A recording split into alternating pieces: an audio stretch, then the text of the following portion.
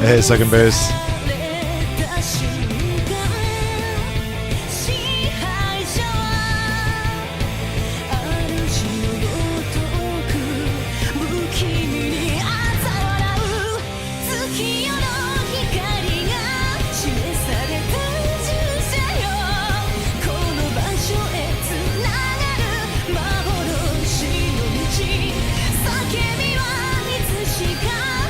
Hey, Versace Walrus. Oh, thanks, second base.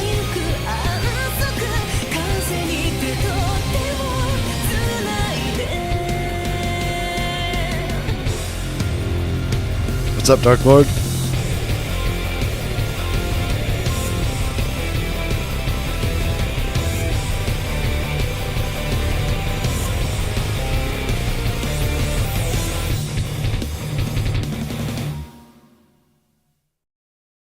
Give me a second. We're starting sort of early.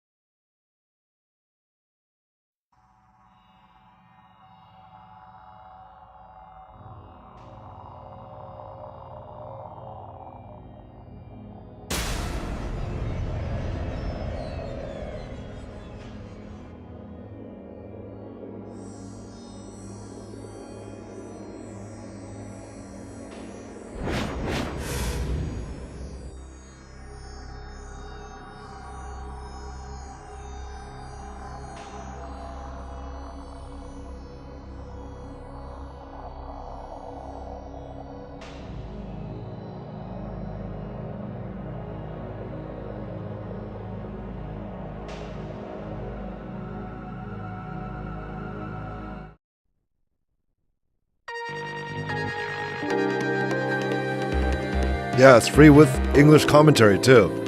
Pretty crazy.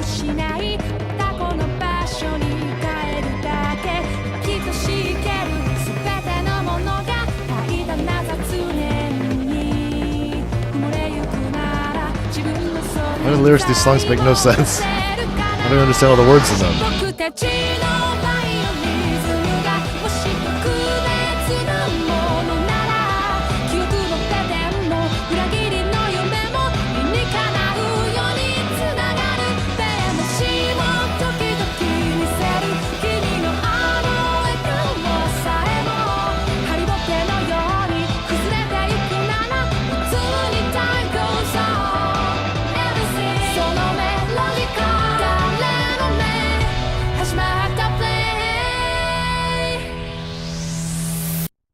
All right, let's get going.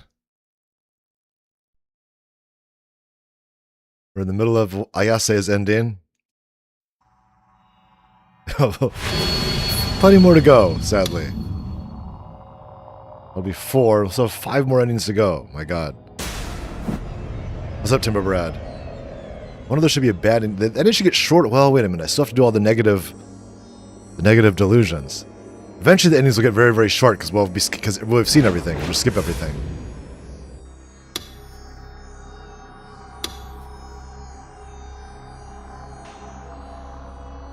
Is this? Oh, jeez. Yeah.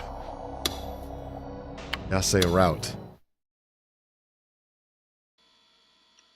Quite a few results. Wait. Sure, skip is on. Way more than I expected, actually, which worried me. Maybe it's the only one who didn't know about it. Skip is on. I looked closely at the results. I noticed one common denominator. All of them had something to do with Phantasm, or FES. Whenever the Gladial Saga was mentioned, it had to do with something FES mentioned, or Phantasm's world building, and other stuff like that. It's all a bunch of hearsay. No matter how much I searched, I couldn't find any discussion on the actual contents of the book.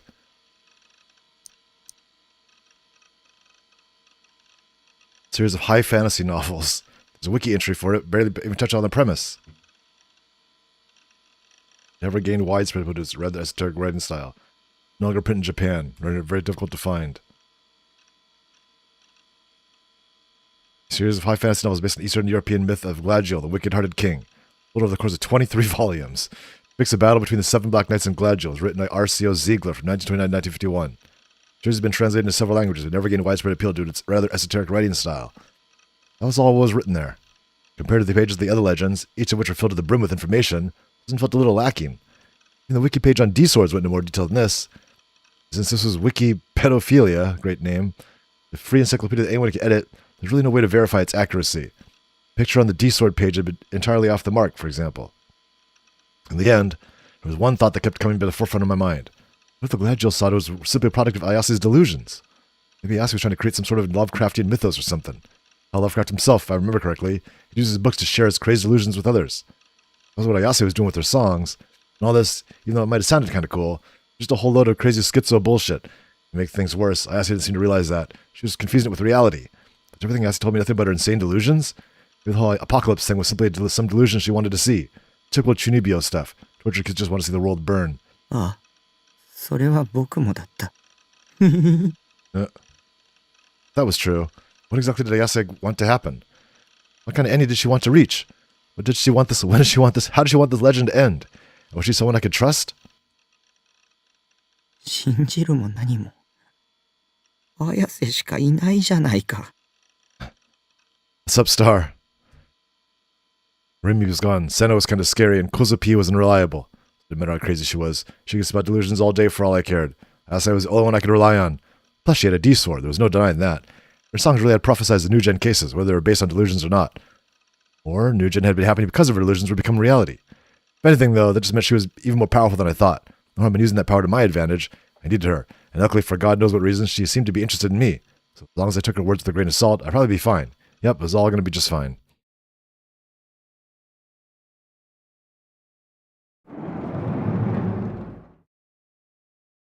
I came back to the hospital room. She's singing now.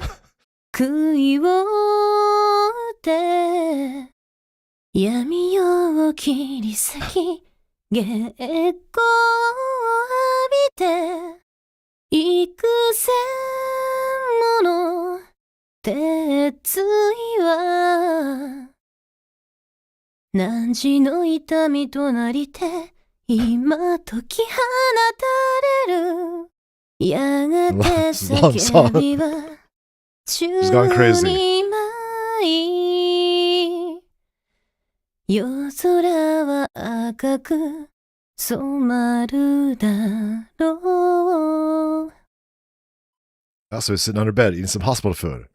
Wait, she wasn't actually eating it. She was listlessly poking her frozen tofu with her chopsticks, all while quietly singing a song. One of her prophetic phantasma songs, one that foretold the third New Gen case, the crucifixion. It was called The Contract of Blood to Seal Our Sin. I was familiar with it myself, as I had bought the album.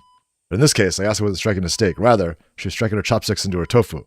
I suppose it was closer to stabbing. As soon as she saw me, she gave a faint smile, as if relieved about something. 戻ってこないかと思ったわ。どこへ行っていたの？ちょっと、調べ物を、ロビーの PC で。 Robi no PC de. 今日は、ここに泊まって。ん？一緒にいて。What? Really? I flinched instinctively at Ayasi's bold request. Had I tripped a flag without noticing? お腹、空いていない。食べてもいいわよ。I picked up some frozen tofu with the chopsticks and offered it to me. それって、綾瀬が食べたくないだけじゃ。そうよ。She pursed her lips into a smile. まずいの、病院食は。不浄な邪心に染まっているのね。きっと。God damn it, wicked hearts this, wicked hearts that. Is that all she knew how to say? If we were talking online, she'd been banned for spamming by now. 邪心に染まってるのに僕は食べてもいいの？普段から邪心まみれでしょ、匠は。コンビニのお弁当やカップ麺は不浄なる食べ物の最たる例よ。黒騎士として覚醒するためには摂取をやめるべきだわ。綾瀬は Food was the 普 problem? 段は何を食べてるの？ So I don't have a D sword? チョコレート。 What? チョコレートって十分邪心に染まってそうな気がするけど。 Was it actually all she ate? Chocolate? Talk about an unbalanced diet. Hers is worse than mine, what the fuck? チョコレートはいいわ。邪心を打ち払う力を持つのよ。あの甘さは。 Bullshit. You may talk fancy, but really you just have a sweet tooth. というわけで、匠。さあ。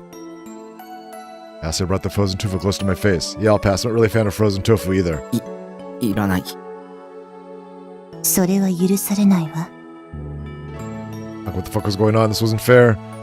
This is every man's dream to hear a girl say, okay, say so why did it do nothing for me? Maybe it's because the food was Ayase's unwanted leftovers. Maybe it's because she was a 3D girl. Maybe she definitely wasn't going to give up trying to feed me, so I directly opened my mouth. As I chewed the tofu, the broth sprang throughout my mouth. よく頑張ったわ。これで一歩、黒騎士に近づいたわよ。匠。Didn't feel any closer. 次は、このきんぴらごぼうを。What the hell is this? Please, Ayase, no more.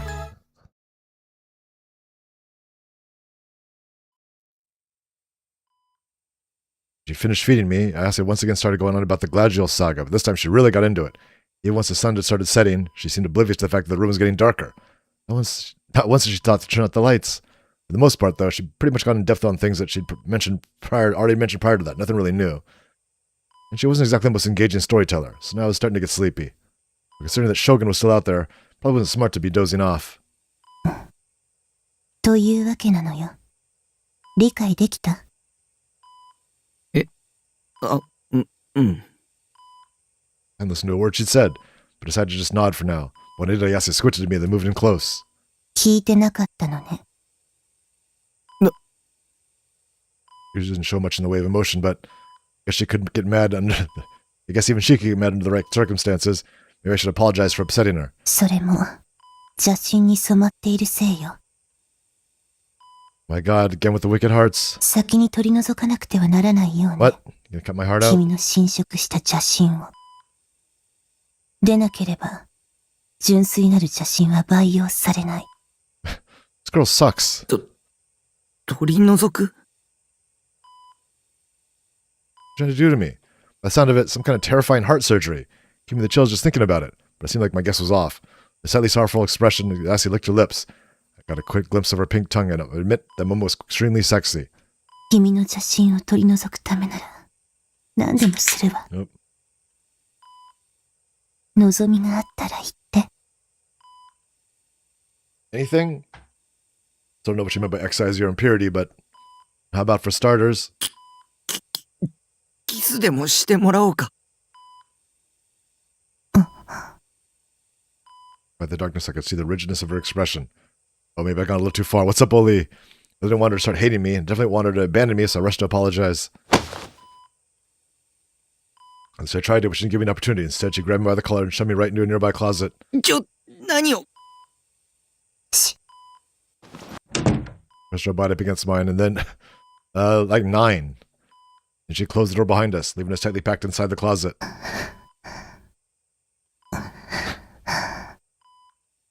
The door was incredibly cramped. The closet was incredibly cramped. It wasn't designed for people. In order for 2 people to fit, they had to be pressed right up against each other.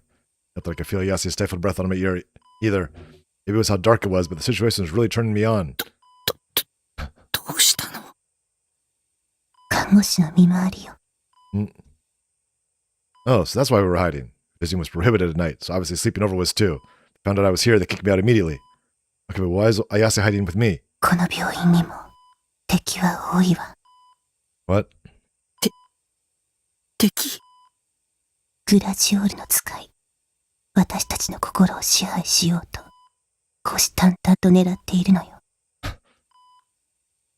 Even the nurses were our enemies? それってただの被害妄想。静かに。 But Ayase suddenly sealed her lips, my lips with hers.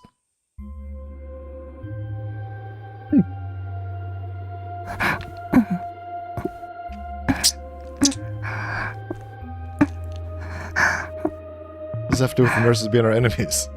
Lips were so soft, it was enough to have a shock to make my mind go completely blank. As I heard the door open. At the same time, some strange mechanical sound. Whoever they were trying to be stealthy. I just heard them come through the door. いないわ。 It's Hazuki. In a female voice. I felt like I heard it before, but I couldn't exactly remember where. 逃げられたのかしら。まさか私たちの正体に気づかれた？ええ、不用意に接触しすぎたのかもしれない。 I was talking to someone, but I couldn't hear the other person's voice. She must have been on the phone. Yase's lips were still glued to mine. Sweet aroma lingered in the air. It smelled absolutely incredible. So soft, not just her lips, but her breasts, her shoulders, her hips, her thighs. Every part of her body that was pressed up against mine was soft as could be. That'd be someone really dangerous and right outside the closet, but I thought it didn't register my mind. I was completely lost in pleasure. そっちの処理は済んだ？そう、これからなのね。わかったわ。私はスクランブル交差点に向かうから。それじゃあね。守る。あなたに信仰の救いあれ。 Talking to Suwa. Seemed like they finished the conversation, and with that, the suspicious woman silently left the room. I thought the coast was clear. It was probably safe to come out of the closet now. Yase still hadn't let go of me, and for only a moment she pulled lips away from mine. She looked at me with tears welling in her eyes. 匠、私は導きで、君が救世主。 You are the Messiah. そう決まっているの。だから何をしてもいいのよ。私に叶えてあげるわ。君のどんな望みでも。 This is a delusion. Didn't really get what she was trying to say. I figured she was probably just spewing her crazy delusions again, but either way, I didn't mind. 匠。Yase kissed me again, except this time it was nothing like before. This time Yase's tongue slick with saliva, forced my mouth open, shoved its way deep inside, and coiled around my own. Nothing else mattered to me anymore. I just let myself give in to the pleasure of embracing Yase's slender, supple hips.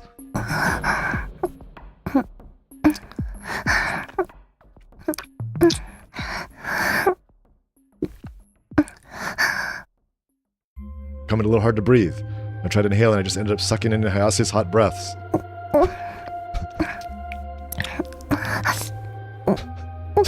Sounds kind of like ASMR or something. Hayase's saliva spilled into my mouth. It tasted incredibly sweet. I swallowed with audible gulps. Yeah, my brain was completely paralyzed, mesmerized to the core. Never expected the touch of a 3D girl to feel this good. Oh. I heard a sharp shout off in the distance. So is that Suwa killing Ban? Startled by the noise, Ayase backed away. 今の音は Lips were soaked in the mixture of our saliva. Even in the darkness, it was clearly visible. Hear less about the sound. I just wanted to get back to making out with Ayase. If possible, even go further beyond. Hell yeah, losing my V card for the win. Wait, hold on.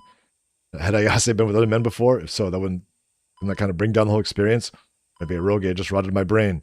Now there was no way Ayase had past experience. No normally would want to stick their dick in someone this crazy after all. I mean, even Misumi couldn't run away from her. ヘラヘラしていないで、匠。さあせん。 No. I said, slapped me. My hopes and dreams were dashed in an instant. Instant anxiety arose. I felt like I was about to cry. I said, was staring daggers at me, and I couldn't help but cling on to her all the same. ごめん。嫌わないで。邪神に支配されるのではなく、邪神を己に取り込むのよ。でなければ、黒騎士として目覚めることはできない。それを忘れないで。Pretty sure the reason I got all turned on was because of this kiss, not our wicked heart stuff. But I couldn't be bothered trying to argue with her. 行くわよ。どこへ？銃声だったわ。さっきの音。On the roof. Gunshot? Here in Japan in a hospital? Didn't sound like one to me. Then again, I've only heard them in movies and video games. So it wasn't like I had any frames of reference as what a real one sounded like. 銃声だったとして、何をしに行くの？これもまた、予言にあったわ。すでに邪神王との戦いは始まっているのよ。黒騎士の心が殺されていく。だから回収するの。ディソード。Those damn D 私 swords. たちにできるのはそれだけ。Black Knights. We're gonna perish? That blow we heard been fired at someone? 警察に。ダメよ。警察も邪神に支配されてしまっている。They're assigned cops at birth, I could tell. We were reaching unprecedented levels of schizo here. Ayase completely lost it. Gladgio Saga was nothing more than a delusion of hers. Everything she said was nothing more than a delusion of hers. I asked myself earlier what kind of ending she wanted to reach, or wished to reach. I was still asking, seriously, what was her end goal here? What the hell was I supposed to do? ついてきて、匠。As was already on her way out, I hesitated to follow her. That was when I realized 3 D swords leaning against the window were gone. She taken them with her? I bit my lip, hesitating for just a moment longer, but in the end, I decided to follow after her. The D swords go.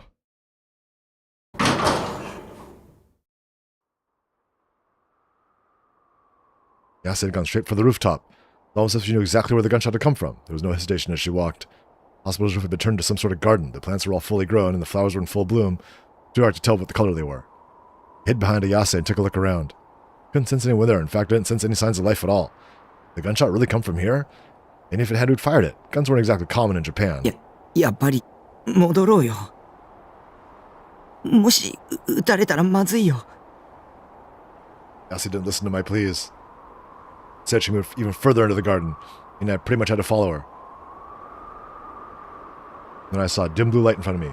Extremely faint, as if it'd go out at any moment, but it was undeniably there, flickering in the darkness. ディソードだわ。What? What is that? The hell is this? It was unendingly elegant, but yet possessed a razor-sharp edge that Silver longed to cut down all around it. Its presence was completely otherworldly. Two people were lying on the concrete near the D sword. I recognized them. ユア Is that Yua's sword? Didn't think it looked like that. The girl in the screen uniform with eyes pointing up at the sky was Yua, no doubt about it. What was she doing here? That person was a middle-aged man. Looking at him closely, I realized it was the same detective that had questioned me after the crucifixion case. Both lying down on the ground completely still. Carefully approached them. That was when I noticed a puddle of blood around them. Jumped back in shock, but it was too late. Crimson liquid already colored the bottom of my shoes. The detective's body was expressly soaked in blood. You, on the other hand, didn't seem to be wounded. What the hell had happened here? What's up, Pink Spike? Why were you and the detective together? Now that I knew there was a detective involved, the gunshot made more sense. Who had he shot at? Yua? A million questions raced into my head. So many, in fact, that I couldn't even begin to organize them. Couldn't handle the confusion, so I turned to Ayase for help. Looking as solemn as ever, she ignored the detective and approached Yua's body. Talking right in front of it, and the pool of blood, she kneeled beside Yua and felt her neck with her fingers. 脈はある。まだ生きているわ。だけど、死んでいる。心は。そっちの男の人は、もうダメなようね。Speaking in her usual indifferent tone. なんで、そんな落ち着いていられるんだ。人が死んでるんだぞ。言ったでしょ。予言されていたからよ。The fuck do you mean foretold? 綾瀬が望んだ妄想じゃないの。そうかもしれないわね。それを確かめる術はないけれど。そんな。構わないわ。原因が何だろうと。No matter if it's real or fake. And Ayase stood up.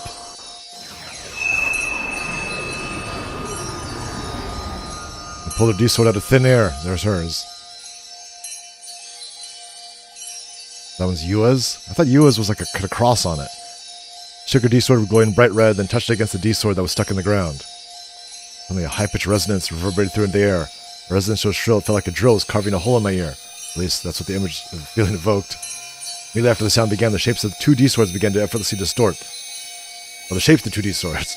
Their transformation completely ignored the laws of physics. It was like they were made out of liquid or clay. The two swords warped repeatedly as if writhing in pain. The resonating sound only got worse. Unable to bear it, I tried plugging my ears, but it didn't help in the slightest. What? Just combined into one D-sword? What's going on here? So suddenly a chakra ripped through the air. They combined like Voltron. Or it's not, Voltron's not a sword. He has a sword, but they didn't combine. Before I could even begin to understand what was happening, the D-sword in the ground was in Ayase's left hand.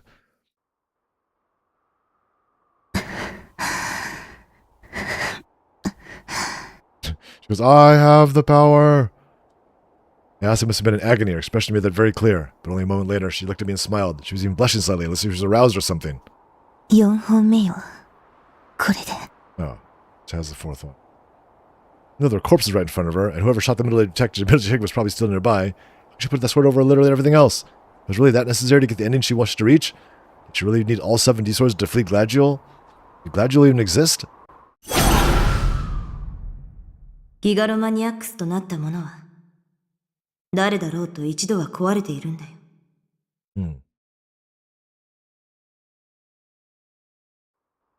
Remember what Senna had told me. It was that Ayase had also broken at some point. I mean, I'd eventually break too? Eventually was probably unnecessary. After all, I already felt like I was going to break thanks to everything happening with Ayase. Ayase quickly erased the D-swords. The two of them vanished, as if dissipated into the air itself. このこと、警察に通報するの。 He was my enemy. I wouldn't lose any sleep about leaving her body here among all this carnage. I already stepped in the blood. My shoes were leaving red footprints all over the pavement. Yet again, it'd be enough to make me a suspect. 通報はしないわ。 We will not be calling the cops. A wave of relief washed over me. Ayase was gazing up at the night sky, expression still seemed slightly sorrowful. そろそろね。 Drawing near, what was? グラジオールは間もなく目覚めるわ。ツイグラーの予言によれば。心して、匠。最悪に包まれるのよ。世界は。君は見たこともない世界を見ることになる。What's going on here?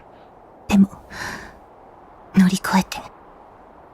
そうしなければ、グラジオールを倒せない。Yasu's voice lacked its usual composure. Almost like she was scared. Would it be that bad? Whatever was about to happen? Or just say the delusion that she was about to turn into reality? まだ心の準備が。だったら急いで。もう時間がないわ。Ready myself. Colonel, that's easier said than done. I don't even know what you think is supposed to happen, so what am I supposed to do? 世界は誘拐し、連結が始まる。Asa mumbled that to herself, looking up at the sky. I decided to look up at it too. Uh-oh. The sky, I could see a single spot dyed a vivid white. White so bright it stuck out like a sore thumb in the night sky. What was that? Gulped. When you think of it, hadn't some other people reported that the sky turned white right before the last earthquake? The white spot was gradually expanding. An inexplicable sense of restlessness to it. Left me completely speechless. グラジオールが目覚めた。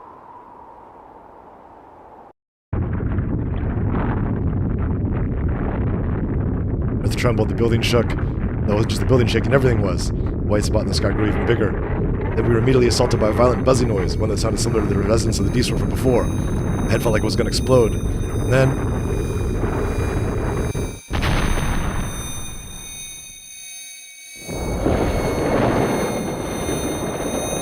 the world was dyed completely white.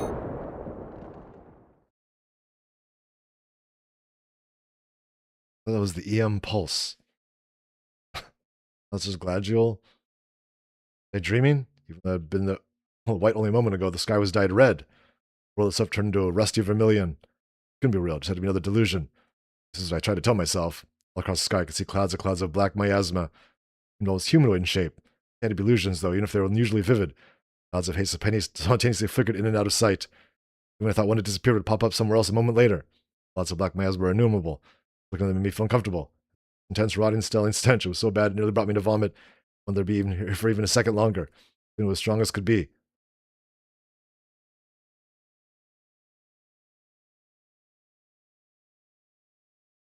Came to, the sky brightened up a little, and Shibuya transformed into a city of death. The H hospital was still standing, but cracks ran off the walls, and the interior was in complete disarray. They barely managed to make it out. Entrance to the outpatient clinic was swarming with ambulances. The place was overflowing with people trampling over each other, fighting for medical attention. We were woken up by Yase had smiled at me and said, "Let's return to Shibuya." And just about 6 a.m. at that point, which meant I'd been out for over 10 hours. He knew his body was nowhere to be found. I asked if she knew what happened to it, but she didn't know.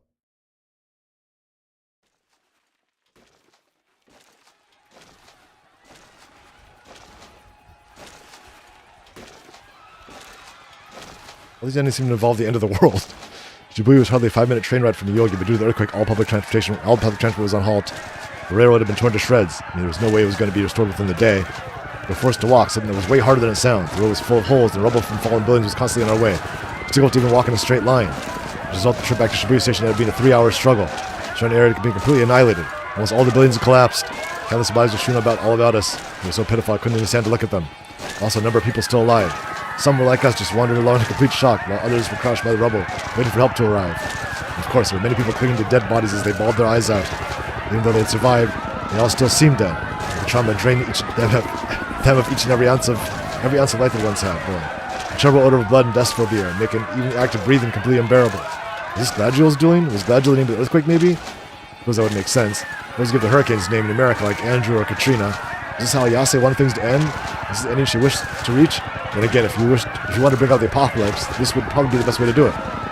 There's no single way a single person could cause a catastrophe on this scale. Even for the powers of Gigglomaniac, or Black Knight, as Yase liked to call them. Said that worlds shall fuse and all shall be consolidated, or whatever. What did it actually meant by that? While falling behind Ase through the city, he took a peek at the side of her face. Unsurprisingly, even Ase turned pale when faced with the current state of Shibuya. She walked in silence, clenching her jaws, and trying to endure an intense pain. Oi, minna! ここは危ないから避難場所へ行こう! Middle-aged man in a suit was screaming to the crowd. He was calling out to all the survivors in the area, us included. 救助を待ってたら日が暮れてしまう! 避難場所まで行けばきっとなんとかなる! ここに留まっているよりずっとマシだ! 辛いかもしれないが立って Listen to male 歩こう victim じゃない A. か! 俺たちには亡くなった人たちの分まで生きなくちゃならない使命があるんだ! The hell that old guy gotten so much energy from? People listened and started moving towards him. Most people stayed put. Yase didn't even look at him. She just kept moving on towards her destination. I had no choice but to follow. Suddenly I felt a throbbing pain in my forehead. Ever since we left Yogi, I've been getting intense headaches just like this. 頼むよ! みんな立ってくれ! どうしてわからないんだ? ここは危ないんだって! 瓦礫の下敷きになったらどうするんだ? 俺はみんなに生きていてほしいんだよ! My head hurt. Oops, is that a delusion? What the? Suddenly the world was dyed red once more. The sky was covered by vermilion clouds. It's the exact same thing I'd seen in my dream. The asphalt of the road, the concrete, the debris, the buildings, the shattered glass on the ground, the abandoned, broken down cars, uprooted trees on the sidewalk. All had been corroded, overtaken by rust. He's gone mad. Maniacal laughter echoed throughout the area. It's coming from the same person who'd been trying to get everyone to take refuge just a second ago. His body was covered in a cloud of black miasma. It wasn't just him. Excluding the dead bodies, there were clouds of miasma around everyone I could see. Hazes were nearly human-sized. They swayed back and forth rhythmically, each one unusually vivid. Is that how we laughed? It was a horrifying sight. It sounded like Gilbert Gottfried. It was weird. Exactly like in my dream.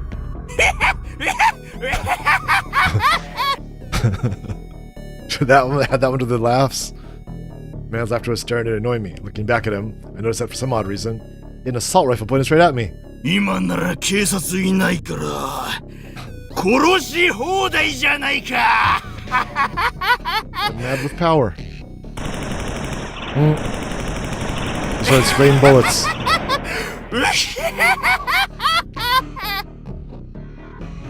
immediately hit the ground. I've been shot, or so I thought, and undoubtedly was standing right in his line of fire. Didn't feel any pain. I lifted up my head to double check. 避難場所に行けば水や食料それに毛布もあるここに留まっていても意味はないんだ He wasn't holding the gun anymore. He was just pleading with the crowd around him. さあ生きる気力を持とう That was a delusion. 無駄に But all changed so suddenly. Going back and forth.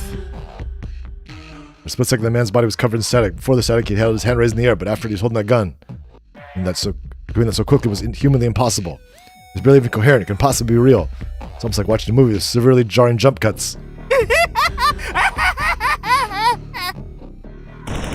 Started firing again. People were shot, fell to the ground, blood spurting everywhere. The screams echoed throughout the air. Yet somehow none of the bullets were hitting me. It really felt like I was in a movie. It wasn't real life. 匠。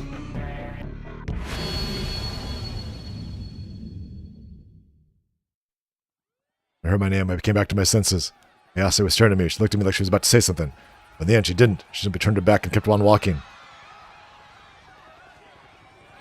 Took a look at the sky. It was cloudy, but not red. The Chinese scenery was overcast by a dark gray and over a million in sight. Two had gone back to plead with everyone to evacuate. All the people who had been shot were now unharmed. None of them were engulfed by black miasma. What the hell just happened? Was another one of my delusions? It actually had been, then I must have really lost my touch. That delusion had even been slightly realistic, like a movie or a video game or something. 匠、早く来て。 Massey urged me forward. Where the hell was she going anyways? Was she headed for the evacuation site, the one the guy was yelling about?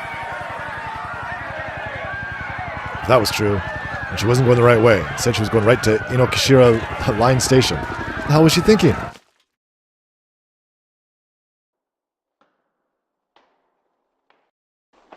No staff members at the station. The trains were all stopped in place. I asked him to wait out of the tracks and started walking along them. Naturally, the tunnel was pitch black. It wasn't designed to be traversed on foot, after all. It hadn't collapsed yet, but it felt like it was only a matter of time before it did. I'd never imagined that I'd been walking on railroad tracks like this. What an adventure, though. Should make a movie about it. Wait, pretty sure the audio is one. Granted, it came before I was born, so I hadn't seen it. It was about some people walking along down railroad tracks to find a body. Meanwhile, walking through this underground tunnel wasn't nearly as exciting. Continued along this route, we'd eventually pass by the Shinsen, Komaba Todaime, Ikenoe, and Shimokitazawa stations. Getting in and out of Shibuya had been incredibly difficult, so using the subway tunnels was actually a pretty good escape plan. We had started in Yoyogi, and now we're headed towards Shibuya. So someone told me that Ayase wasn't using this as an escape route. どこへ行くの？深センの駅よ。 The hell was the point of going there? Maybe she's planning to head to Suime from there, or maybe my base? Actually, I never told her where my base was, probably not the second one. Speaking of which, I wonder if Seirtan had survived. What if the Kurenai conference hall had collapsed because of the earthquake? Oh god, my poor waifus could be buried in the rubble. Suddenly my trivial concerns were interrupted by a bright light.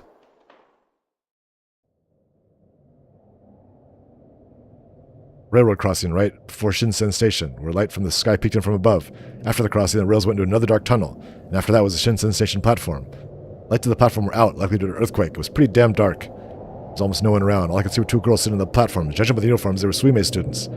Ayase approached them without a hidden hesitation. Maybe she knew them or something. After we got close to the figures in the darkness became clear, my brow furrowed. Like I'd seen them somewhere before. Then I realized exactly who they were. Senna, Kozupi. Something was wrong about them. She didn't believe hear us coming, but they didn't even turn to look at us. No, they just sat there, their heads looking down at the ground, not moving. セナ、コズピ？ Tried calling out to them, but the two didn't respond. What the hell was up with them? 黒騎士の心が殺されていく。 Oh no, so all of them just died, except だか her? ら回収するの。理想道。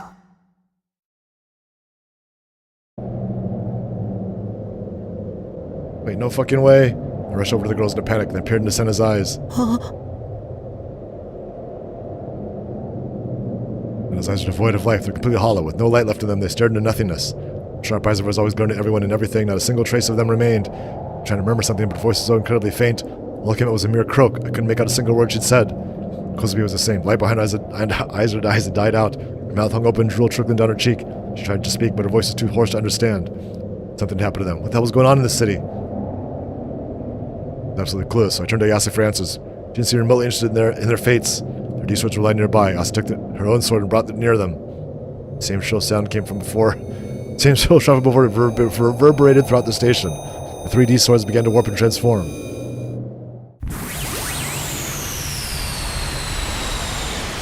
Then came the shockwave that held my body like a fierce gust of wind, and once again it passed. Ayase was holding Senna and Kozubi's D-swords. これで6本揃った。 We just need your D-sword. Where is it? Blushing in apparent arousal, Ayase looked at me. 匠、あとは君が手に入れるだけよ。 Give me the D-sword. How could she be so calm right now? My frustration was met by the same throbbing pain in my head as before. The world turned red once again. Everything began rusting, rotting, and eroding away. It's a most strong odor coming from Kozubi. Kozubi slowly rose up from the ground. Her entire body was dyed red. Was that blood or rust? 殺してやる。 Kozubi raised her head. Her face was covered by black miasma. The sheer blood that was coming from her eyes was terrifying. Kozubi stretched out her thin arms as if trying to strangle me. When I blinked, she somehow ended up back on the ground, her head hanging downward. She had an indescribable expression on her 殺 face. してやる。 Static rang on my ears, and Kozubi instantly teleported beside me. Black miasma grazed my shoulder and a ghastly cold scented chill down my みんな spine. 殺してやる。 This was gonna kill everyone.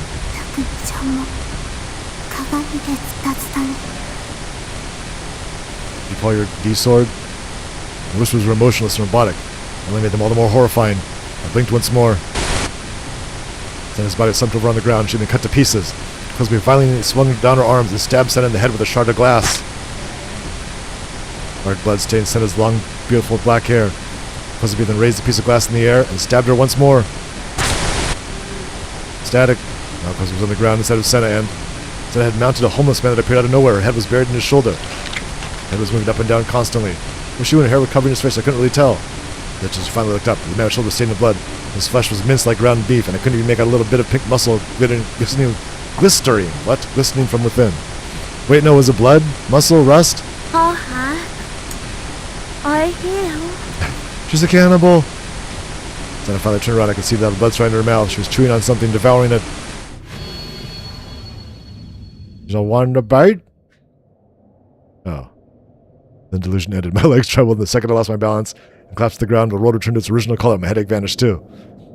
I pressed my head against my forehead and shook my head intensely. I felt extremely sick, like I was about to vomit. I didn't really feel like a panic attack or shock or anything like that. It was more like a poison was slowly trickling through my veins, spreading through my entire body.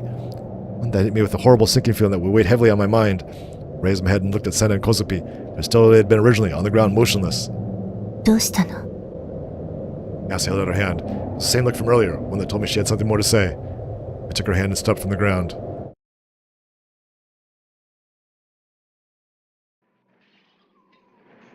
I left Senna and Kozubi as they were. I just wanted to help them, but I really didn't have the strength to do so. Ayase just didn't care in the slightest.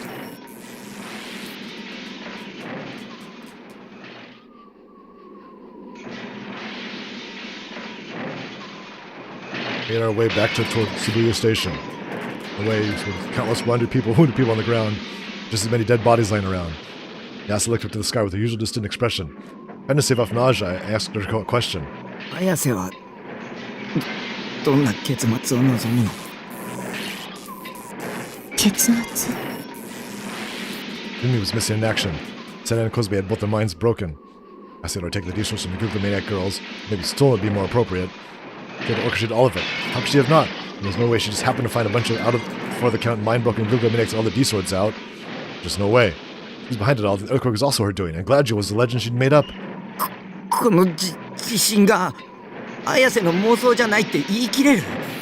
綾瀬だって望んでたんでしょ？そうね。なんでこんなこと？匠、結論を急がないで。すでに予言されていたの。スイムラーによって。You just read his 私は book. それを知っていた。ただそれだけ。グラジオール機は綾瀬の妄想じゃないか。そんな本どこにも存在しないよ。匠も見たはずよ。私の病室で。ああ、見たよ。でもあれは Blank. 白紙だっ It た。 was blank. You made it up. 匠に見えていなかっただけよ。そんなの詭弁だ。嘘だ。僕を騙そうっていうのか。世界は約67億ある。 What? つまり人類の全人口よ。異なっているの。それぞれの見ている世界は全く同一であることはないわ。匠と私もそう。それが本当だって言うならそう出してよ。どうせ無理なんでしょ。 Yasa stared at me, then furrowed her brow. She seemed a little perplexed. It was almost like she was forcing herself not to show any emotion. 見たいの？私が見ている世界を。 What? できるならやってみてよ。たとえ見せられても信じないだろうけど。違うわ、匠。君はもうすでに見ている。 Is it? 私の世界と君は少しずつ同期し始めているのよ。何を。 Nope. No, hers is the world rusted over once more. Is that hers is the bad world? Those collapsed on the ground were engulfed by black miasma. I could see the head of a child crushed by debris poking out through the cracks, and it was probably their dad trying to save them. Static rang in my ears again. Then in action that was incomprehensible, the dad stomped on the child's head. Head split open like a watermelon, was subsequently crushed by the father's foot. Blood and grey matter splashed on the ground. Static came again. The child's head was not completely intact. I hear the dad cry out to him, "Hold on, I'll get you out of there." Static. The child escaped from beneath the rubble, and now they were stabbing their father over and over with the knife. "You're fucking useless, you old fuck," they jeered. The young couple were sitting on the ground in a somewhat remote spot. The two were under the same blanket, huddled right next to each other. The Static came again, engulfed the two of them, and the man began to rape her. Her screams echoed loudly throughout the city. The screams stopped with more sounds of Static, and the two were back together. Nothing had happened. The two middle-aged women were limping down the hook. They were like their sisters. Static flashed one and grabbed the other with the hair at an instant. She began to yank it and attempted to uproot it completely. With the fierce sound of tearing, she almost succeeded. She must have succeeded. Static soon flashed again, her hair was back to normal. なんだよこれ。 You did this! 私の世界よ。 Is your world... Is her world was my delusion about Ayase's? Was it even delusion or was it reality? Black miasma was hovering over Ayase's chest too. But really I didn't want to see any more of them anymore, so I instinctively looked away. 匠の見ていた空はどんな色をしていた？どんな青い。あんな色？ As I pointed to the sky, it was a shade of red. あれは赤土色だ。赤土色？あの色は青じゃないのに。どこからどう見ても青空じゃないよ。常識的に考えて。でも私にとってはあの色が青なのよ。 What? She's saying... 匠は説明できるの？青色ってどんな色？どんなって。だから空の色。あの色の空しか知らないのよ。私は。みんな青がどんな色かぐらい知ってるでしょ。だから説明して、例えを使わずに青にはどんな色なのか。 An example, how was I supposed to... Check that way. Your hair! I tried to think of a way to explain it, but I came empty-handed. Couldn't think of a way to describe the color blue. Upon noticing my complete loss of words, they also gave me a sad smile. 世界は約67億ある。そう言ったはずよ。空の色も67億通りある。みんな見ているものが同じだとは限らないわ。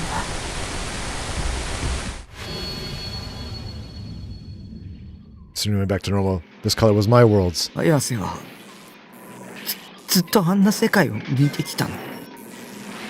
Yasuo gave a slight nod. 生まれた時からずっとそれが当たり前のことだと思っていたわ。世界の構造として。でも違うのね。今匠の話を聞いて理解できたわ。あの黒いもやは何なの？写真を Uh, 誰でも持っているものなの。人ならば。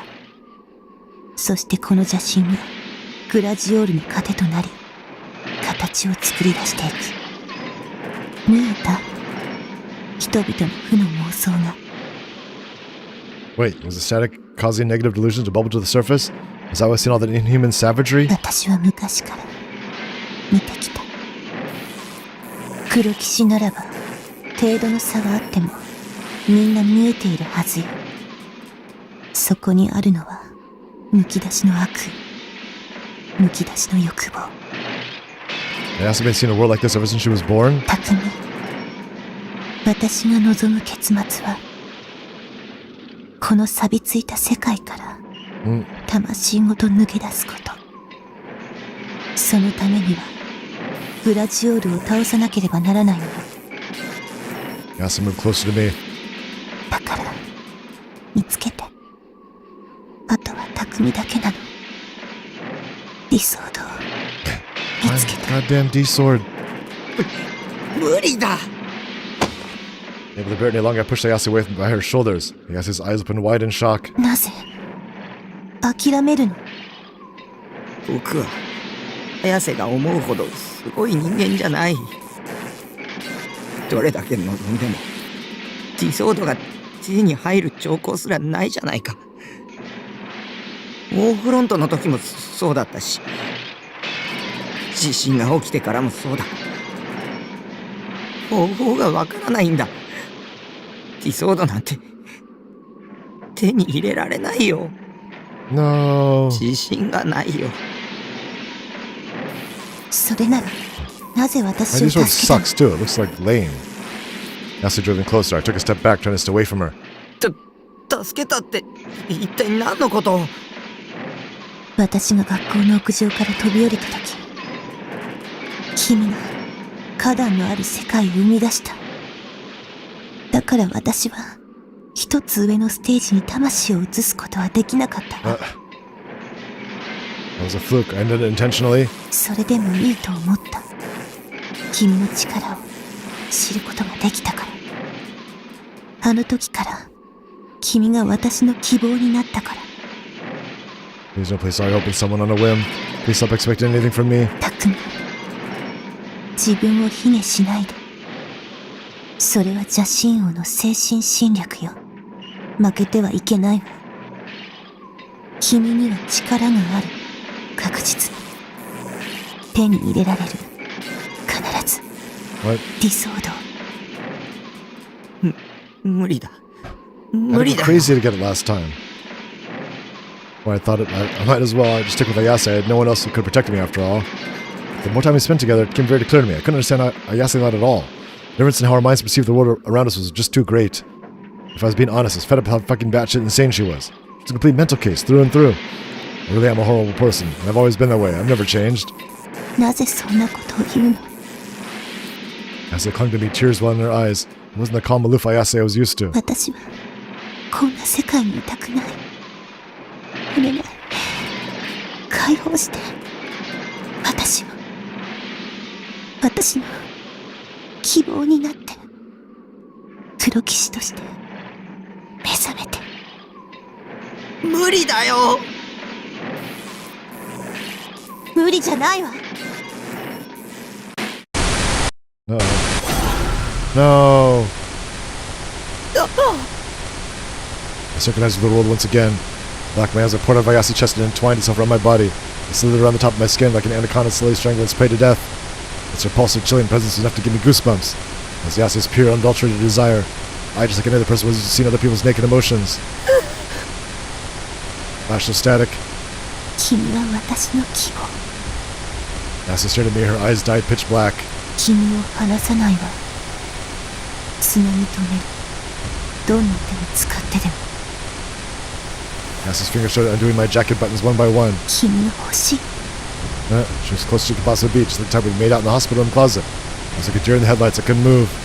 When she finished undoing all my buttons, my chest was exposed, but she didn't stop. She moved down, took off my button, and unzipped my pants. 君の Ugh, 力 she's gone crazy.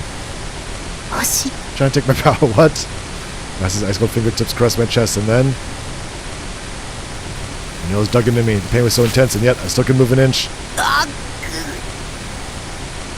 欲しい Fingers gouged out my flesh. They raked the weight on my bones. Her hands reached deep inside, then gently embraced my pounding heart. I was trembling with fear out of pain, out of the cool sensation of Ayase's fingers. あったかいもらうわねやめ I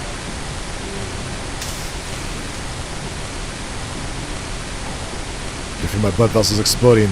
Copious amounts of blood spilled from my chest. She took it out. My heart, she...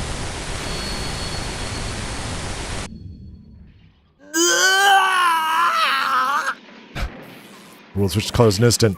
It gone back to its original dull color. The rest had vanished, and I was completely unharmed. Put my hand on my chest. Thankfully, I could feel it beating. My heart was still there.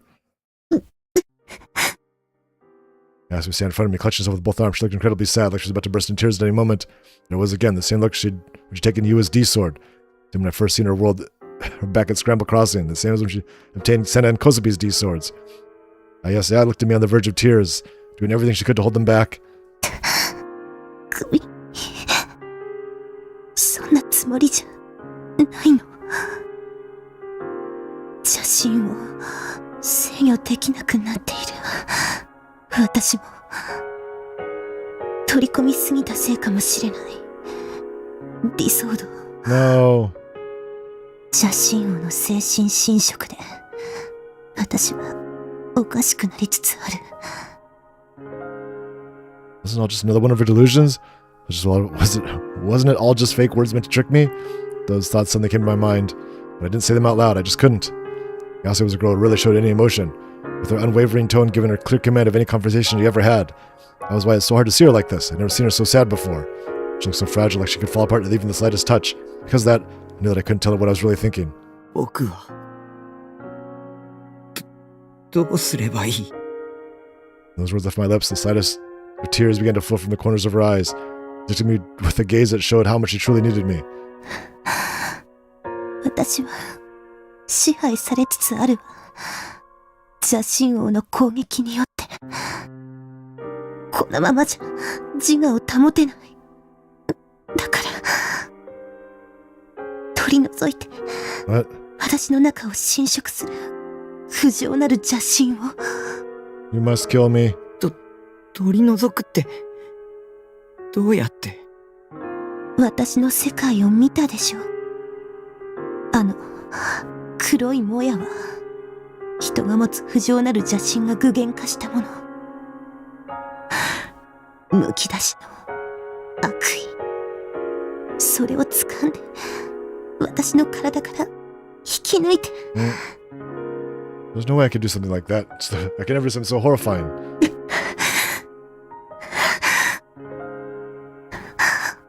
お願い匠私でいたいの私の世界を救って Losing her balance, Ayase fell to the ground. Her figure was as frail as could be, but we made a promise to each other, one she had said herself. 君を守るわ君も私を守って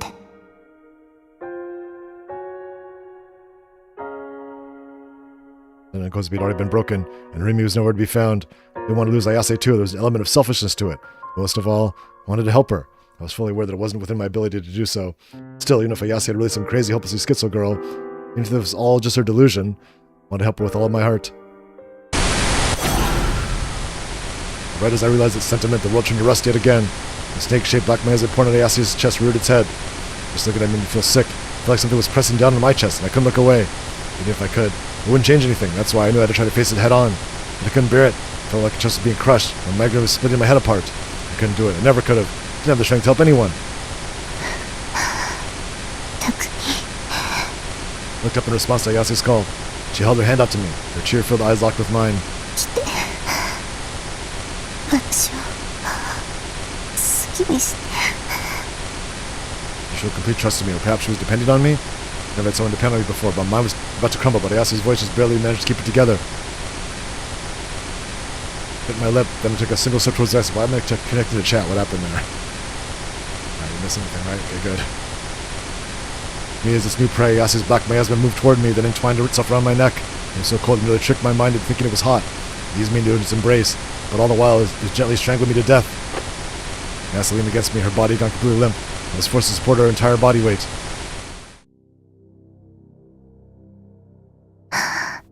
たくみ Tightly embraced her slender hips. 本当にいいの？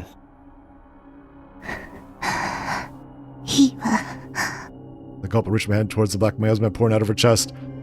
Following only an ephemeral moment, the miasma changed form into a black leech, an act that only served to make it all the more repulsive. That was Ayase's wicked heart laid bare. The most hideous part of herself she didn't want anyone else to see. That was what the mass was. To hold the leech's body, it was extremely slippery and it was cold. It stung out my palm. I wanted to let go the second I grabbed it, but in a desperate attempt to hold on, I clenched my teeth and endured it.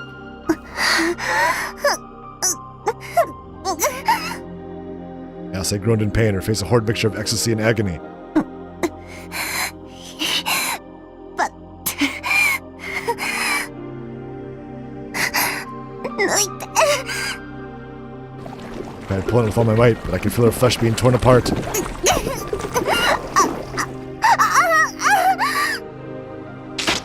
Black liquid burst from her chest, covering my body from head to toe. Whether it was blood or something else, I didn't know. Despite all this, I pressed on, pulling on the leech as hard as I could.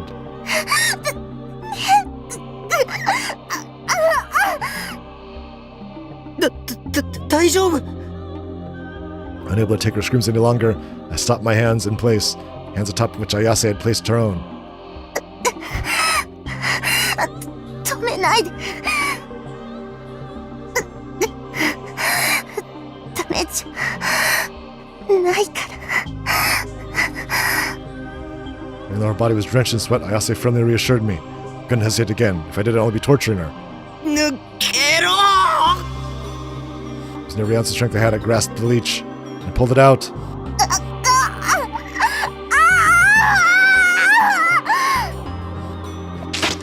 Ayase's body twisted and writhed. The leech slithered around. It was a lot longer than I thought it would be. The leech curled into a circular mass and wrapped itself around my arm. It tightened hard against my fist. I guess it was its wicked heart's last stand. I clenched my teeth to endure the pain. I was glad that I'd gotten it off Ayase at least, but I wasn't sure what to do with it now. 祈っ Having entrusted her entire body to me, Ayase gently caressed my cheek. 不浄なる邪心は君の手で純粋な邪心へと変わるわ What? Black wicked heart wriggling on my arm suddenly shone violet. Sound burst forth from it. It sounded so shrill it was akin to the loudest of screams. It's the D sword. What the hell? This is totally different. You get a D sword through her? The wicked heart turned into a sword. ディソード。 Wanted one so bad, but never get one no matter how hard I tried. But now it's finally in my grasp. Ayase's wicked heart had transformed into a D sword.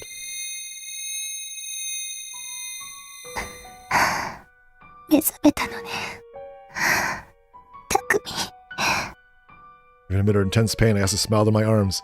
Sweat ran down her brow profusely, adhering her bangs to her forehead. ありがとう目覚めてくれて What had I done to deserve her gratitude? I didn't know. I had no faith in myself. 匠 Ayase draped her hands around my neck, and then she tightly embraced me. 君だけよ私の話を真面目に聞いてくれたのは嬉しかったすごく Ayase's body was really warm. The black look in her chest was slowly turning red. Her blood stained my clothes, but I didn't care. I held Ayase tightly in acceptance. She still had trouble breathing. I could feel her back tremble with each breath. The smell of her sweat rose in the air. Even that part of her was as lovely as the rest. 大好き Did Ayase fall in love with me? I may not depend on her, but I know she depends on me. I don't think a relationship like this would be too bad. Just the two of us.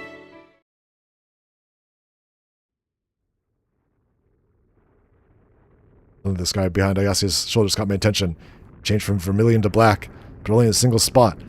Perhaps it was merely an illusion, and in reality the spot was just a star. Nonetheless, the spot gradually grew bigger. As if it continued at such a speed, it would soon blanket the entire sky. なんだあれ All with myself completely dumbfounded. Also noticed the unnatural phenomenon. Ayase quickly stood back up, using my shoulders to help herself do so. あれが目覚めた邪神 No. ついに侵略を始めたんだわ。結局私は間に合わなかったというの。もう止められないの。そんなことさせない。 What? Ayase brought forth her D-sword, materializing it from empty space. どうするつもりグラジオール記目視録紙編にはこう書かれているわ。7本のディソードが集まった時、暗黒の大蛇が現れると、それは純粋なる邪神の塊。邪神をほふることのできる邪神。あらゆる崩壊を飲み込み、邪神王の身を砕くことのできる同質にして異質なるもの。その大蛇を出現させるのよ。グラジオールを倒すために。Ayase was still trembling, and yet she readied her D-sword all the same and closed her eyes at the very next moment. It's almost like she was meditating. But even after waiting a moment, nothing happened. Meanwhile, the sky had fully turned black. If I didn't know any better, I would have thought it was nighttime. But no, the sun hadn't set. It was a black miasma amalgamated into a mist that was spreading across Shibuya. Transforming into a wave, it sought to drown the city in its wicked hearts. So they crept over the rubble-filled earth, painting every inch of it touch black. Slowly it eroded, silently it eroded, swept over our feet. A cry of despair came from my mouth. The corroded world was now rotting away. It decomposed, crumbled, then it all returned to nothing. People, corpses, and debris alike, everything slowly melted together, and from the amalgam came an overpowering rotten stench. 綾瀬どうにか ならないのどうして Ayase wasn't responding to me. She simply stared at the D-sword she held in her hand, her eyes on the verge of tears. ディソードが7本揃っているの。どうして現れないの。このままじゃグラジオールに世界は飲み込まれてしまうわ。やっぱり黒騎士が7人集まらなければどうしようもなかった。 It didn't just have their swords, actually needed them alive. Oh, sorry about that.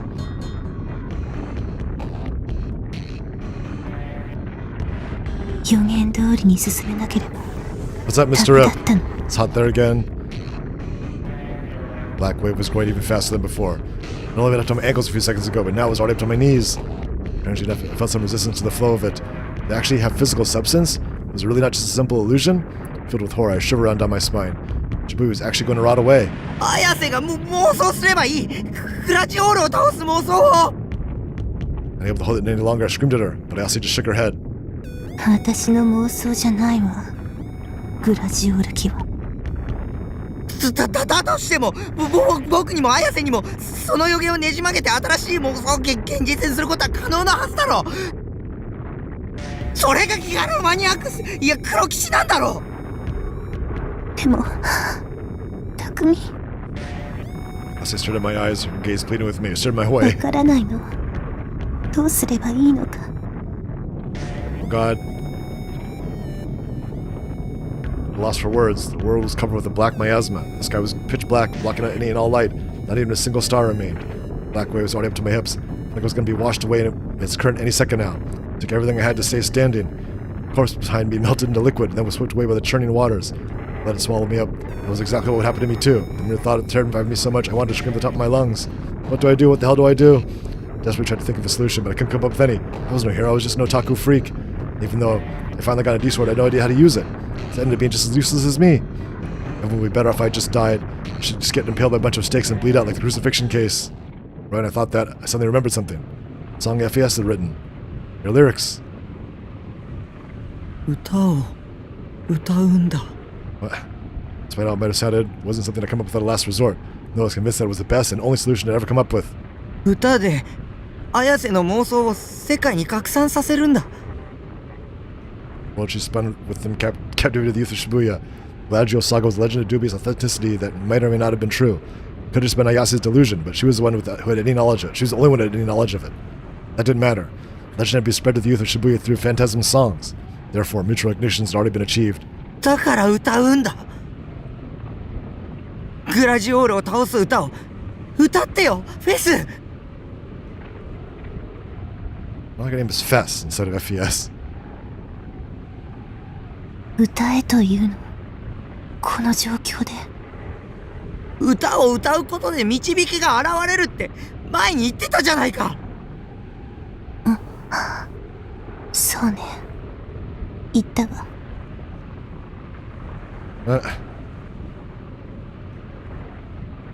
そしてあのライブで匠と出会えた。匠。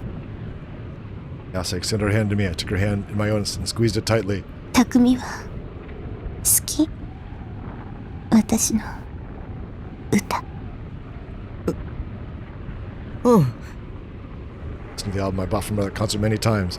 Left the concert early due to my fear of crowds, but she made me try it again and again and again. How many times it would take? See me not along, Ayase. Smiled blissfully. ここで滅びても別にいいかもしれない。匠がそう言ってくれたから歌うわ。聞いていて、匠。Ayase closed her eyes, took a few minutes to focus, and finally let out a deep breath. When she opened her eyes, she was no longer Ayase anymore. It was now FES. She was FES from Phantasm. 最下に契約の地を。I quietly remembered the song's name, and then she burst into song. Her voice reverberated towards the pitch black sky. What's this again? 杭を打って闇夜を切り裂き月光を浴びて幾千もの鉄槌は汝の痛みとなりて今解き放たれる。やがて叫びは宙に舞い夜空は赤く染まるだろう。十字の杭は力となりやがて聖域へとたどり着く。The lyrics were a hint. 綾瀬、杭を打つんだ。 The song wasn't prophesying the crucifixion case at all. 7本の自走度を合わせて闇夜に打ち込むんだ。 No doubt in my mind, it was a song meant to overthrow Gladiol. A song to release Ayase from a world corroded by rust and red. 綾瀬の世界を壊せ。 Ayase stared at me, her eyes burned with a fiery passion. Ayase looked her most beautiful when she was singing. Her energy completely changed. The damsel distress from before was nowhere to be seen. Yes. Right. Ayase understood what I was trying to say. Without saying a word, she nodded. Poured all my strength into our joined hands, and while desperately fighting against the power of the black wave, I trusted my D-sword to Ayase.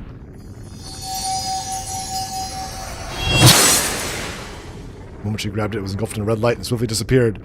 It hadn't been destroyed. As it had been guided there, the red light was taken by Ayase's D-sword. That's another for sure. I let go of Ayase's hand.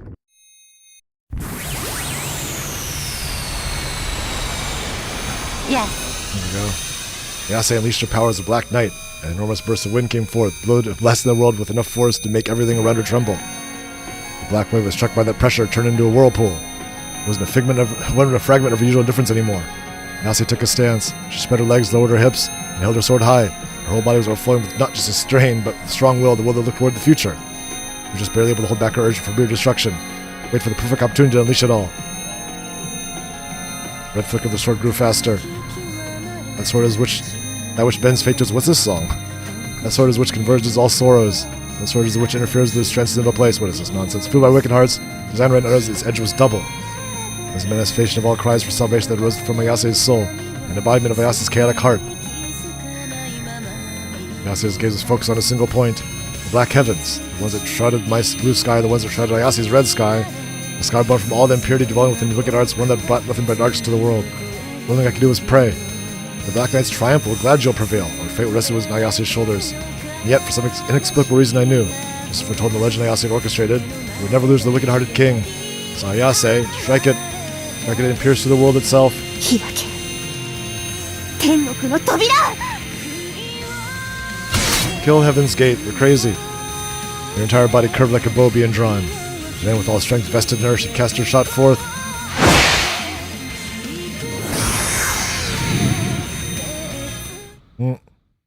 Sword carved a trail of light. The way that aggressed with loud boom, pierced through the vermilion heavens. Completely penetrated it. Sky began to crack. Excuse me. Crack spread throughout the entire sky. Before long, accompanied by a flood of sound, we started rocking out. The entire world shattered. The music hit.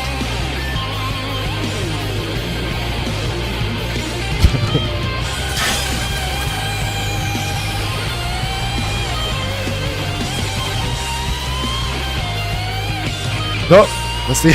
We got another ending. Yay!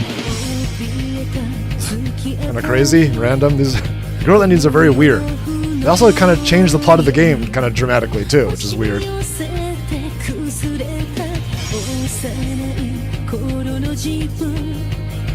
Another song though. They all have different songs for each ending.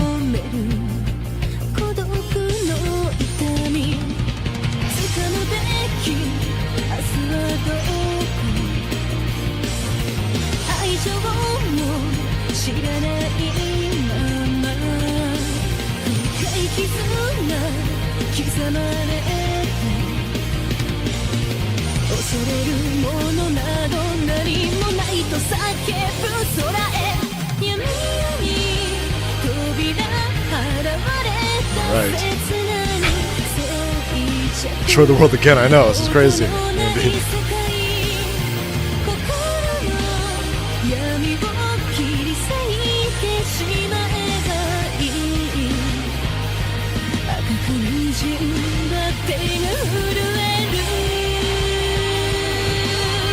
Alright. So like 5 endings to go. Should be getting shorter though. Because it skips everything we've seen before.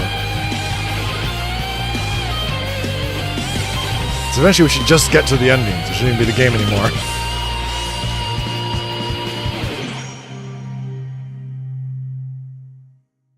Alright, what's the next one we're trying to do? We're trying to do Yua's. I screwed up and went to Ayase's instead. What's this? I came to. The brilliant light had returned to the world. The sky was blue. Well, that couldn't be put into words. I knew the sky looking right now was definitely blue. Gladriel must have been overthrown, or at the very least, the black maze plaguing the world disappeared. Now a warm, soft hand tightly clasped my own. Ayase was standing by my side, looking up to the exact same sky I was. Not seeing a word, tears poured from her eyes. She's happy now. They're sang by the girls too, really. It gets worse in the next games? Oh no. 見えるの見えるわ。匠が見ているのと同じ色の空が。Clear color it was, so clear I could feel it in my chest, so clear it almost hurt to look at. I knew that the sky above was so clear, but before now I had never once realized Shibuya was in shambles, transformed into a city of death. Not even a glimmer of its former glory was left in it. Yet Ayase appeared more dazzling than ever, looked fondly over it all. 世界はこんなにも美しいのね。 Everybody's dead, but whatever. With those words, Ayase gently clasped my hand.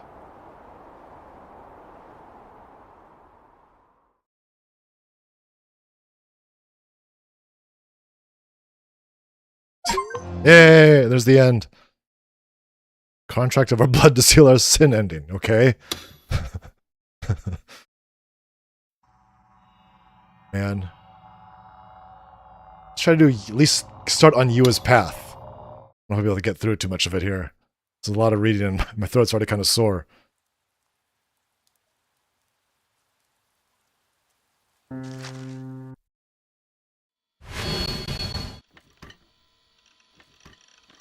So is that part where that I felt bad thing is set up here. This nonsense again. A lot of this stuff is pointless.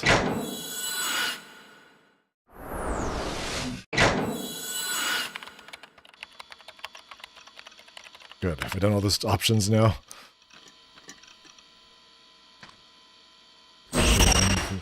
Meet Shogun. We just learn about the New Gen murders. Internet cafe. Shogun's there too. School. See me.「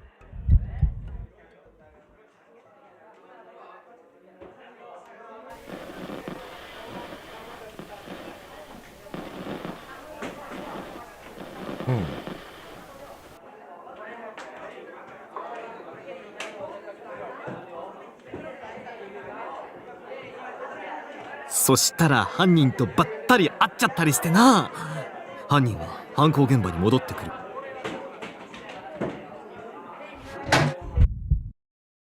Here's how I try to get to yours. This time.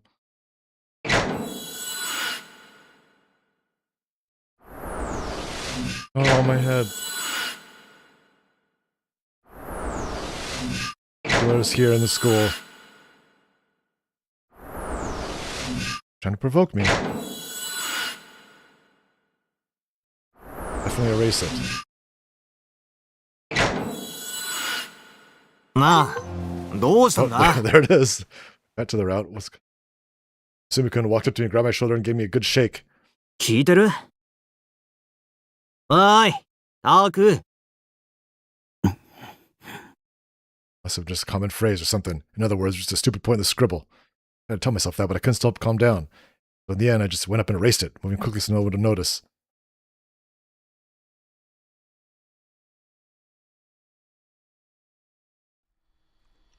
Back to this. Should I do the negatives this time? Should I try to get these out? Try to get this out of the way now? I guess I try to get them out of the way now. We probably won't get to the finish here. Because doing the... Oh, what's this? The Shibuya Station was a much different place than earlier morning than it was later in the day. Young people were scarce, and countless businessmen following a drawing ride on the crowded trains rushed out of the station and scattered every which way into Shibuya. This place marked my indolence, yet engulfed by an air of restlessness. The students of Suime Academy carried that with them as well. However, the number of them present was rather sparse. Shibuya Station was about 20 minutes from Suime by foot. On top of that, part of the route was an uphill trek via Dogonzaka. Most Suime students taking the train would depart at the stop nearest to the academy, Shinsen Station. Yua Kusunoki, meanwhile, took on an unnecessary task of walking from Shibuya Station. Waking up early for this did not cause any headaches for her. Part of Shibuya was often suffocatingly crowded, but as soon as one began the climb up Dogonzaka, the number of pedestrians dropped sharply. Taking the extra time to walk and breathe in the refreshing morning air was something Yua quite enjoyed. Part of the reason why she chose to walk from Shibuya Station was to see the news displayed on the jumbotrons above Scramble Crossing. She waited for the pedestrian signal to change. Yua appeared up at the O-Front's jumbotron, just as she always did. Upon doing so, she gasped in shock. Captions running across the screen before had taken her breath away. Headline read, "Third New Gen incident." A certain boy's face rocketed to the forefront of her mind, a boy whom she did not know, but nor had she ever spoken with. It was the face she had seen previous to the morning of the school. But for Yua, that was evidence enough to convince her that he was the true culprit behind New Gen. Yua could recall the events of the meeting of the previous morning vividly. Why is it all a delusion? So we made Private Academy, 7 a.m. Yua marched quickly through the empty halls. It seemed that no one had arrived yet. Her expression rigid, she gazed straight ahead without faltering. Without a hint of restraint in her stride, Yua advanced. Onwards, stopping only once, and she arrived at a certain classroom. The sign which framed the room read 2C. Following a quick gaze to confirm her destination, Yua slid the door open without hesitation. 2C was not her homeroom. As a third year, she had no reason to visit foot here at all. Absolutely no reason at all. That was how it would be under normal circumstances, at least. But right then, she had a specific goal in mind. After methodically scanning the empty classroom, Yua approached the blackboard. She perused a selection of chalk colors for a brief moment, before picking up a pristine white piece. Then, using intentionally poor handwriting, she wrote a single sentence on the blackboard. It was Yua who did it. その目、誰の目? She whispered the words to herself after writing them. She gently placed the chalk back down. She surveyed the room once more. あなたはどんな反応をするのかしら? The whispers continued, for nobody to hear but herself. 何の反応もしない。それともこれを見て驚く。もしも慌てて消そうとするなら、それはつまり Silence in the empty classroom, an intimidated voice echoed. あなたが殺したっていう証拠 Uh-oh. I just proved myself to be the killer. 隠れて見ているから。私は見ているから。あなたは私の顔なんて全く知らないだろうけど、私は知ってるわ。知ってるの。あなたの顔を知ってる。 Oh, だから私はあなたを見ている。 getting crazy. 黒板に書かれたこの文を見て、あなたがどんな態度をとるのか、ちゃんと見ておくから。ね、西条匠くん。Eh? Yua forcefully bit her lip. After she finished her task, Yua made her way up to the roof to kill time until the students of 2C finally arrived.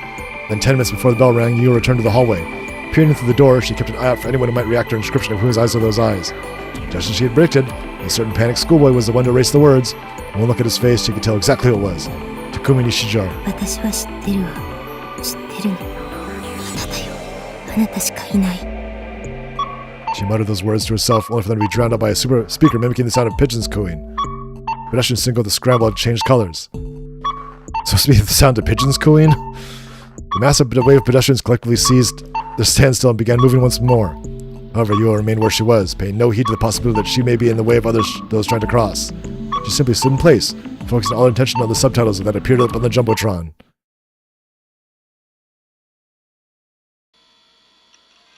Alright. Can I do the negative delusions now to get them out of the way? That's definitely ones I've not done many of コー them. ラしかないじゃん。ミルクティーとか用意。 Damn it. Who the hell did she think she was, acting like she's a goddamn princess? Sure, go ahead, drink so much cola you can destroy your stomach and get sent to the emergency room. You can finally relax and spend some time alone. Like that would actually happen.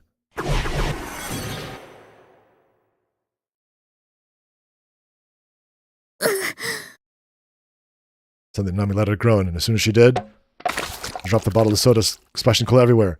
Spilled all over the manga magazines and CDs left down there. お前 As my room was about to say, but then I realized what was happening. Nami's eyes are shot wide open, her hands were pressed against her neck. She looked like she was in immense pain. Her mouth repeatedly flapped open and closed like a carp. ななみ She was vomiting blood. Red blood, actually. It was close to dark brown, splashed on the floor, mixed with the spilled cola. And then she lost her strength and collapsed. Her entire body convulsed as she writhed in agony. She clawed at her own neck with her fingernails. Her legs spasmed as she thrashed around on the floor. She didn't seem to care at this point that she was causing her skirt to flip up, exposing her panties. It seemed a little poor taste when I saw the way she was acting. I thought she looked just like a fish on a chopping board. I didn't know what to do, so I just covered my ears. That didn't help. I could still hear my sister's dying screams.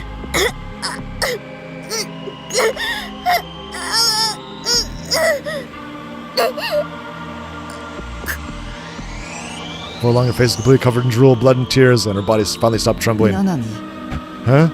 I reluctantly tried calling out to her, but there was no response. She was just lying there in a pretty compromising position. The smell of ammonia hit my nose. Had she pissed herself, or had I? Gently, ever so gently, I poked her shoulder. She didn't move a muscle. While I was scared, I gathered up the courage to put my ear near her lips. She wasn't breathing. She was dead. Nami was dead. It was like she'd been poisoned. Kind of thing you see all the time on TV. That was what hit me. I never poisoned my own cola to kill Nami. I was sure of it. なぜ殺した Oh. うえ Obviously, I'd just been over my delusions, been so sick to my stomach. The whole thing had definitely been a bit much.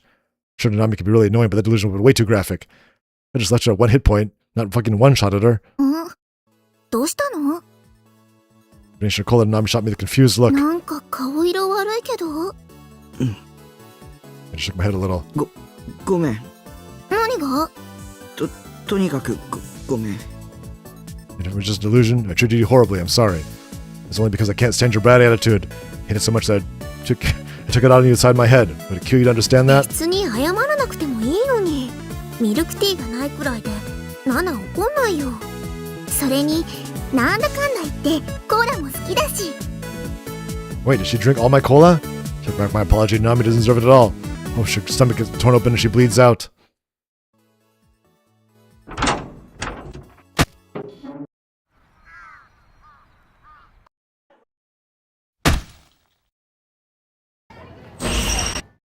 Man, I won't have to do all the damn negative delusions. It's gonna make this take forever.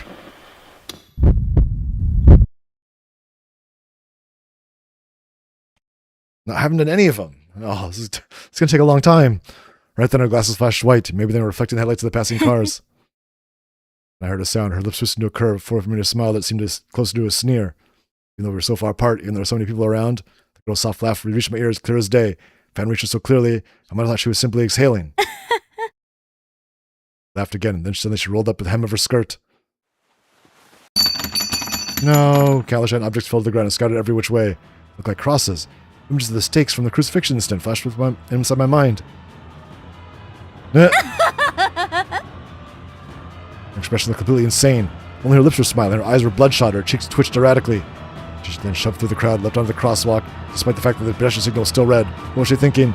I cowered in fear. I thought about running, but I couldn't move an inch. My legs were practically rooted to the cement. I couldn't even speak. The girl was drawing closer. She was crossing the road, gripping a cross-shaped stake in her hand. Stay back. I made that plea in my head when... Nah! She by a truck. Girl A's body was sent flying by an oncoming truck. Screams resounded around me. The crowd was blocking my view, so I couldn't see what happened to the girl. But I could tell. She was dead. There was no doubt about it. She was dead. She was lying in a heap on the street, covered in blood, like some kind of sopping, wet, tattered dish rag that was just begging to be thrown away. Thank God, I thought cynically. Now that I was proud of myself for thinking that way. Oh, just delusion. Suddenly snapped out of it. I was swamped in a sickly cold sweat. The pedestrians had just been screaming in shock, but now they were calmly waiting for the pedestrian signal to change. There's no truck anywhere in sight. And the girl with the glasses was still on the other side of the street, staring at me like she'd been doing the entire time. That's just been a delusion? Pedestrian signal turned green. All the pedestrians started crossing at once.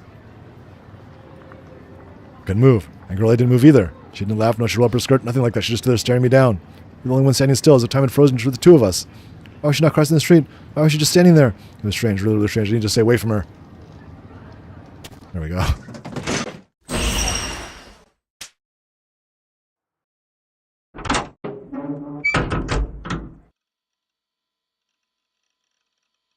You up for the first time?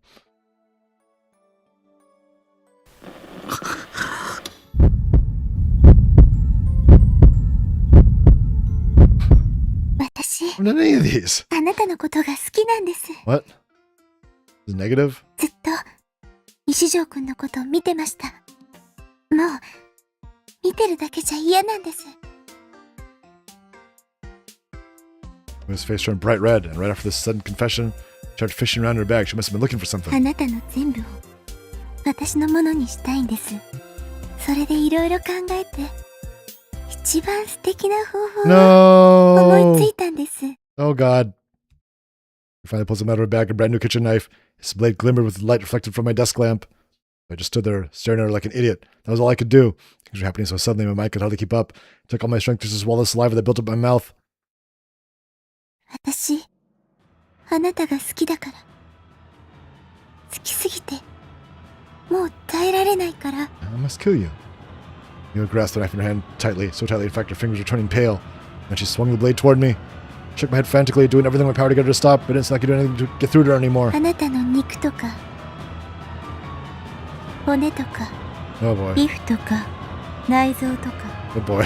脳とか、目玉とか、もちろん、あなたの一番恥ずかしいところ I cut off your penis. No. 全部、私が食べてあげます。 No! What? What's going on here? She screamed, you lunged straight for my chest. With a dull impact and intense pressure, I looked down on my chest. Tip of the kitchen knife, sticking deep into my body. You let out a moan. Near my ear, dripping with ecstasy. The knife gouged my flesh, my bones. Yet I couldn't feel any pain. Which let me know one thing. This was all a delusion. Oh. Holy shit, that was way too goddamn scary. Yandere girls are fucking terrifying. So Johnny, yeah, she went crazy there. I knew it was just delusion, but it was so intense. Left me with a lingering dread that gave me goosebumps. I was lost my unusual illusions. Yua suddenly had a huge fall and landed flat on her rear. She rode her butt while on the verge of tears. Oh. Yeah, the negative delusions are going to be a little bit crazy. They're kind of longer, too, than the positive ones.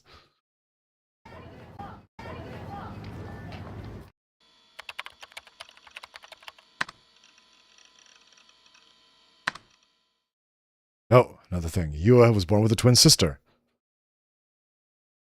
However, she had died 1 month ago, had been ruled a suicide. She was in the group dive. The two were like a couple of necklaces, incomplete without one another. The bond simply was not comparable to that of ordinary sisters. The shock of her death left Yua feeling as if she'd only half the person she once was.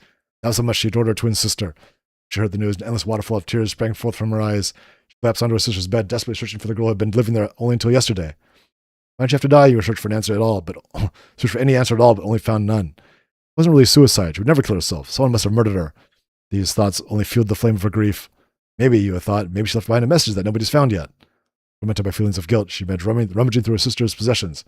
When she did, she found a single diary, and within it were the words, "No, what the hell?"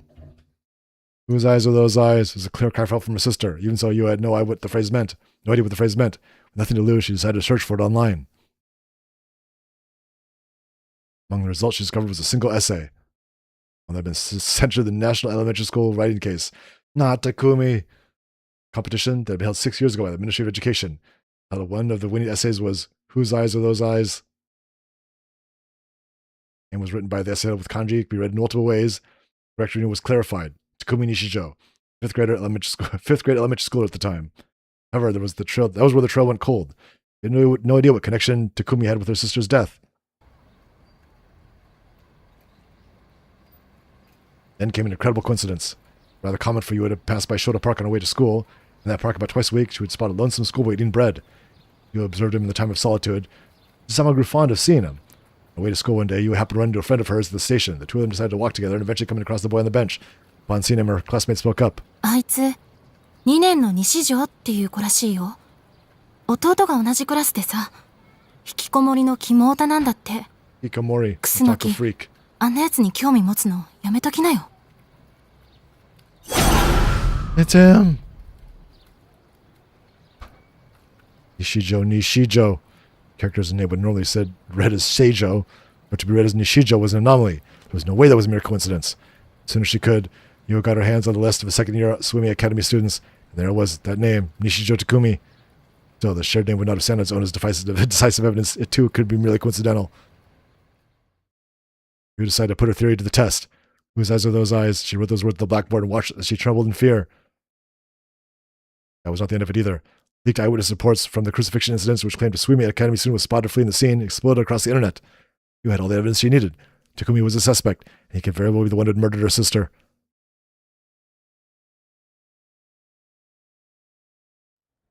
Now back to the game, as Yua meets Takumi again. Senna, as Yua again. Damn froggy thing.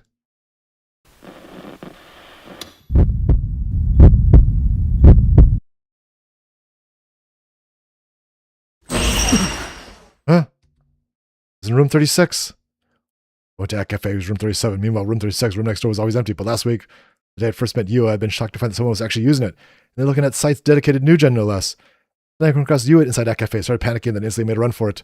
No way, you can't be serious. Was it really her? Back then in that room? I looked at Yua, who was still sitting on the bench. Her eyes stared at me from behind her glasses. Her gaze collided with mine. It's the first time we'd probably made eye contact since we met. There was still a smile on her face. For a brief moment, it quickly changed to a puzzled look. What sort of expression was I making? I couldn't tell. I turned my gaze toward her bag, toward the toy straps attached to it once again. There changed as she gasped in response. 西条くん Golden leaf fell off a branch swaying in the wind, and ever so gently, ever so gracefully, danced through the air. All sorts of thoughts flashed in my mind. I didn't really understand why, but Garo Froggies were popular, so having a few of them dangling from her bag wasn't anything unusual. But on that day, you had probably been there in room 36, and all this time, she never mentioned even once. To make matters worse, she'd been researching New Gen. I almost forgotten about those horrible murders, but I remembered I'd been a witness in one of them. Gruesome spectacle revived itself again in my mind, and then saw a flash of the culprit's face. これですか？ゲロカエルンって言うんです。何人かの友達にもらっちゃって、気がついたら3つになってまして。Yua's smile gotten slightly stiffer. She reached out of her bag, trying to take the Garo Froggy straps off of it. 最近、女子高生に大人気なんですよ。私はあんまり可愛いとは思わないんですけど。Yua's hands were trembling. She frantically tried to pull them off her bag, but they wouldn't budge. 変だな。どうして外れないんでしょう。 You're cursed. ちょっと待ってくださいね。西条くんにも見せてあげ。 We pulled the straps a bit too hard, causing the bag to fall off the bench. The bag was in zips, so all of our notebooks and textbooks spilled onto the ground. Oh, that was a weird, short, negative one that wasn't really that negative.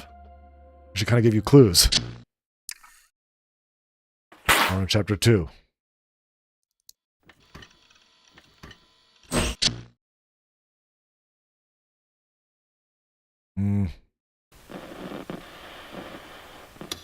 First, Takashina, please. It'd take long for me to call that examination room. Expect to be waiting there for quite a while, but I guess I was wrong. Why have there been so many people in the lobby then? Maybe they were being paid to be sit there to just make it look busy.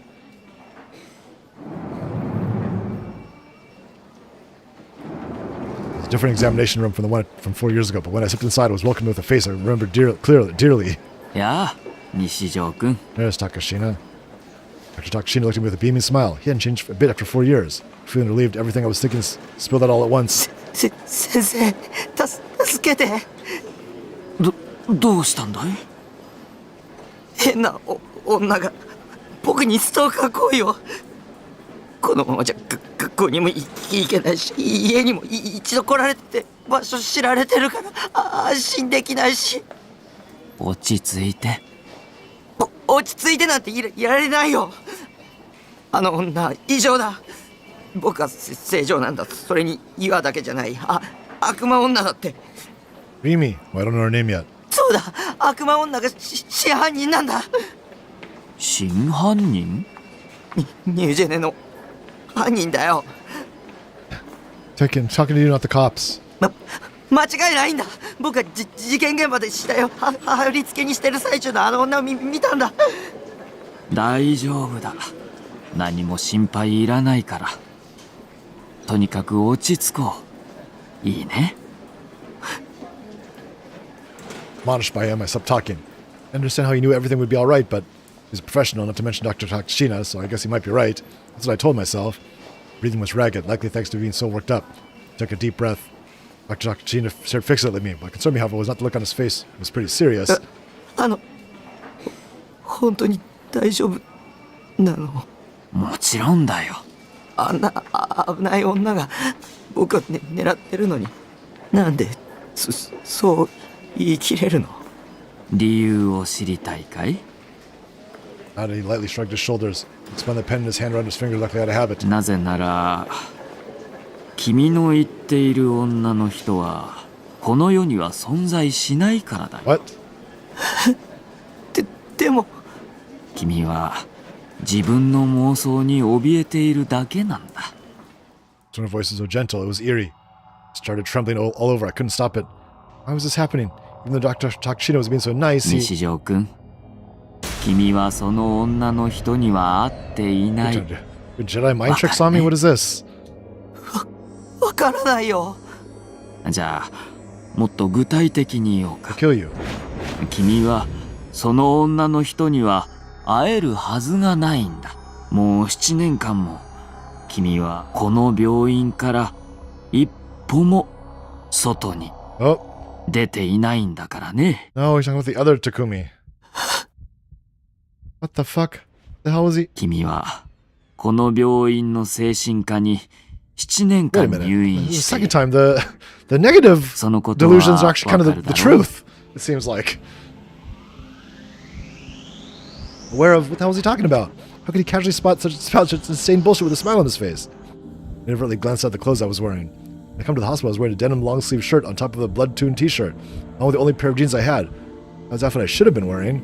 For some reason, I was now wearing a hospital gown. One piece colored a pale yellowish green, a simple piece of clothing tied together with a cord that hung in the front. I wasn't even wearing shorts down below. And I had changed clothes. ここは閉鎖病棟だからお見舞いの人も来ない。入院患者さんも男女で別フロアに分けられていて行き来はできない。精神科の看護師は全員男だし、君の病室は完全に個室。窓もない。つまり君は7年間女性と接触したことがないんだ。君の家族も含めてね。 Family hates you too. 思い出したかな？ He was lying. He had to be. I haven't been hospitalized at all. I've been living on my own in Shibuya. I was a pretty well-known high-level player in ESO, and I went to school. Sure, I went with according to my minimum attendance chart, but it was still 2 to 3 times a week. I just had a fairly professional, cordial chat with the nurse at the reception desk. It's your first time here? Yes, it is. All right, then please fill out this form as you wait. 嘘に決まってる。本当にそう思うのかい？ As you remember that Dr. Shida scribbled something on the medical form he was holding. Couldn't tell what he was writing. It wasn't Japanese. Was it English? No, だ German? としたら君の精神はまだ異常だっていうことだよ。もうしばらくは入院が必要だね。 He gave me a single fleeting glance, and his eyes were full of pity, even though he'd never looked at me in such a way before. Perhaps my knees helplessly, tears poured from my eyes. Oh, I see. It all made sense now. All my memories up until now have just been delusions. It was me all along. I was the crazy one. What a cruel twist that was. Then again, it wasn't like I cared anymore. Even if they were delusions, they weren't fond memories anyways. And I mean, I could just make new ones, right? This time a world without scary murders happening around me would be so nice. I have a sociable personality, get good grades, and have some crazy talent. I'd be super popular with the ladies. Friends would all be hotties as hot as the hottest swimsuit models, and what's more, everyone would love the ever-living shit out of me. I proposed that we all start living under the same roof. I thought my love would begin. It wouldn't be easy, but what if its ups and downs would be fun? There'd be a little bit of slapstick thrown in there. Gone mad. Forced myself to laugh. My face twitched. Wanted to die. Nope. This is those negative delusions. Probably came to my senses. I found myself sitting in the lobby. Nasty sweat covered my entire body. A chill ran down my spine. Unable to grasp what exactly was going on, I frantically looked around the room. Beside me was a hunched over old lady. Her eyes were covered in wrinkles, so I couldn't tell whether she was asleep or awake. Choking at the clock on the reception desk. Thought I'd been waiting in the lobby for a full hour. It all been just a dream? I slept last night, so had I dozed off while waiting? I gave a deep sigh of relief. It had been a bad dream, but it had been a dream, right? I try to remember everything that had happened to me up till the day before. Nothing seemed out of place. My memories were continuous and consistent. I captured the demon girl at the scene of the crime, and then I got deceived. And then subsequently threatened by Yua. Then I got to the hospital to prove that I was perfectly sound mind. Yet everything added up. Never mind if it all ended up being a delusion, though. That way, create another delusional world, then I would go nuts and would have been much, much better. In fact, I was even thinking that just went to show how really sick I was with everything that had been happening in my life recently. In the end, I found myself waiting for another 2 hours before my name was finally called. When does this end? When I entered the examination room, it almost felt like the same events in that dream were happening again. Dr. Takashina even appeared almost exactly as he had in the dream. Probably just that he'd barely changed since the last time I saw him 4 years ago. 今日はどうしました？ Oh, God. Dr. Takashina didn't say anything ridiculous like your memories are delusions this time, but... 西条です。ん？ああ、これはご丁寧に。高階です。はじめまして。There we go. No, so many delusions in this game, and you should be able to skip them, but I haven't seen them all yet. Does it even matter seeing them all? It's just like a waste of time. Oh, thank God I already did that one.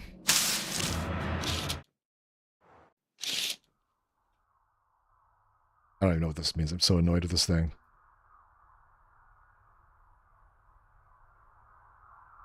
Why is it chat going in and out? I don't understand this.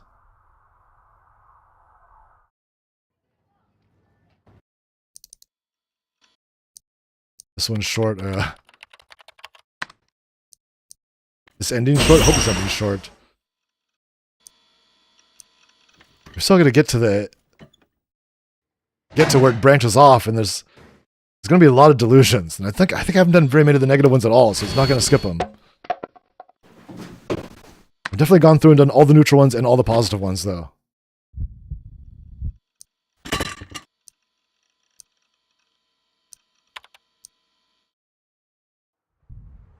Go to the FES concert.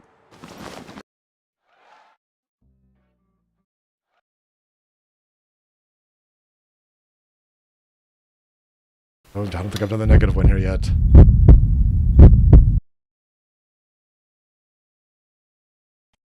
Oh, thank you.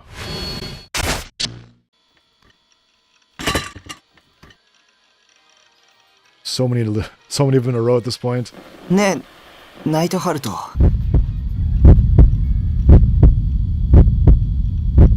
Yes.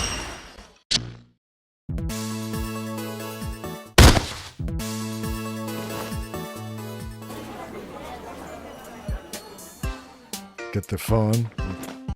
Nami.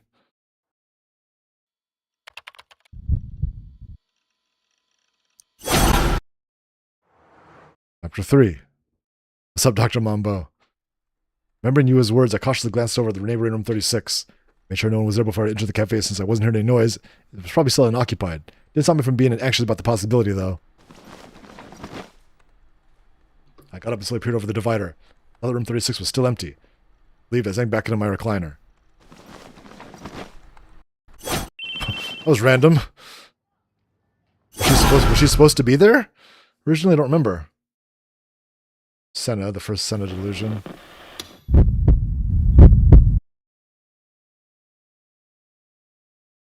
Yay. I'm glad that it already happened.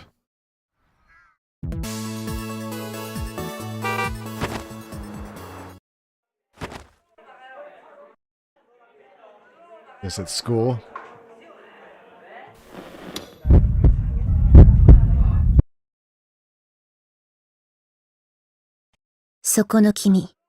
Huh?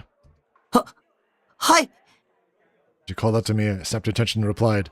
Otherworldly aura radiating off her entire body, me viewing her as someone other than myself. But then again, I knew for a fact she was and I were in the same year of school. FS signaled toward Misumi-kun had been following her around with a jerk of a chin. 付き合わない方がいいわよ。こんな人とは。What? おいおい、こんな人呼ばわりはひどくね？っていうか、こんな人ってどんな人だよ？鬱陶しい人。はあ？ Oh boy. Misumi-kun's face turned very sour. The AFS left a sharp glint in his eye unanswered. Then it passed her by without any interest. Nasty atmosphere. I don't want to be involved in this. It was a total embarrassment when it came to fighting, both physically or verbally. Besides, if I cause any problems at school, I have an impact on my evaluations. Avoid getting caught up in it, I should probably just get out of here right away. 何？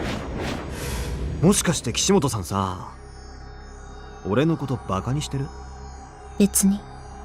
でも、迷惑よ。Just suck. あ、そうなんだ。そういうこと言うんだ、岸本さんって。ちょっとさ、人のいないところで二人でゆっくり話そうぜ。Misumi-kun placed a hand on FES's shoulder and smiled, trembling with rage. Her eyebrows twitched in response. 触らないで。そう言うなって。いいからちょっと付き合ってよ。触らないでって言ってるの。Put your hand off. うっせえな。ついてこいって言ってんだよ。バカな人。Happened in an instant. Without seeing the whole thing, I still couldn't comprehend exactly what had happened.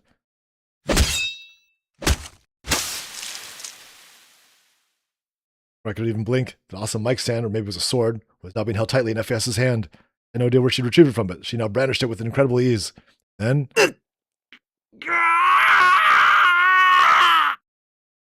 Miko's left hand was cleanly severed from his wrist. An explosion of blood erupted from the wound, and the severed hand fell to the floor. All was turning crimson. Like I had to be his left hand, so it couldn't be confused with his right hand, and be confused about the part later. I hadn't seen anything. I hadn't seen anything at all. I hadn't seen her draw her sword, I hadn't seen the trail of light it carved when it was swung. I hadn't seen Misumi-kun's arm get lopped off. It happened in the blink of an eye. By the time I realized what happened, it was already over. 手が俺の腕が Ude, his arm. Misumi-kun had collapsed on the spot, frantically picked up his hand, and tried desperately to reattach it to his arm. Screams echoed throughout the hallway. All the students around us screamed and ran off in a panic.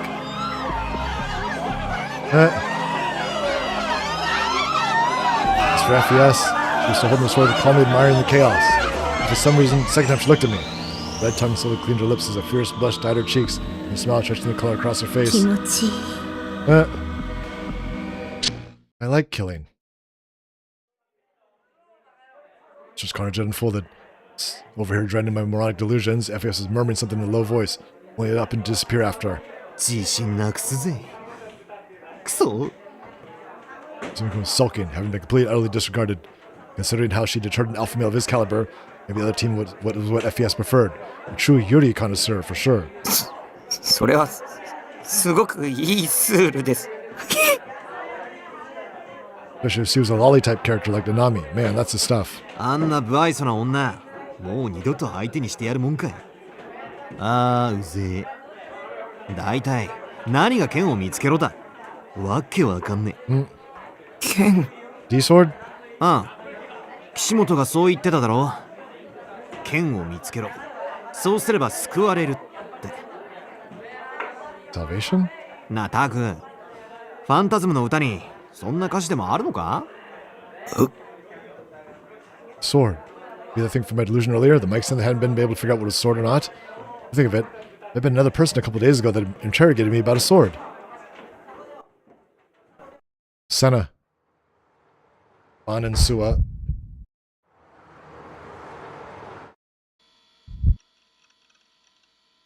It's like the three delusions back to back. Not the time. I think it is.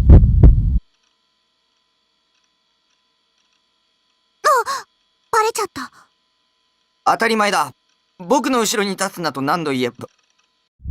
Huh? Is that a woman's voice just now? Goosebumps stood up all over my body. And the reclusive owner of the gaze finally decided to show themselves?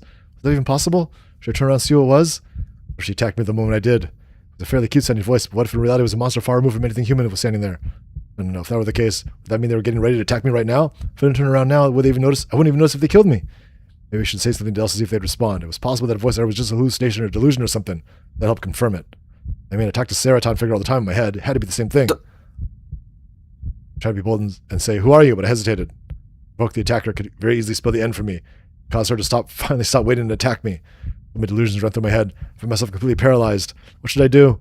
Maybe the whole thing was a product of my own design, and I was just being the world's biggest dumbass. I swear, if the owner of that gaze wasn't here, I'd just been sitting around trembling in fear over nothing. I'm gonna kill myself. あれ、タク？ Remy. 固まってる？ It wasn't an hallucination or delusion at all. There was someone right behind me. Startled, I reflexively turned around.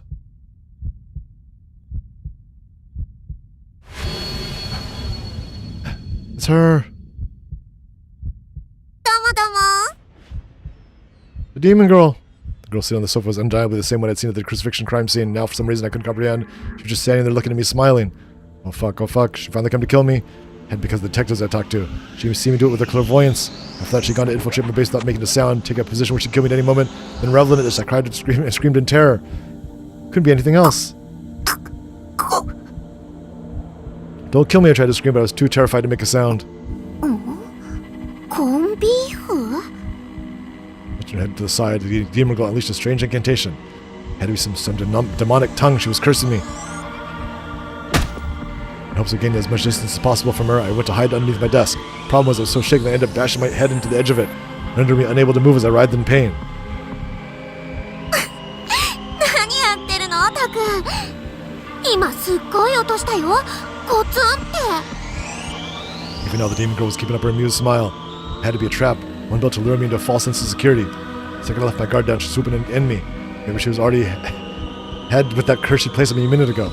In a few days, my entire body would start screaming blood everywhere, and I'd die right then and there. 頼むよ。殺さないで。 I went to cut down on my hands and knees, cradle my head between my arms. Those goddamn detectives completely fucked me over. 警察に喋ったこと謝るから。警察？それに話してもちっとも信じてもらえてなかったし。 This little lie meant to buy me some time. Older detective had said he'd guarantee my safety. If he was doing his job properly, he'd have to send at least one officer over to my place. While thinking that, I suddenly realized I gave the old man my phone number. I didn't give him my address. 石？ And the demon girl assumed a pose resembling a salute. And what was just... I know, yeah, it was more strange when she said it was almost like a sound effect. Was it another dumb... I know I already did this before. Why is it not skipping this time? 独り言はやめるべし。殺さないでとか、警察がどうとか、私には何のことかさっぱりだよ。 What, was she trying to play dumb? This is a roundabout way of threatening me. In actuality, she was saying, forget the truth, act as if nothing ever happened. What was she thinking? She come here to kill me? ほら、立てる？立とう。 The girl got up from the couch and reached out her hand to me. Her expression was so gentle. Now that I've seen her up close, she was actually pretty cute. Damn it, I was letting her get to me. Stop acting like a goddamn idiot. Was I seriously calling a demon pretty cute? She was a murderer. She used Yua and Shogun to trap me, and she came to finish me off herself. Don't trust her. I learned my lesson back with Yua. I'd never make the same mistake again. I refused to take her hand. I'll wait to see by this demon girl's smile. She's a demon trying to tempt me. If I give into that temptation, I'd die. Trust no one. Don't believe anything. Don't believe anything anyone says. だって見たんだ。お前が人を殺してるとこ。あのさ、タク。それ、かなりひどいこと言ってるって気づいてる？まさか殺人犯呼ばわりされるなんてね。ははは。 She can do with me. ミュージェネも Just like with the guy in the fourth case, was she gonna... 殺すんでしょ。それとも岩とか将軍とかがいる場所に連れてって。ユア？将軍？誰それ？ Maybe the three of them would decide to work together. That way I wouldn't be able to fight back when they beat me to death. そんなのやだ。助けて。 This is like the same as the neutral delusion. 私を殺人犯扱いしなけれ So ば I can't skip it because I 助けてあげる。 didn't do it before. What was your true goal? そんなビビらないでよ。いちいち私がへこむようなリアクションしてくれるよね。お願いだ。もう二度と誰にも喋らないから。だから見逃して。もしもーし。タク？ちょっと落ち着こう。 Actually, we're close to something called me Taku and shit. Wait, actually, how did she know my name? I know it back when she first met at the crucifixion crime scene. How? How did she know it? Also, how did she know where my base was? 当然でしょ。あなたの名前を知ってるのは。She just read my mind? She was clairvoyant. She knew my name, my address, all because she used her powers on me. タクって結構独り言多いよね。So to know her name with a delusion? 前から思ってたことだけど。 Always, how long was she talking? Wait, I've been talking to myself out loud just now? I've been aware of it at all. Is that really true? I've been really been talking to myself out loud? Or was it possible she was relying on me? She actually read my mind? タクの名前を知らないわけないよ。私、物覚えはそんなに良くない方だけど、友達の名前くらい覚えるよ。 Friends? それともタク、私のことバカにしてる？そりゃ私、テストの点数はそんなに良くないけど、面と向かってそういうこと言われると傷ついちゃうな。 Someone here crazy? But who was it? Me? Her? もしかして転校生。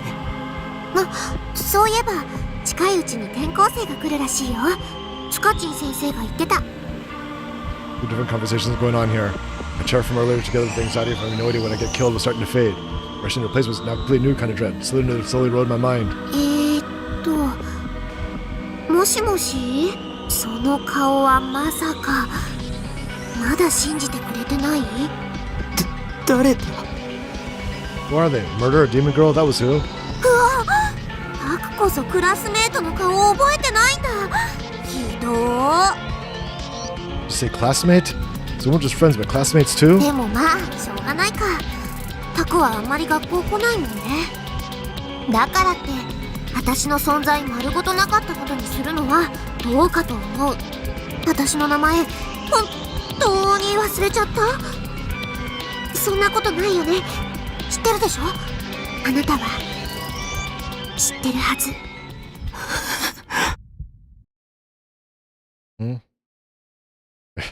We definitely did this. Why is it doing this again?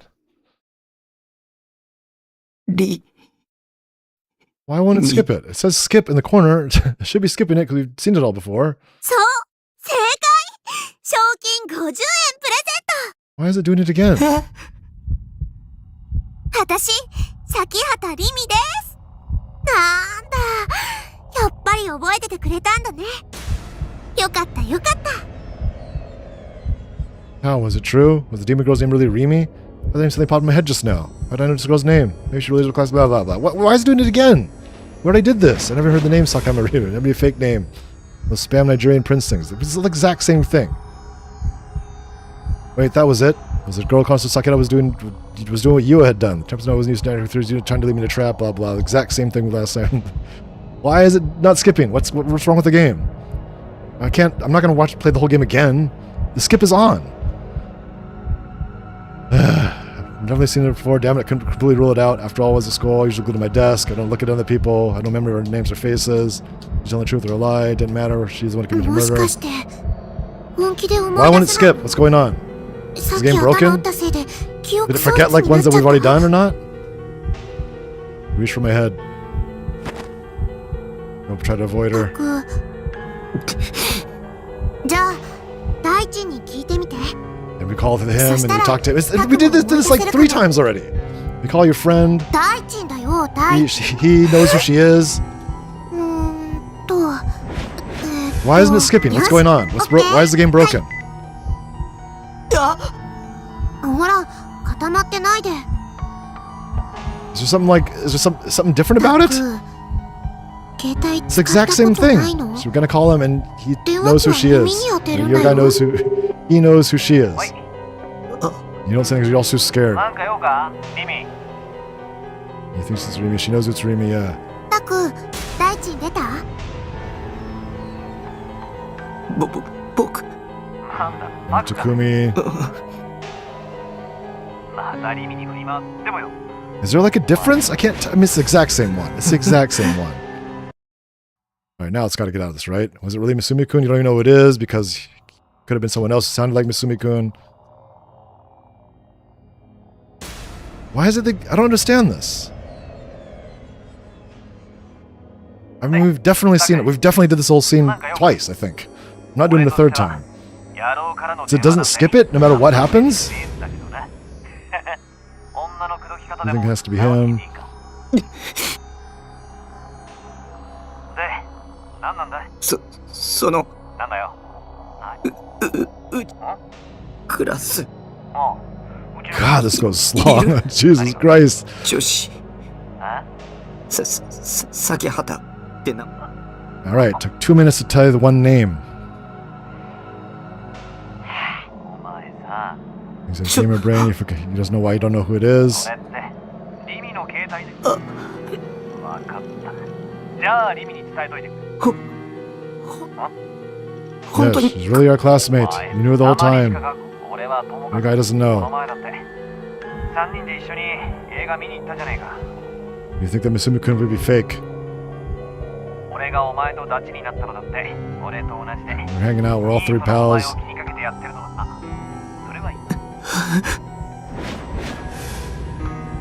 I don't understand this. It's just not. The skip is on, but it won't skip anymore. I don't want to do the other skip that forces the skip because then you might actually skip something that I didn't see yet. But I've definitely seen all this twice. おいおい So it just never skips this part? Or like all 3 delusions? Maybe all 3 delusions were the same, so it won't skip them or something. たく汗びっしょりだよ Handkerchief, it's all the same. で大地はなんて Ask me what he said. Already knows the answer. Maybe sleepwalking in amnesia. Who knows? 体辛いならソファーで横になる When is the? I'm not playing the whole game again. What is going on? 何何ここにいる Why are you な here? んでってもしかしてでもそれは結構長い Oh, she's knocking. Did it skip her knocking a long なん time? でうんここにいる There it goes back. What happened? Why did it do that?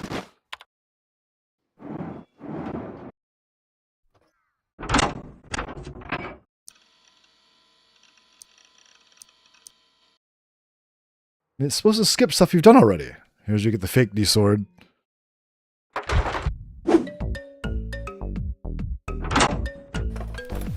You give her the bangle. Nami. It's the first time you see the council.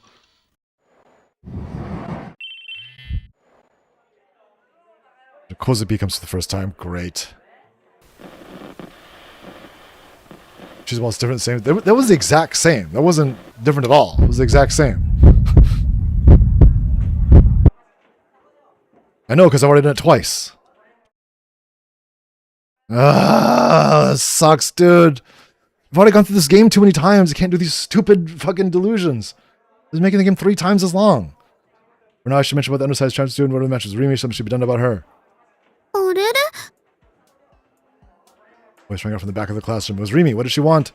梢ちゃん転校してきたの Everybody knows who she is. Kuzue-chan, who was that? Who was Rimi talking to? なんだ崎畑、折原とは知り合いなのか？そうです Conversation just kept going on, leaving me in the dust. Dazed and confused, I found myself unable to think straight. She can't talk. The student wore an innocent smile. リミさんを追いかけて私も来ちゃ This っ is た a の delusion, yeah. そうなのやることが大胆だな What the hell? Talking so friendly like. Don't tell me they're already friends or something. Oh god, could the trans student be one of the demon girl's underlings? I was in a place I could do nothing but listen to the two continue the carefree conversation. リミさんよろしくねこちらこそこれから楽しくなりそうだねうんすごく楽しくなるかもだよね楽しみ楽しみ A little crazy. ねえそう思わない思うよね西条匠 Ah. Okay. Get back on track here. ああ、どうやら折原は緊張しているようだな。よし、挨拶はいい。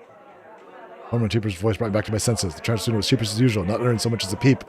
Words could not express how thankful I was that it all been a みん delusion. な、この子は折原梢だ。仲良くしてやってくれ。折原、席は一番後ろだ。席についていいぞ。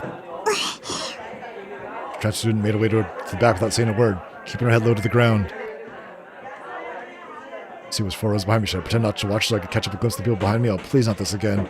Problems I would draw a lot of attention to myself. I hate these! It's so long and so wordy. I don't want any Yoki speaking if I like Doga started to be us like I'm pissed because we've already seen this. We've already done this once again. I was lost, so I looked back until class was over, but I had to start from the next desk, so if I technically said something on extra fine. その人って She talks to you psychically. Huh? 悪い人なのだったらね本当に殺してあげてもいいよ Trans student walked right by my desk, taking it back and glanced at her face. Eyes met only for her to immediately avert her gaze and continue walking. What was that voice? Not just been another of my delusions. I've been feeling overwhelmed by them lately, almost as if the reality and illusion are blended together.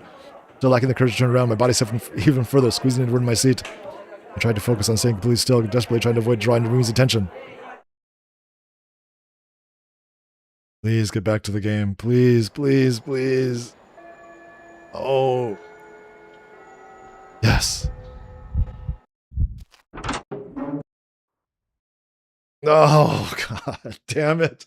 There's so many of them in a row with this one part. Like 5 calls on the list.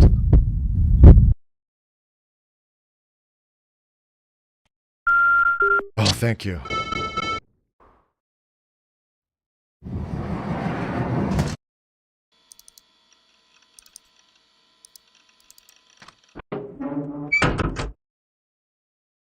Empty convenience store. We've done the negative one here, but I'm not sure.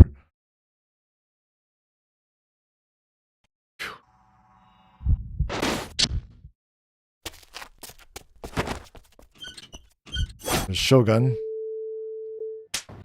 Me again. Detectives, Chapter 4.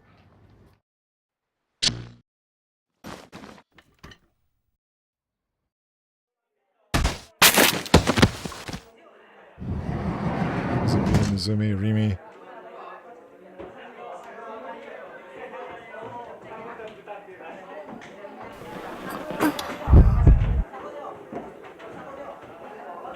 Please, please, please. Nah! I had to say something. I had to say something. What? What should I say? Just like before. Just like the no delusion. The more I thought about it, the more trapped I felt, the more I went blank. Rimi sniffled. So surprised I looked up at a reflex. She's crying. I didn't know why, but tears were falling from her eyes in large drops. I was getting increasingly confused, but I stayed silent like an idiot, unable to think of anything else to do. 私 Remy murmured in a shaky voice. 嫌われちゃってるのかな。ごめん。もう話しかけないから。ごめんね。私邪魔だよね。 Remy turned on her heel and quickly made her way out of the classroom. I wanted to after. No, you're wrong, I wanted to say. I don't hate you at all. I just had no idea what to do or say. Waffled over whether or not I should chase after her, but in the end I couldn't leave my seat. I did chase after her. What would I even say? Could I even say anything? Seriously, what would I even say? I like you. I'm glad we're friends. I couldn't do that. Didn't know her. It was true that I'd been saved thanks to her, but to me she was still some mystery person who appeared clearly out of nowhere. I know you probably hate me, what she'd said, but I couldn't tell her whether or not that was true. After all, I didn't have the memories to help me decide whether or not I hated or liked her. ああ When Yuzumi-kun was supposed to have been with the transfer student, came back. He gave me a sympathetic look. 泣かせちまったな。あいつ前に俺に相談してきてたんだぜ。タクのことが好きなんだけど全然気づいてもらえないって。What the hell? When did that happen? I held my head and shook it violently. だってわからないんだ。さっぱりわからないんだよ。わかるかわからないか、そんな理屈の話じゃねえだろ。ま、結局お前は一生ニートやってろってこった。After that, I didn't get the chance to talk to Remy all the way until I graduated. Even when we saw each other in class, we would avoid each other. And then after graduation, I became neat, just like Musumi-kun had predicted. I never saw Remy again for the rest of my life. It's ridiculous. That was the bad end would probably be like. Pretty damn depressing. But still true, I didn't know anything about Remy.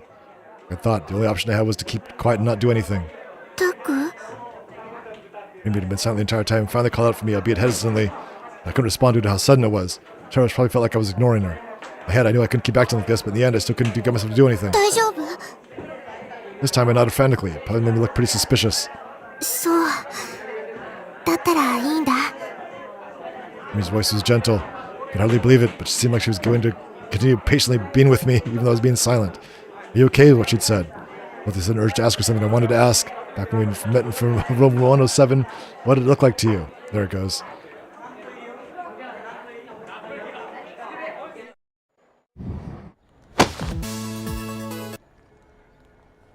I mean, this will be the last time. After this, we'll do all the negative delusions. There'll be no more delusions to do. Let's go through the rest that is super fast.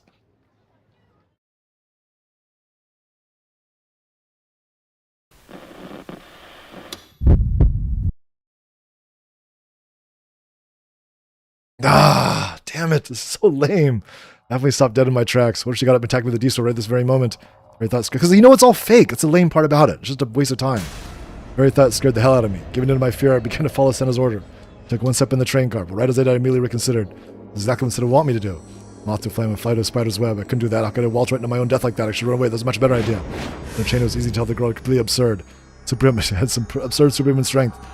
Just a single twist of her arm, I'd get helplessly pinned to the ground, and she'd break my arm right after. That would be the end of it. She had a D-sword. If I were to be slashed with a sword like that thick and gigantic, I'd die instantly. She was lying in wait for me. She was plotting something. Run away now. Turned on my heel to get off the train. Without me noticing, the exit had closed. I only just walked in. It had only been a couple of seconds, and yet, with no sound and no movement, the door closed all on its own. I was petrified. I couldn't figure out what just happened. When did the door close? Who closed it?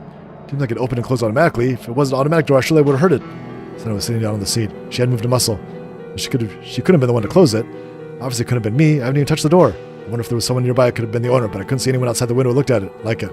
No, whoever closed it didn't matter right now. I shifted my gaze over to the other doorway sitting at the back of the car. It was closed too. I'm trapped. Senna and I were the only ones on the train, but what did that mean? All sorts of negative thoughts flew through my head. I nearly screamed い aloud. つまで Senna, still grunting at me, of course, spoke up once そ again. こに突っ立っているつもりだ。 I had nowhere to run. My legs trembled. I tried to make some noise that people outside might notice, but Senna would probably beat me to a pulp before I could escape. Now it was best to just do it, she said without resisting. As I myself went to stand in front of Senna. Oh, wow. Quick. What was odd to me, though, was how no one was how no one thought it was strange that Senna and I were locked on this train, despite the fact there were this many people. You'd think at least one person would find it weird. No one's even paying attention to the train. Why'd that not skip? What the hell?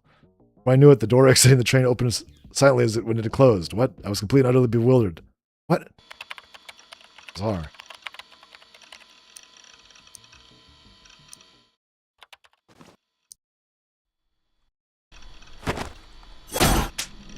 You again. Gotta run away.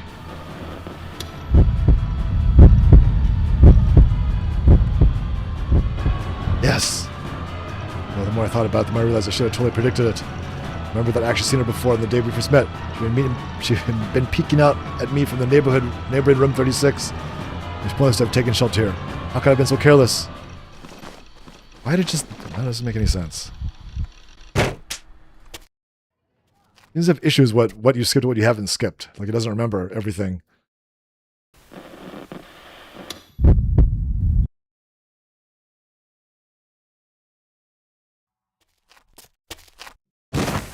FES, you go into the tunnel, make the 2 FESs.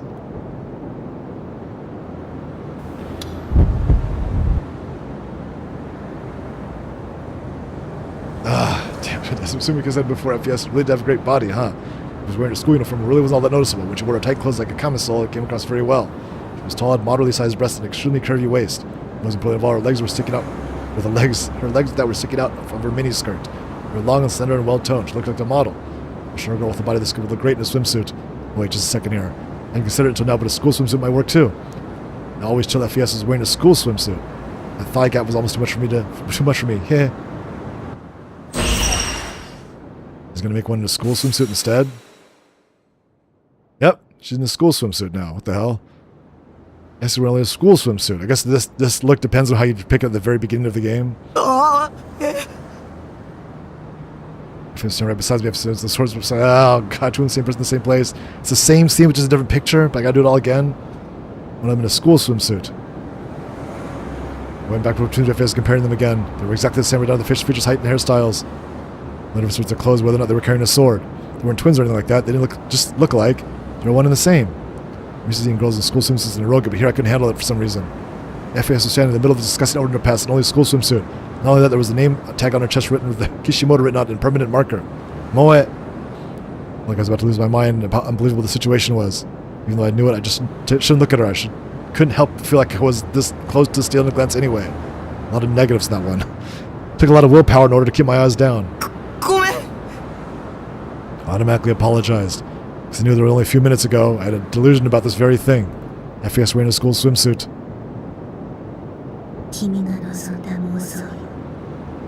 Two FES said at the same time, so I could see right through me. I jumped, started like to see my film was rapidly turning red. I needed an excuse. I needed a way out of this. If the 3-year-old labeling was perfect, it'd be over. I'd be socially obliterated. Okay, wait. It may be important, but what the hell is happening?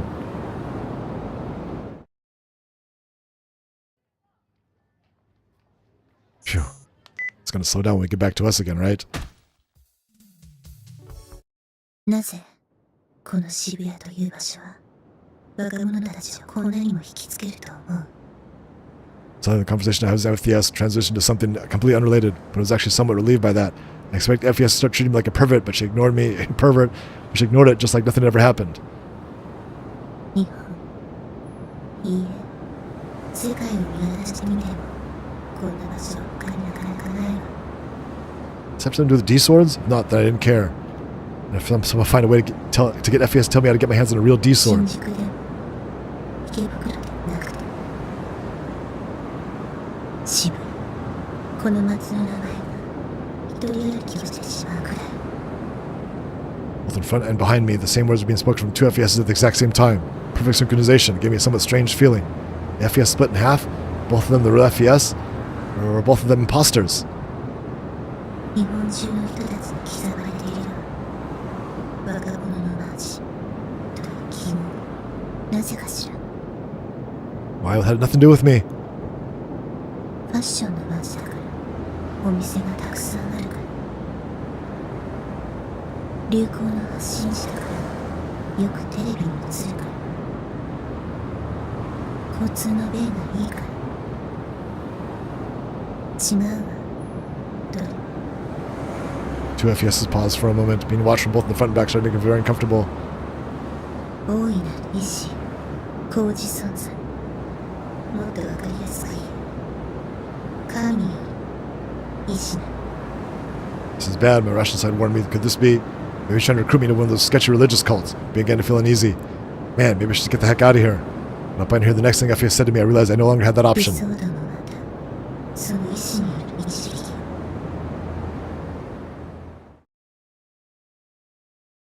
It's her wife. Gladiola Saga. We just finished that ending. Now we're doing the Yua one.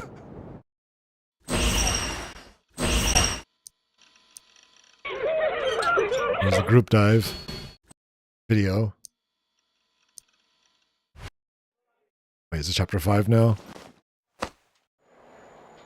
Oh yeah, I think I messed up the Yua one first. I actually went to the Yase one instead.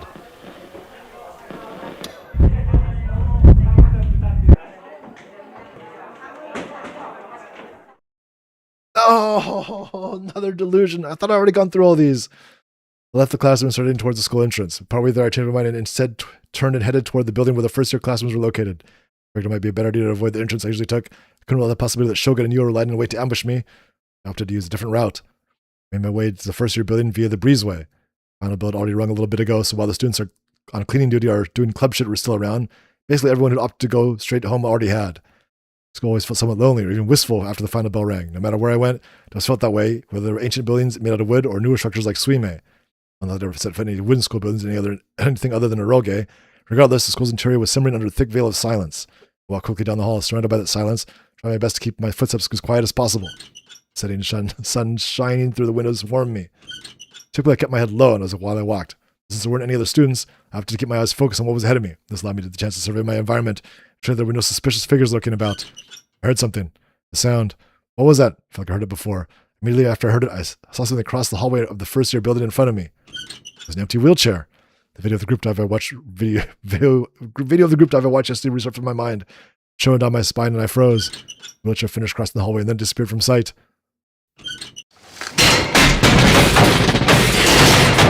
After I did, I heard an insanely loud sound. I settled back on the campus. I took a second to catch my breath, and then I looked in the direction where the sound had come from. What was that just now?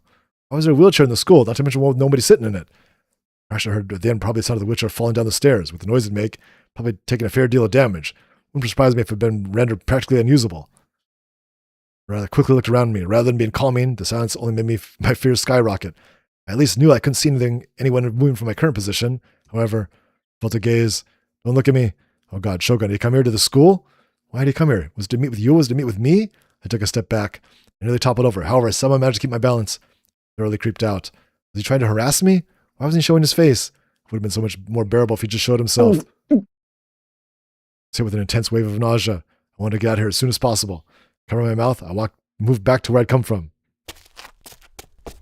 I bolted down the stairs of the building and ran through the court with no real destination in mind until I could no longer hold back the urge to vomit. The second I fell to my knees, and tired counts of my stomach began spilling out. There we go. Pick up from that point.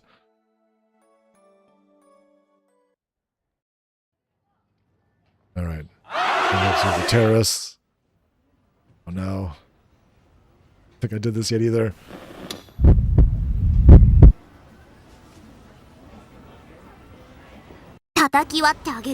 Hmm? はい。 Destroy what? That came out of nowhere. I never thought Rimi was the type to act like such a Dokyun. It's why I'm confused and Rimi continued to talk very seriously. その CD を持ってる人は呪われちゃうの。タク、知らなかったでしょ。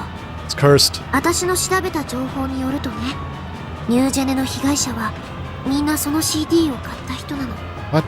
フェスの予言は CD を買った人にだけ当てはまるフェスの呪いなの。 Couldn't ニ be. ュージェネ事件は全部フェスの仕業。急がないと。次に死ぬのはタクだよ。 No. Phew. A little short. おーい。 Suddenly I came back to myself. Rimi was waving her hand in front of my face, her eyebrows furrowed in confusion. どうしたの？急に意識がどこかに飛んじゃってたみたいだけど。いや、なんでも。 What was up with that delusion? I felt like I was gonna piss myself. その調子だと話聞いてなかったでしょ。じゃあもう一回言うけど、私のお気に入り CD を貸すっていうので手を打ってくれないかな。は？ Fine, take the damn CD. ねえねえ、いいでしょ、お願いします、この通り。あ That was a cruel mistress, though I suppose it was my fault for expecting anything. I agreed to Rimi's proposal. She delightedly struck a victory pose. That sight was so amusing to me that despite the critical situation I was in, I couldn't help but laugh.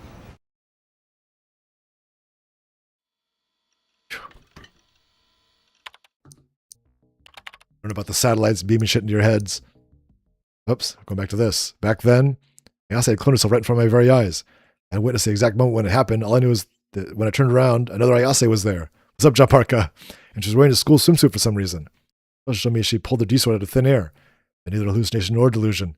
For showing me something like that, there was no way I could still label her as a mental case. However, Ayase also said this. 君が望んだ妄想よ。 A strange phenomenon had been my delusion coming to fruition? Admittedly, right before it happened, I had been pondering about how moe it would be if Ayase wore a school 理想 swimsuit. 度は力を持つ人の目にしか映らない。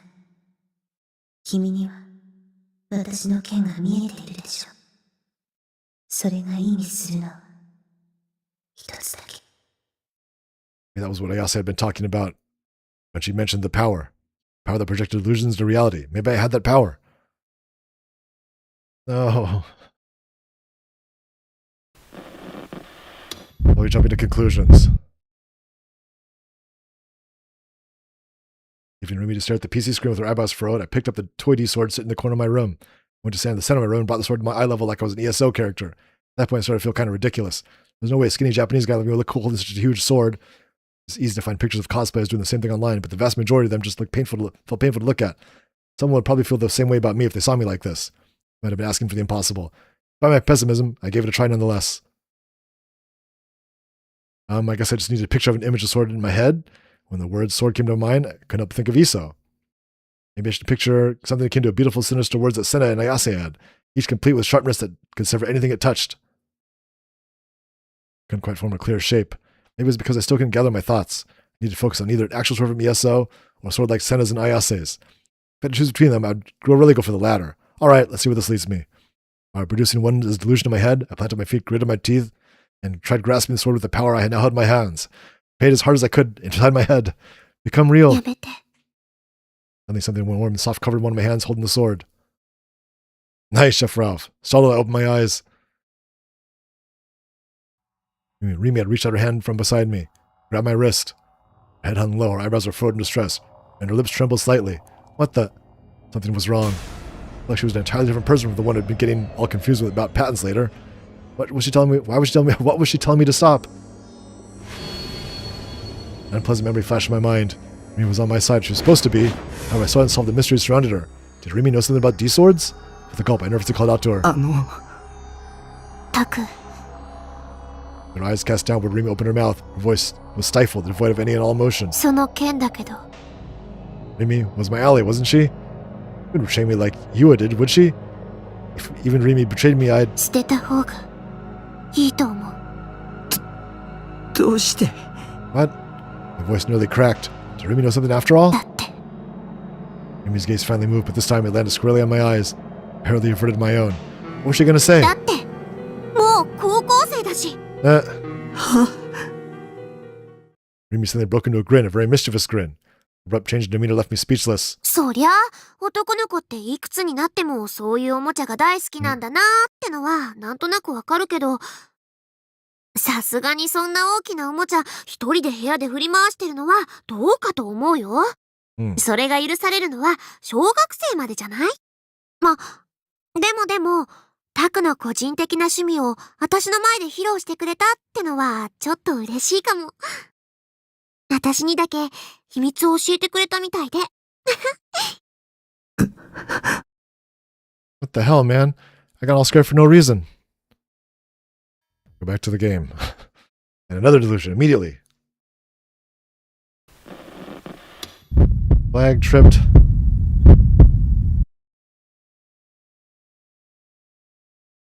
At a loss about what I was at a loss about what to do, so I opted to subtly examine Rimi's expression. Jesus. What's her hobbies? On what? Rimi had changed clothes in the blink of an eye. She had been wearing her uniform, but there was no way she could have sneakily changed her clothes in that short time I had my eyes closed for, right? Couldn't keep up with such a sudden change. どうかした Rimi tilted her head. She didn't say a word about her sudden change of clothes. What was going on? Had Rimi not noticed, or was she just playing dumb? Trying not to ogle her, I looked over her new change of clothes.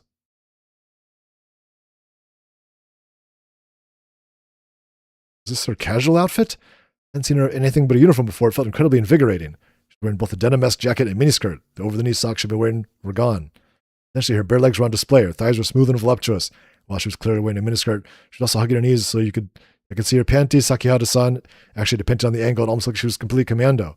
Against my better judgment, my eyes directed themselves towards the V-zone of her skirt. Desperately called forth my rational side to suppress my lust. The way she was sitting reminded me of the cover of a classic Moe Eroge, titled Free Sister, limited edition of its anime adaptation. There was one of the illustrations with the heroine sitting exactly as Rimi was now. Thinking one of those box labeled free kids, I'd read this before. The illustration was irresistibly Moe. even on my PC wallpaper for a while. Was this a delusion or an illusion, or was it legit? ん Oh god, I couldn't stop thinking about was underneath Rimi's skirt. My Johnson was starting to make itself very known. Her body had been given off a nice scent for a while now, and how should I put this? The texture of her skin combined with her amazing figure, and I'll put 2D to shame. Was the true power of the third dimension? She seemed very capable of instantly obliterating the values that held dear until now. I'd never been into 3D, nor had I ever planned to change that. Even though I only ever loved 2D characters, right now Rimi held her destructive power to fucking obliterate those lofty values with a single strike. ねえ、タク。 Surprisingly, no one, Rimi gave no sign of acknowledging her changing outfits. Instead, just giving me an innocent smile. 私、喉乾いてきちゃった。何か飲み物ある Since the reason was on the verge of rupture, I took advantage of the opportunity to get up and headed toward the fridge. I peeked inside. I had some half-finished cola, but I drank directly from the bottle, so I couldn't give those to Rimi. ないなら買ってこようかな。 I've done this before. コンビニって深センの駅前にあったよね。 Except she has different clothes on now, so it's different. I felt Rimi stand up beside ち me. ょっと行ってくる。あ、 He gave me a big smile and left without waiting for my response. Left alone with my thoughts, I began to think, what the hell kind of phenomenon was that? Really been delusion, huh? Rimi was wearing casual clothes. I asked to split it in two. Had it even been that, though? Wait, skip something. Had I had powers or not? If I did, how could I actively use them? How could I obtain a D-sword? I was so sucked deeply in a maze of questions, unable to answer but wander around aimlessly. ただいま。 And Rimi, who had only just left, returned, but not only that, she was wearing her uniform. Amy tell me she quickly changed while she was outside? Why would she do that? 私、財布持ってくの忘れてた。 Amy didn't seem to notice my bewilderment, and with a strained laugh, she took her wallet from her bag. 弟子。それじゃあ、改めて買ってくるね。 Without mentioning her clothing even once, she left the container again. Pressed a finger against my temple and groaned. Someone please explain that bizarre phenomenon just now.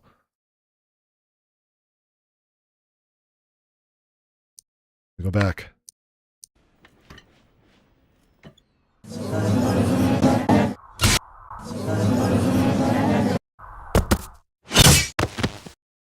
Right. Come to think of it, what was up with that phenomenon I experienced earlier, that one would Rimi change clothes? It felt way too real to be called a hallucination. In both realistic and unrealistic, that Rimi had changed clothes at such lightning speed, and there was zero reason for her to do such a thing. Therefore, it must have been a delusion of mine, just like when Ayase had split in two.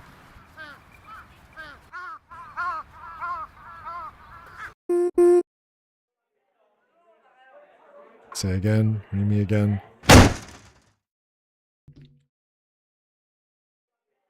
Oh no.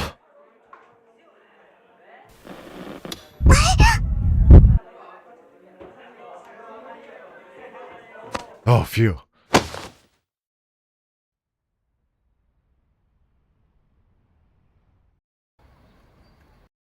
Walls around. There's introduction to Momose.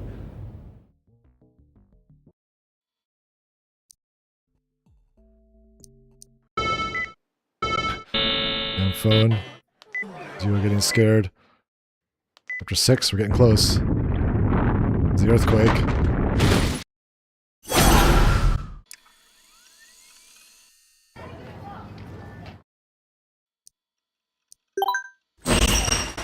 It's Shogun. No.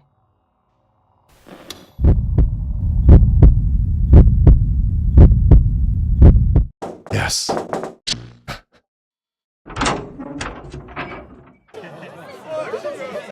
There, Ayase jumps and you save her.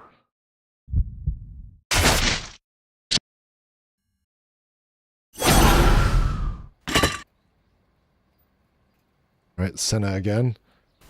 お前だな。 I could feel Senna's breath on my cheeks. She was so close she could rip out my throat with her teeth just like that. Why was this girl so violent and terrifying?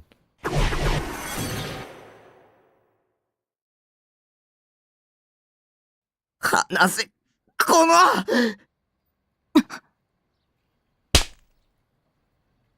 held my arms around as hard as I could. I inadvertently ended up smacking Senna on the cheek. Impact sent her backwards. She fell to the ground hard. Rested her hand against her forehead and looked up at me. Long gone was endless confidence from a few moments ago. All there was now was fear. My eyes were moist. The sight of this never before seen vulnerability lit a sadistic fire in me like no other. All the frustration that had been building inside my head. At last found a way to escape, and now it could all flow out at once. 僕を舐めるな。 The words were undeniably aggressive. They were words I'd normally never use, but I'd said them to her. It felt good, refreshing even. 悪かった。でも、叩くなんて、ひどい、だろ。 It looked like she was about to cry, so that only fueled me even more. The way she slumped down on the floor. Her skirt was hiked further up on her legs, exposing more of her thighs. Skirt could normally be seen, or skin could only be seen. The way her long black hair flowed down and spilled outward on the ground. All of it aroused me, all of it. 僕がやられてばかりだと思ったのか。確かに、見た目は明らかに弱そうだもんな、僕は。明らかなドキュンを相手にするより、僕みたいな弱そうな奴をいじめる方が楽だし、楽しいだろう。調子に乗りやがって。僕だって、やるときはやるんだぞ。このビッチが。ビッチが。黙ってばかりだと思うなよ。Couldn't stop the rage swelling inside me. I wanted to mess his arrogance set up even more. Got on top of Senna, was still lying on the ground. 何を。うるさい。Grabbed both her wrists, pinning her down. Having locked her in place, she looked at me from directly beneath me. Until now, she'd always been looking down on me. And I was looking down on who, bitch? The feeling of superiority made me almost dizzy. やめろよ。離せ。 Her phrasing was as blunt as ever, but her voice like any actual power. Was she crying? Well, she was no match for me, a man in terms of pure strength. What else could she do? 頼む。こんなこと。やめろ。お願い。Yeah. I hold back my laughter. Now I was the one in control. I could do whatever I wanted with her. I never knew there existed such a wonderful world. I'd never done this before. Why would I have been afraid of? I've been a fool for keeping my fruit so sweet locked away for so long. たっぷり可愛がってやるよ。No. Now she's mad again. 無視するな。 When I returned to my senses, instead of being on top of Senna, she was still grabbing by the chest and pushing me against the playground equipment. あれ。 I was somewhat confused about how the tables had suddenly turned. その力のことを誰に教わったんだって聞いているんだ。 I didn't remember her asking anything like that. Maybe the scenario from earlier was just a delusion I used to escape reality, maybe? Despite me still trying to wrap my head around the situation, then it started shaking me violently. 誰からだ。答えろ。天聖信仰会とは関係あるのかないのか。 The cult. Divine Church of the what now? I shook my head reflexively. Can't breathe, you're choking me, I'm gonna pass out, I'm gonna die, I'm done for.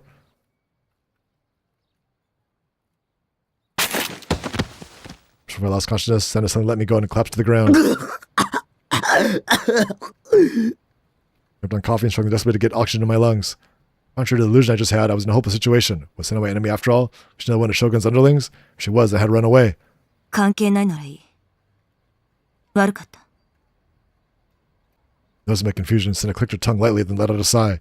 No, to say another word, she went to leave. Alright, there we go. Hazuki and Suwa. Out there together.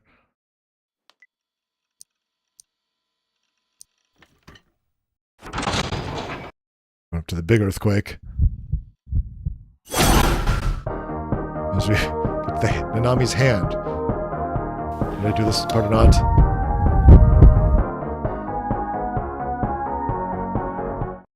Yay. Does the hand? No.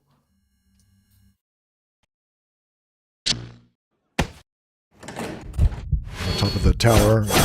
O tower. Oops. Meet Shogun. And now he knows like a fake Shogun.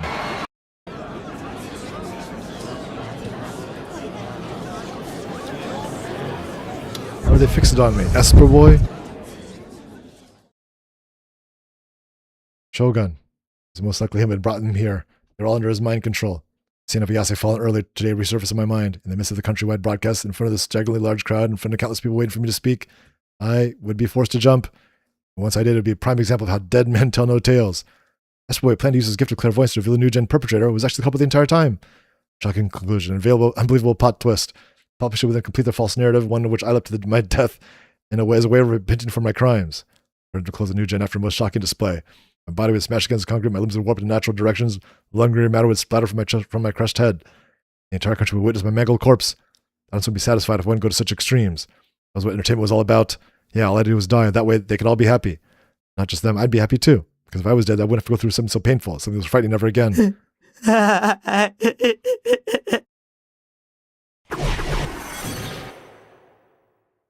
Oh no. This is long. Time to die, the road better off without me. Kill yourself, Takumi, not Hag. Kill yourself, actually kill yourself. Yeah, it's always been this easy. Never felt more at ease. All my worries melted away, and so carrying that feeling with me, I threw myself into the open air.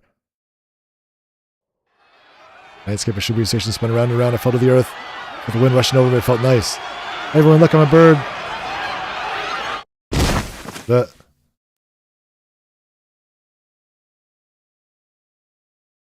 ああ、死んじゃった。バカじゃないのこいつ。キモーい。Ha ha ha ha. He killed himself. Oh, then it ends.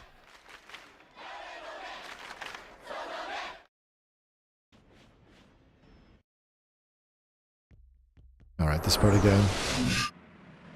What was it again? Yes, you see the sword. With an autosave, because it's like one of the questions I don't remember. It's weird each time.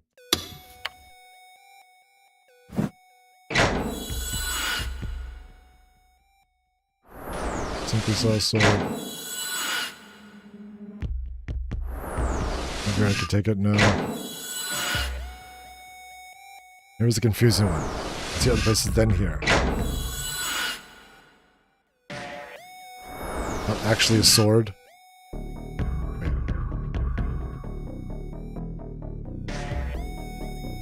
Actually a sword is no, right? Yeah.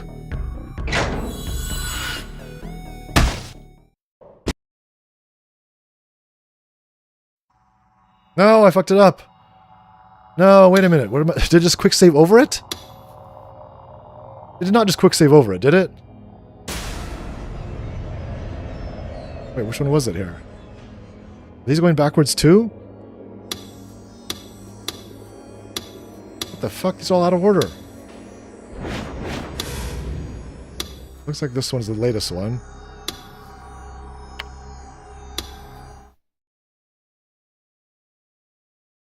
God damn it, stupid thing. How'd I fuck it up?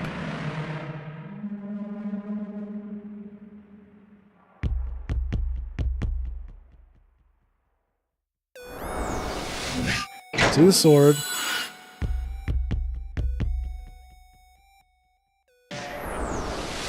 I think we see the sword.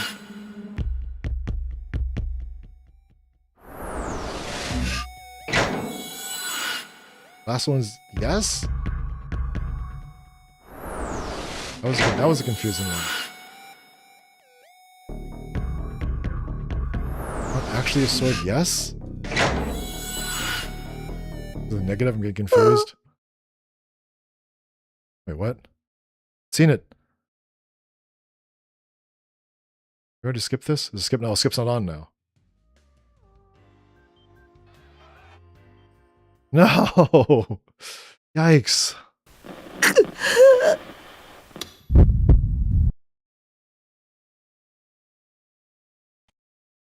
Yay. Thank God I did that one. 7. I'm going to branch off to the Yua part here, I think.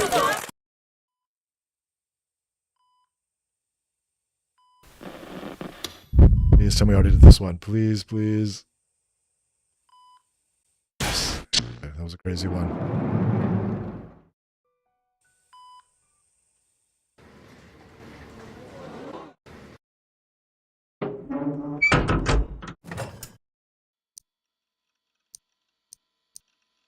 Oh.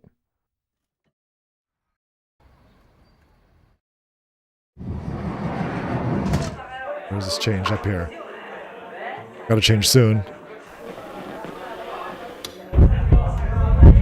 He's not coming anymore.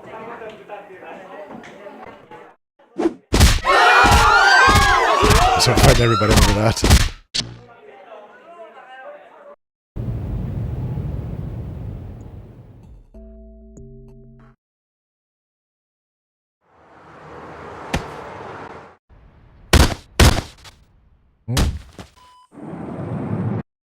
Jimmy meets Shogun, or they already knew each other.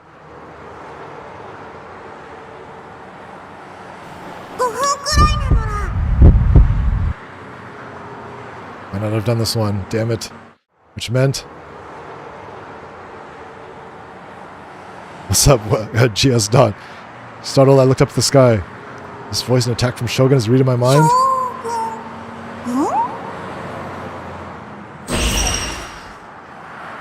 It's attacking from a satellite. Panicked, I crashed on the spot, clutching my head. He's gonna kill me, this time he's gonna kill me for sure. He has to be angry at me for not listening to him back at O-Front. Now he's doing this to punish me. What do I do? Where can I go that'll protect me from him? Those thoughts racing through my mind. I was thrown into a desperate frenzy. There's nowhere to run. An invisible attack from space aimed at me with pinpoint accuracy. It's a weaponry that can surely pierce through anything to get to me. No matter how strong the shelter. There's nowhere in Japan that I can run to, nowhere I can hide. It's over. It's all over for me. What even is a Kozupi? You're trying to just throw me off? Guard with that moe voice of yours? Why? Why are you willing to go so far just to hunt me down?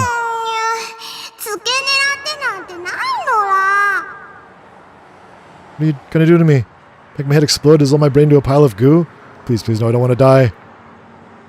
I was cowering on the floor in fear, and then I felt someone poke me in the shoulder. I never looked up and saw that transfer student was still there. She poked me, she tried to mumble something, but ended up saying anything, so instead of speaking, she decided to timidly raise her hand.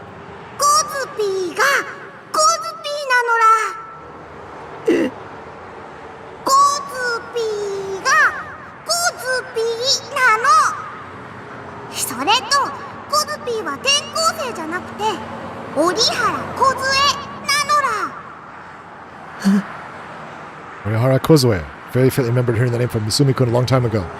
Kozue, Kozue, Kozupi. No. Doesn't mean that voice I'm hearing is that one you're saying into my head? Transfer student nodded her head emphatically. Telepathy.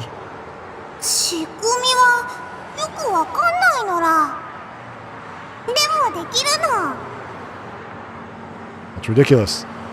There we go.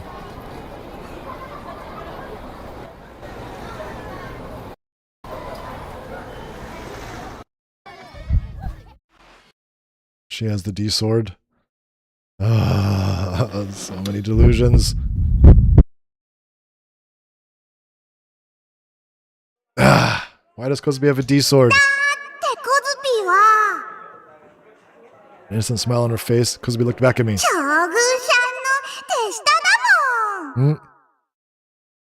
That gigantic snowboard-esque sword flashed as the cutting aired itself to ribbons.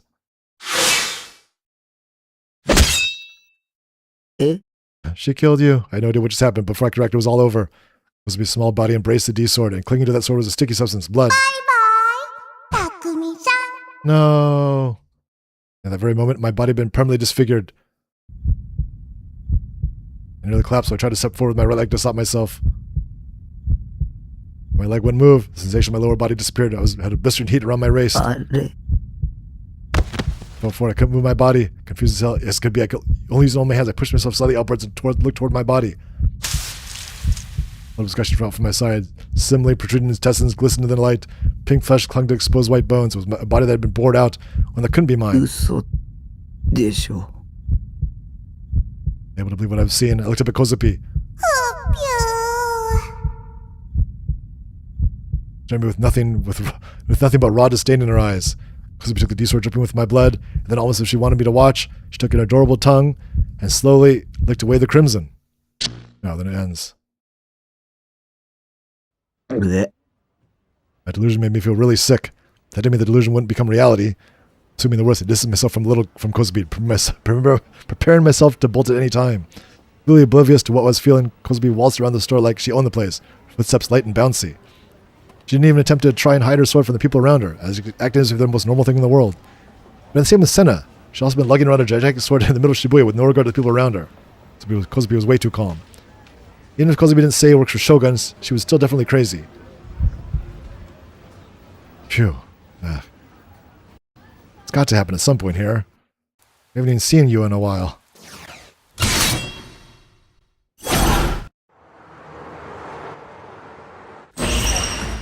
Museum gets funny all of a sudden. It's gonna be another delusion, I know it.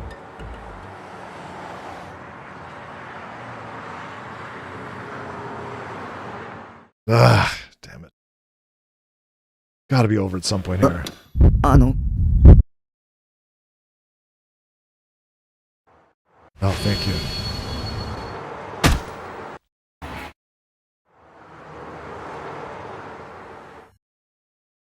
Chapter 8? Wait a minute. Did I skip it all? Did I not do it?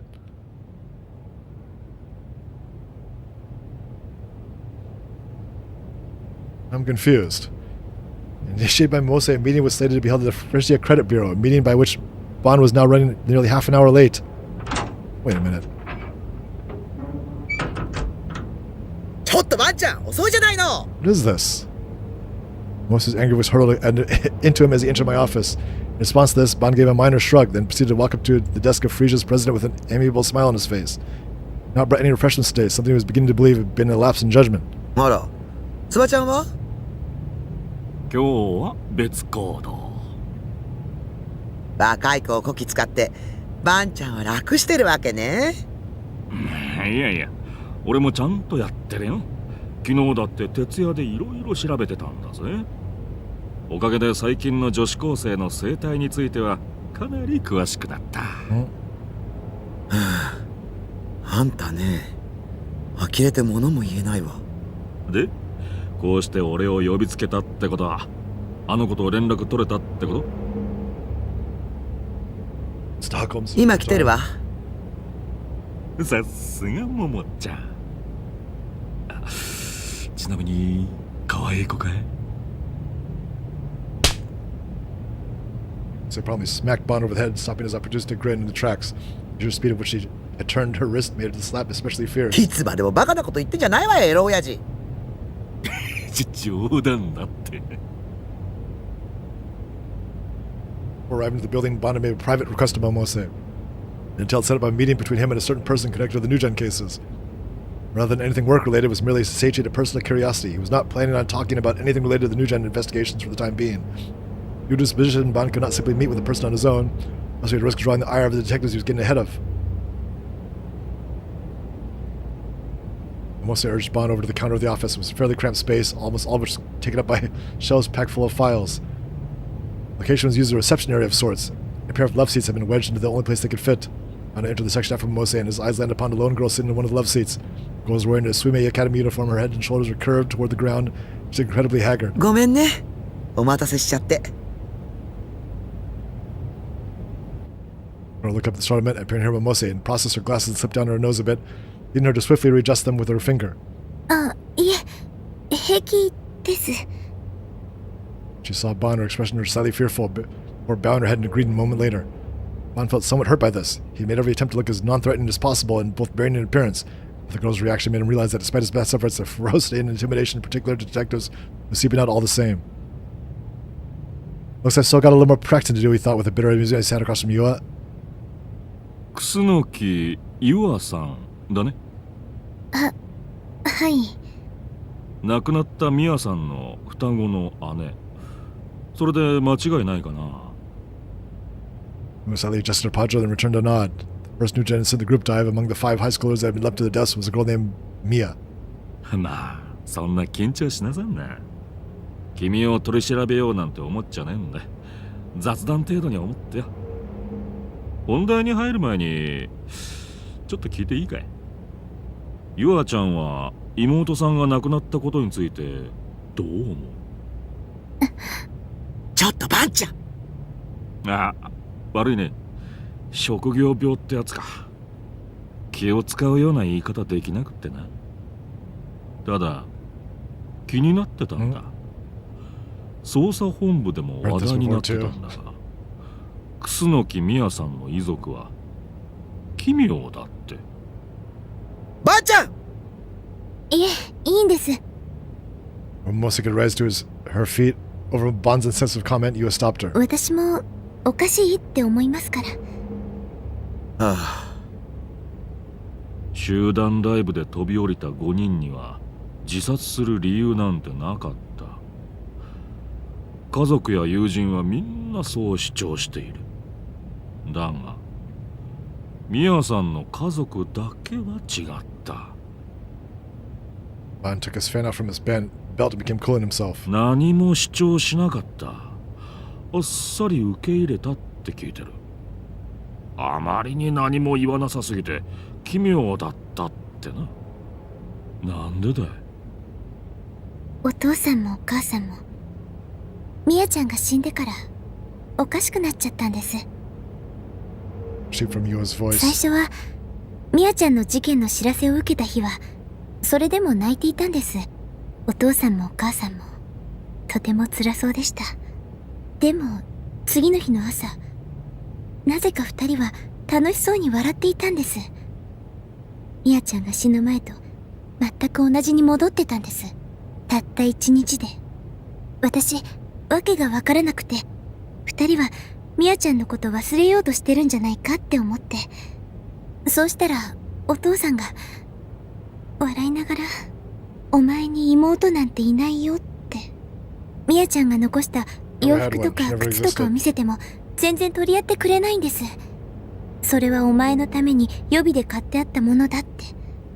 そうやってお父さんたちはニュースからも警察の話からも目を背けて記憶からミヤちゃんのことを消し去ろうとしてるんです。つまり双子じゃなかったことに。それで警察にもうちは一人っ子だって言って追い返してたわけか。私とミヤちゃんは一卵性で見た目は瓜二つなんですけど、あの子は妹は親から嫌われていました。あの子はいつも自分の気持ちを押し殺して私のことを一番に考えてくれていたんです。 Bespoke memories from me and Mia had still been alive or surfaced in her mind.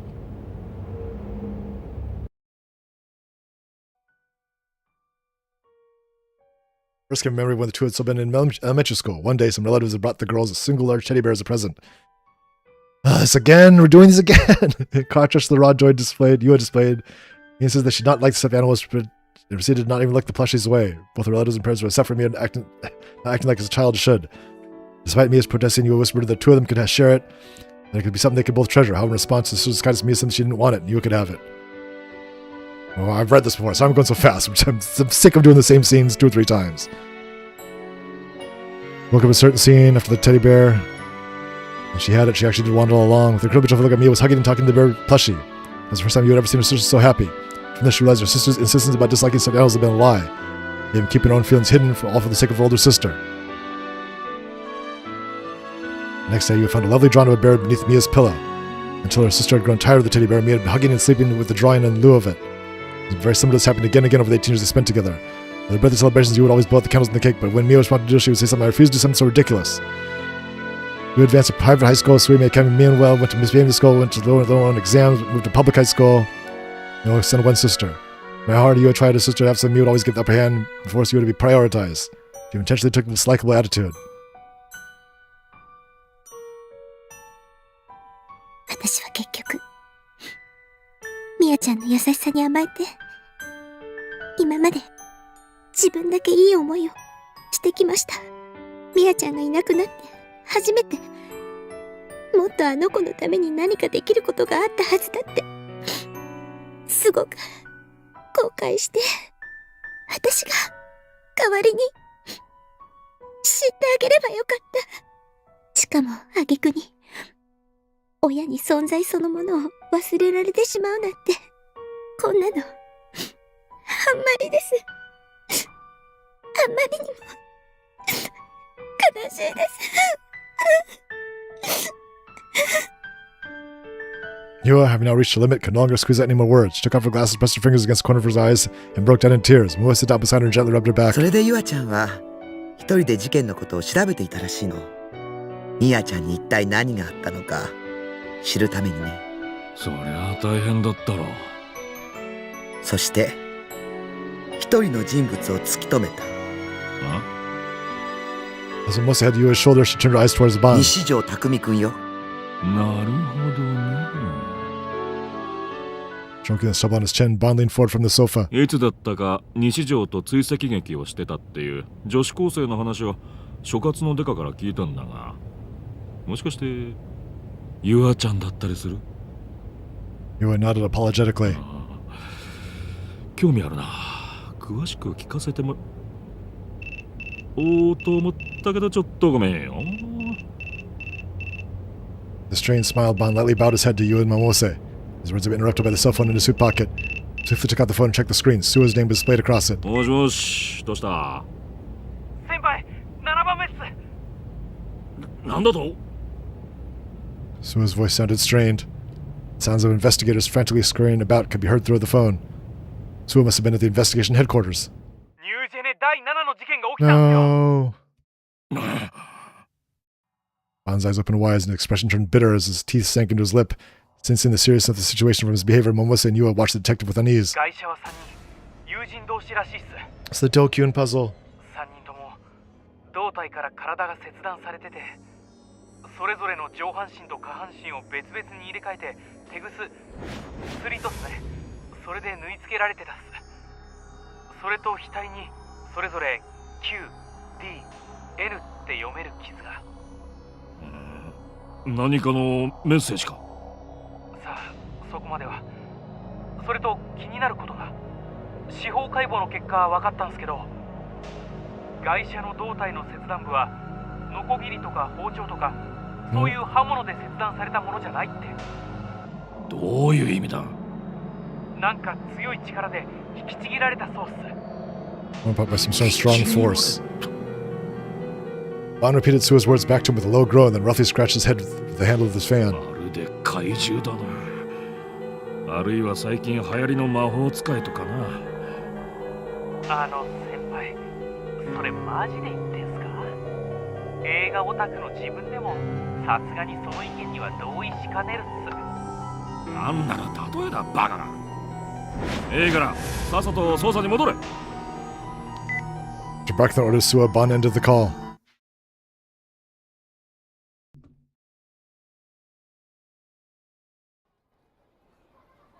Time Yua finished up with Bond and Momose and left Frisia, the sky had long been covered with a thick veil of darkness.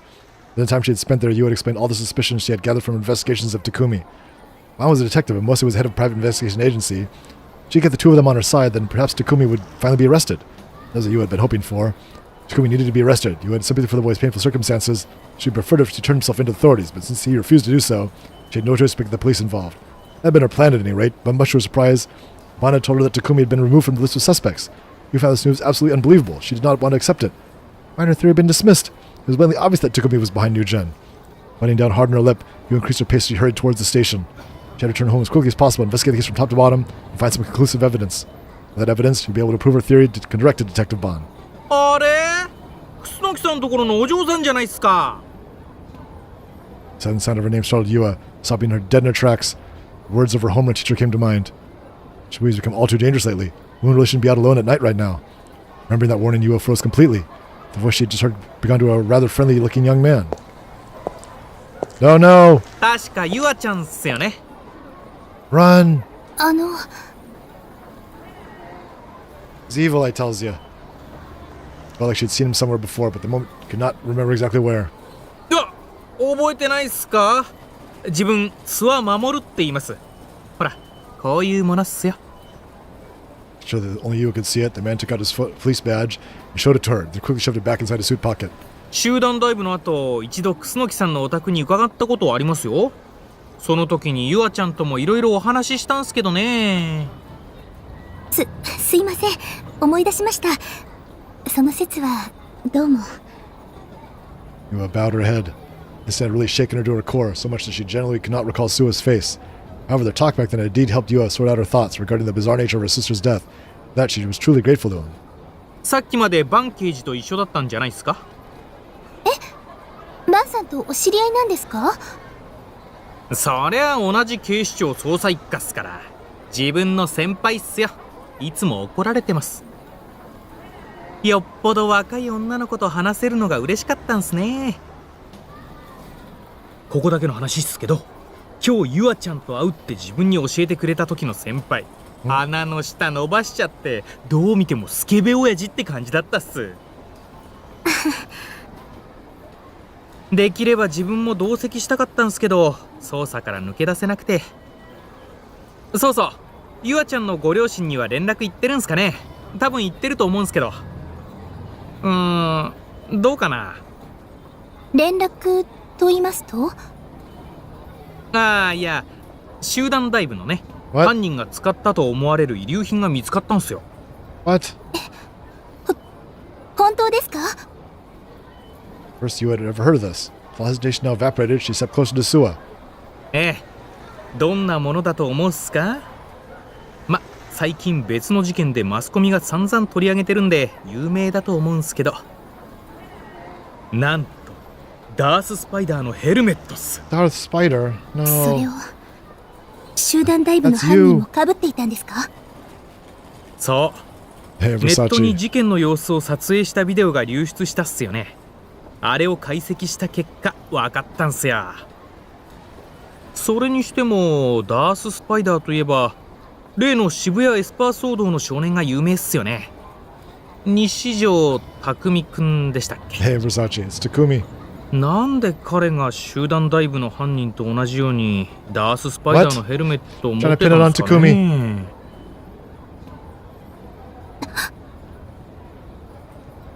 Yeah, it's definitely chaotic. The moment she heard those words, dark impulses began to flood Yua's heart. She became completely convinced.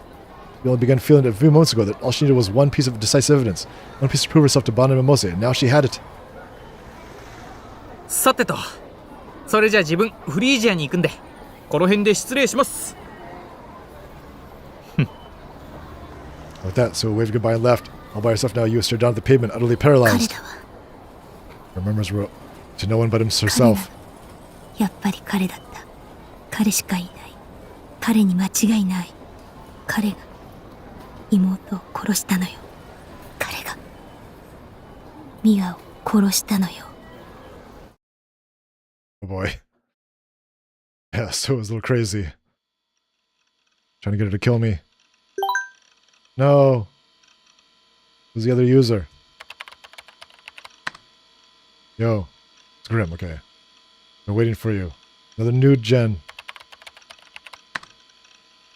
What are you on about? New gen. Go from new gen to new gen. The seventh case. The seventh case happened again, another new gen. How long was the damn thing going to go on for? Was I next? Would I be the victim of the eighth case, the ninth? Anxiety aside, Grim is pretty much the new gen news guys at this point. Keep me in the loop about basically everything. Again, we read all this before. Even now, he's going out of his way to link a bunch of blog posts, articles about it. Seemed like he really wanted me to take a look, but I'm really reluctant to click the first link.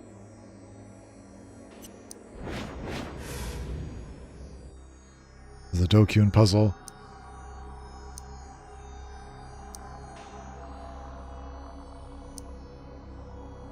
Connected. All right, there we go. Group dive, manshot, crucifixion, grandpa. Whoops. 今日午前4時50分ごろ、東京都渋谷区の線路沿いで男性3人の他殺死体が鉄柱に吊り下げられているのを通りかかった新聞販売員の男性が発見しました。警察の調べによりますと、殺されたのはいずれも渋谷区に住む無職藤田康平さん、大学生の安沢三郎さん、とび職の高木亮さんの3人です。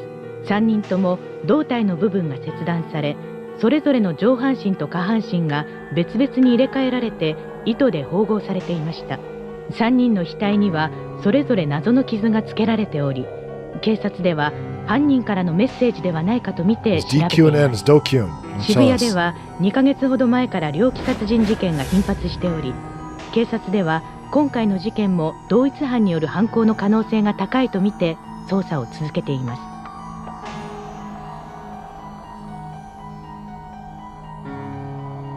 Into the news clip, photographs of the 3 victims were shown. I had seen those faces before. あいつらだ。昨日僕に絡んできた。 Giving them my wallet, but they kicked my ass anyway. Then fallen unconscious. When I woke up, Cosby was behind me. Two of them all collapsed to the ground covered in blood.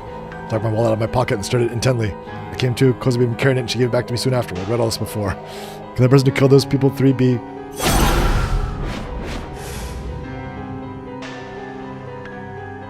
No, definitely not. Last time I'd seen them, they'd been beaten to a pulp and covered in blood. But they hadn't been cut in half or anything. Which would mean they'd been killed after Cosby and I left. After been Shogun after all. Was he trying to provoke me? Was I next? Would I be the next one to die? I was supposed to let Shogun show up again in person again.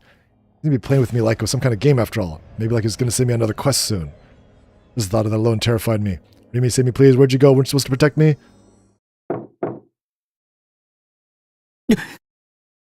Just now there'd been a knock at the door. Someone was there. I looked at the clock on my PC. It was past 8 p.m. The right man would show up this late. Wait, Remy, it had to be her. She finally come to save me. Said she'd stay by my side, hadn't she? And the middle makes sense she'd come back to me. Would it have killed her to come back a little earlier, though? I feel like my salvation was at hand. I practically threw myself at the door. Then I moved the padlock and opened the door. Rim!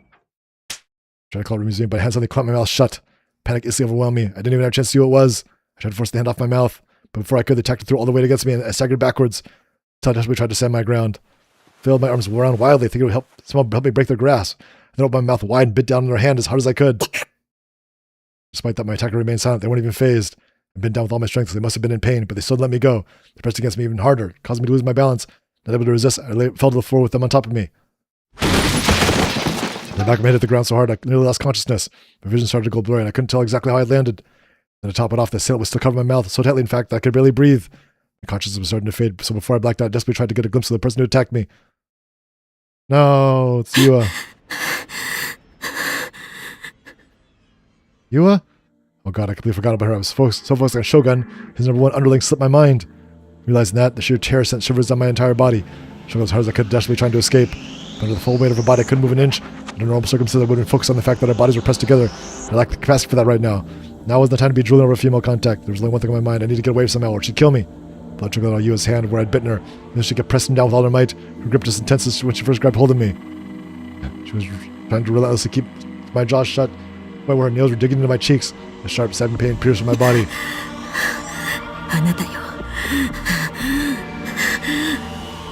The letters came between ragged breaths, much to my horror. I kept resisting, so I grabbed Yua's long hair and pulled hard. And Yua still didn't budge. While she was grimaced, using her free hand, she gripped my hand tightly and dug her nails once again. Immense pain forced me to let go. And using the tiny opening, she pinned my hands to the floor.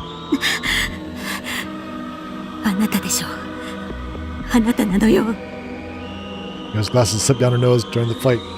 Tears were welling up behind them like from the pain from me pulling her hair. It was like that day at Shota Park. She was staring right through me with those cold, sharp eyes. That's what she's talking about. So the same bullshit has always called me New Gen Killer? I didn't kill anyone. You came here to kill me, you dumb bitch. I tried to glare back at Yua, but hers was just too terrifying to confront. I think it could come from making eye contact with dangerous people. Just then I realized how true that was. How unhinged a look could really be. I looked away, wishing for the rest of my soul I'd wake up from this nightmare, but... About her face even closer, I could feel ragged dust on my cheeks. How close she was, it was practically impossible to look anywhere else. Her breath was incredibly hot. I wanted to headbutt her, but Yua was pressing down so hard I couldn't even lift my head off the floor.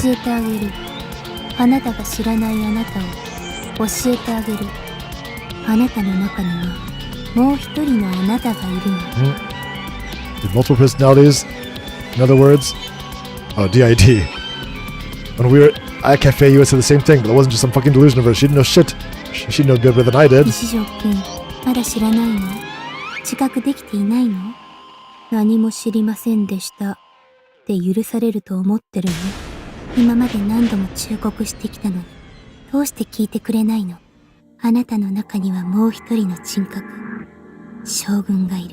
You are Shogun. その人格は許されないことをしているの。これ以上放置はできない。これ以上人殺しはさせない。あなたは早く病院へ行って治療すべきよ。それが嫌だと言うなら、私はあなたを警察に突き出す。将軍を放置することは西条君の罪よ。あなたも人殺しに加担しているんだって理解して。I didn't understand shit. 理解できるよね。I didn't fucking kill 理 anyone. 解してもらわなきゃ困る。 I have multiple 理解 personalities. すべき。 That's the kind of shit you only see in anime and manga and shit. This is real life. I don't have DID, 出 goddammit. てきて。私はあなたと話がしたいの。聞こえているんでしょう。 She guessed I didn't. I think she Shogun. thinks that she thinks that you did it because the other guy showed her evidence. I'm not Shogun. You got the wrong guy. Shogun is someone else. I even met him for fuck's sake. He uses a wheelchair. Appears out of thin air like some ghost. He's already in my mind like he's some sick fucking pervert. Despite having the voice of a kid, he's covered in wrinkles like an old man. He's my enemy. Don't let me in with him. She thought it makes me want to puke. Wait, wasn't you supposed to be Shogun's underling? Could have sworn she was working for him. It really didn't seem like she generally had me and Shogun mixed up. 西条くん、自重して。あなたは少し眠っていて、将軍にその体を渡して。If I do go to sleep, that won't fucking happen. Little multiple personalities, you stupid fucking bitch. I tried my hardest to say all that to her, but since your eye was so pressed against my mouth, the best I could do is make a bunch of muffled 出て groans. きなさい。出てきて。出てきて。出られないの？出てこられるはずよ。出たいでしょ。出てこい。人殺し。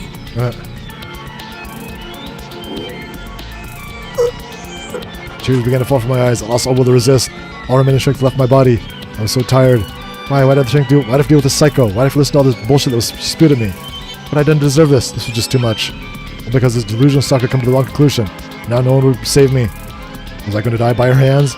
Even if I didn't, if I made it through today, there'd be no guarantee I'd survive tomorrow. Shogun can still show up at any time. I have to live the rest of my life in fear? Please, I don't want that. I don't want to live like that. Or would I go insane and get locked up in some mental facility somewhere? If I'd rather die right here, right now. どうして泣くの？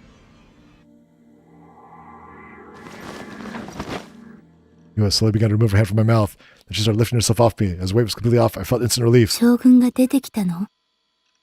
Shook my head lifelessly. うっざりなんだ。いっそ殺せ。殺さない。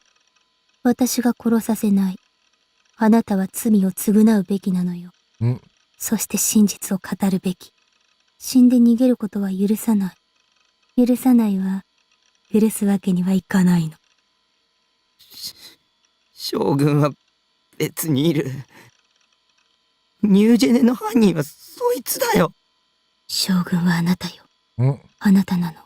あなたしか考えられない。Crimes of the Sua tried to. It's complicated, but the evil detective implicated to her that he had proof that you're the criminal or whatever, and she just believed him. Words had gone one ear out the other. She refused to listen to me, but she was completely convinced that she knew the truth. There was no point in resisting. 将軍、出てきて。出てきてよ。出てきてって言ってるでしょ。どうして出てこないの？あなたがそこにいるのは分かってるのよ。絶対に将軍を引き出してみせるわ。私は諦めないから。それまで絶対に逃がさないから。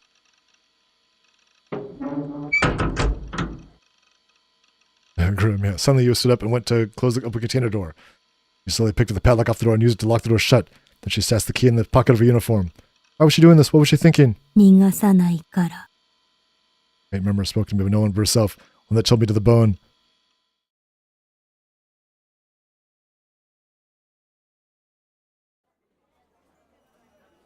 The countless fast food restaurants located in Shibuya, every single one of them was always packed to front to back with young people.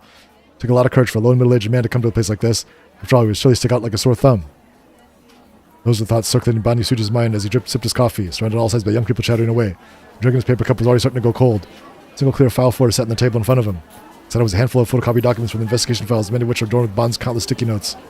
Bond had arrived at the restaurant about an hour ago, the location where he planned to personally re-examine the file's contents. So why he had chosen such a busy place like this. He had been removed from the New Gen's investigation team a few days prior, but he still wished to independently run background checks on all relevant persons. A copy of the news report that Bond was sifting through, which never intended to leave the police station, had a few images attached to it. One photograph depicted one of the victims of the first New Gen case, the group dive. A girl named Mia. Bond's interest had been piqued from the previous day when he met Mia's older sister, Yua. After hearing Yua describe Mia's personality, he decided to investigate further. First, he was looking into rumors from around Shibuya, such as the high school girl with a sword, but in the end, everything turned up cold, that is, except for Mia. Reading through the documents again and again, he still felt like something was off. A lot of information that seemed trivial at best, or at the very least, not directly related to the case. But putting the pieces together, something fell out of place. When Bond heard Yua's stories yesterday, that feeling crept on him again. After all, there was something in the file that Bond could not ignore. A pair of glasses was found among the possessions of Mia, one of the group dive participants. Was the detail rubbed Bond the wrong way? He took a long list a look at the list of notes that had been from various interviews conducted during the investigation, taking a list of a copy. Bond let a befuddled grunt. From her birth all the way to her death, there was not a single photograph of Mia wearing glasses. It was her sister Yua that wore them. And he had gone so far as to obtain access to Mia's medical records. Sure enough, she had boasted 20/20 vision, no need for glasses. Mia had not been a quiet girl. Had been a quiet girl with interest in anime, quite the contrast to her happy-go-lucky sister. I'll match up with the description Yua had given. Of the 5 victims of the group dive were friends. Some reports suggested they encountered the rooftop was the first thing they'd ever met. Allegedly, they were online friends who had gotten together for an offline meet. Naturally, the online activity was heavily scrutinized as part of the investigation, but there were never any signs of suicidal tendencies to blame the victims. Furthermore, several hours before the group dive, 2 high school girls who appeared to be twins were spotted walking to a fast food restaurant in Shibuya. Bond took a look around. He was sitting in the very few fast food restaurants mentioned in the report. Before sitting down, Bond had also taken time to speak with one of the restaurant's employees. The employee told him that 2 girls had chatted for a while, then proceeded to take a 10-minute bathroom break. I wonder if it could take him so long, Bond wondered. He stood intently at the women's restroom, which caught him with the scornful gaze of every young girl nearby. Realizing this, Bond flashed a wry smile and flashing his gaze back toward the streets outside the window.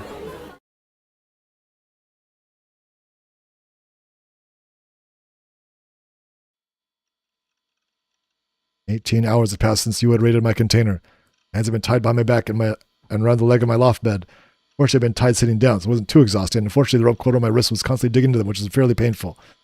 Someone managed to doze off for around 3 hours during that time, but didn't do me any good. I was still very sleepy, likely due to the fact that no one could get any half-decent sleep like this. Now it wasn't SM shit at all. I could only decline on this RP invite. Who was still sitting on the sofa watching me. She had been doing so all night. She really had been putting all her all into it, too. She had nothing else the entire time. Did she ever sleep? What was she trying to accomplish here to begin with? You was convinced that I did. You was convinced that I did, but I knew that wasn't true. I had DID, but I knew that wasn't true. Jesus Christ. She could wait like that all she wants, but Shogun would never come out. She hadn't gagged me. She actually allowed me to speak right after she tied me down. Of course, she hadn't taken full advantage of it to voice the above thoughts over and over again, but they just went in one ear and out the other. A few hours of trying to change her mind, I realized how obstinate she really was, so I just gave up. And after that, あなたが将軍を生み出したんです。あなたが将軍なんです。現実逃避の手段。将軍はあなた自身であり、同時にあなたではない別の存在。もう一人のあなた。あなたの負の側面。あなたの弱い心を守るための存在。あなたの狂気。快楽殺人者。手段は選ばない。殺す相手も選ばない。殺すことが存在理由。誰でもよかったんですか？本当にミーアはなぜ選ばれたんですか？答えて、答えてよ。答えてください。答えてほしい。答えないと許しません。we kept mumbling her pathological ramblings over and over and over again, never coming up for air. My room was extremely small. My only means of covering my ears, my hands were tied up, so I had no choice but to listen. I was going insane. On top of that, I felt as only got to experience the tip of the iceberg. We were trying to think of a way to escape. I tried pulling the toilet card to weigh my chances of getting out of here, but it didn't work. She didn't tie my hands, allow me to go, but she followed me very closely. She was right behind me the entire time, never taking her eyes off me when I was doing my business. To make matters worse, she even continued spouting those insane ramblings at first behind my back. How long was shit going to go on for? I couldn't even get some actual sleep, because who knows when this bitch was going to snap and kill me out of nowhere. Again, even if I was awake, I was confident I wasn't going to be able to defend myself anyways. 何がきっかけ？どうすれば出てくるんですか？肉体的苦痛？精神的苦痛？性的衝動？トラウマ？偶然？ You know, murmur suddenly came to a stop, but even then she was still glaring at me. The room had become dead silent. And given the circumstances, the stillness only served to make me even more tense. Suddenly the sound of his stomach growling broke the silence. I had anything to eat or drink, so I was obviously hungry, but that still hadn't been me just now, which meant that Yua was hungry too. Moreover, I was sure I heard his stomach growling, but Yua's lack of reaction also made me reconsider. Normal girls, Serotonin, for example, would have a cuter reaction. Do something like this. 何さ、しょうがないっしょ。食べたいけどすごく我慢してるんだから。なんでって、それは前にあなたに太ってるって言われたから。でも別にさ、あなたに言われたからダイエットしてるわけじゃないよ。勘違いしないでよね、このコケナス。Oh, and a classic tsundere, as transparent as a glass window. Sarah, you're so cute when you get mad and blush like that, Sarah. Damn it, the seriousness I was really making me risk my own delusions. 食べないんですか？ It was almost ice cold as ever. As I was still sitting, she lowered her gaze down to my feet.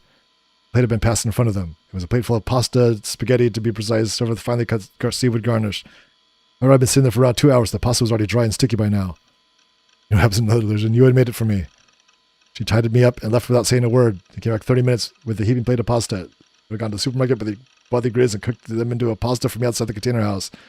What was she plotting by making me a home-cooked meal? I couldn't wrap my head around it. We just bought something that wasn't ready, was already made at a convenience store. Maybe she'd poisoned it. Thought maybe I want to stay far away from it as possible. Besides, it wasn't like I could eat it if I wanted to. My hands were tied up and the plate was at my feet. あんたが食べればいい。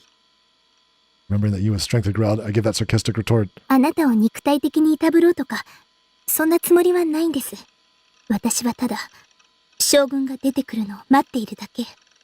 だから、食べてください。食べてくれなきゃ困ります。食べて。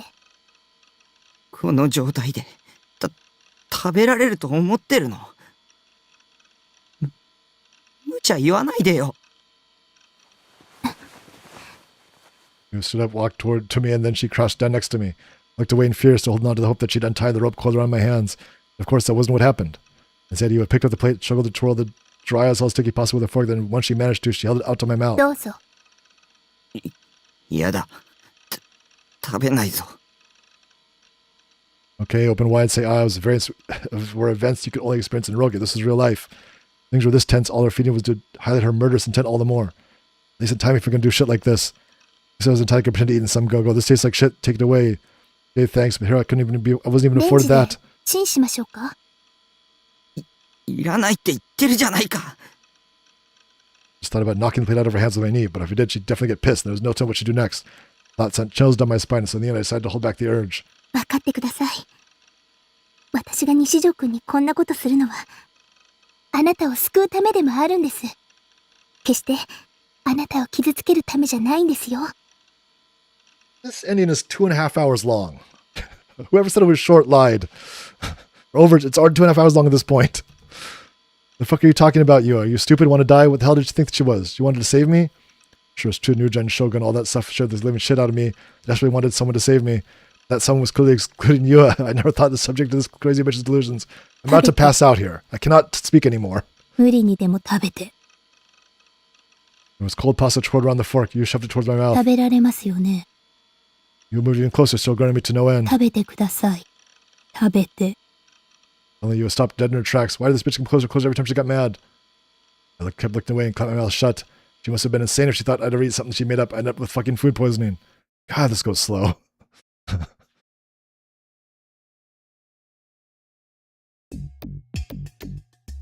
An hour or so passed. My stomach was so growling. I was so scared I wanted to scream, but I couldn't. 食べて。食べてよ。食べてって言ってるでしょ。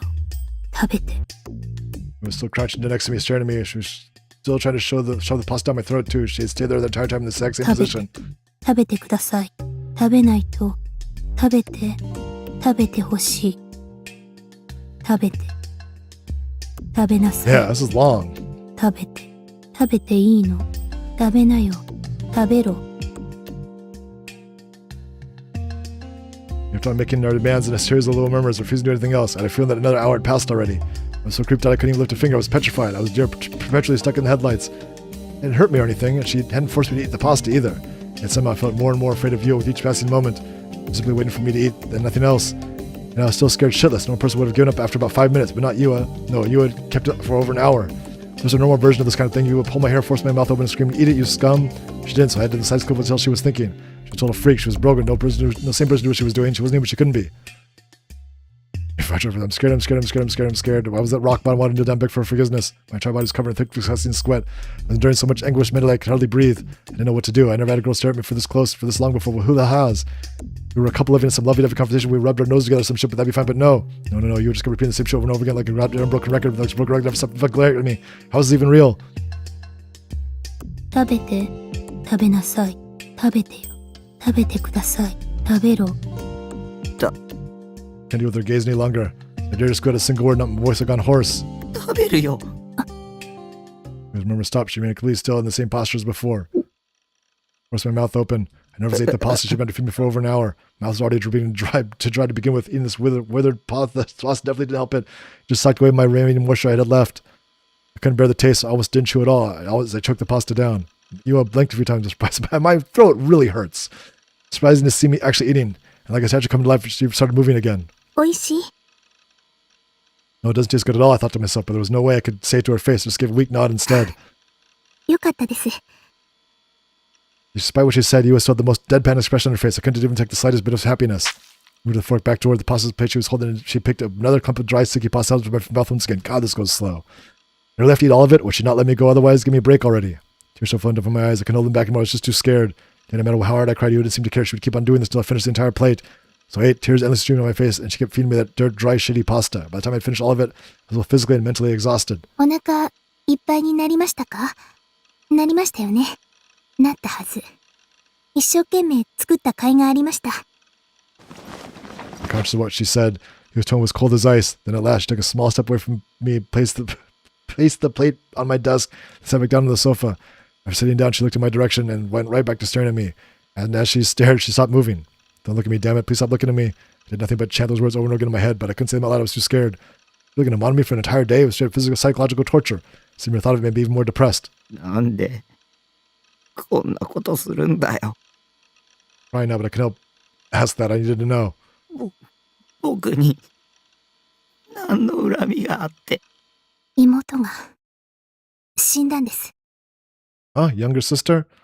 For a split second, you looked like she was about to cry, only to quickly reassume her ice-cold 集 expression. 団ダイブの被害者の一人私の双子の妹ミヤって言います私は妹を殺した犯人を許さないって思ってましたそしてあなたにたどり着いたあなたの苦しみを知りました私は妹がなぜ殺されなくちゃいけなかったのかその真実を知りたいなぜ犯人が将軍が妹を殺したのか知りたいそれとあなたも助けたい分かってください分かってくれますよね分かるはずです Back to the video of the group dive that I uploaded to YouTube. And one of the crime victims of that video had been Yua's younger sister. I knew full well that Yua was going through the same kind of thing happened recently with Nami, after all. That didn't mean I could forgive what she was doing right now. The crazy bitch had broken into my house, tied me up, now she was holding me captive. And when hell could I ever feel sympathy for her after all that shit?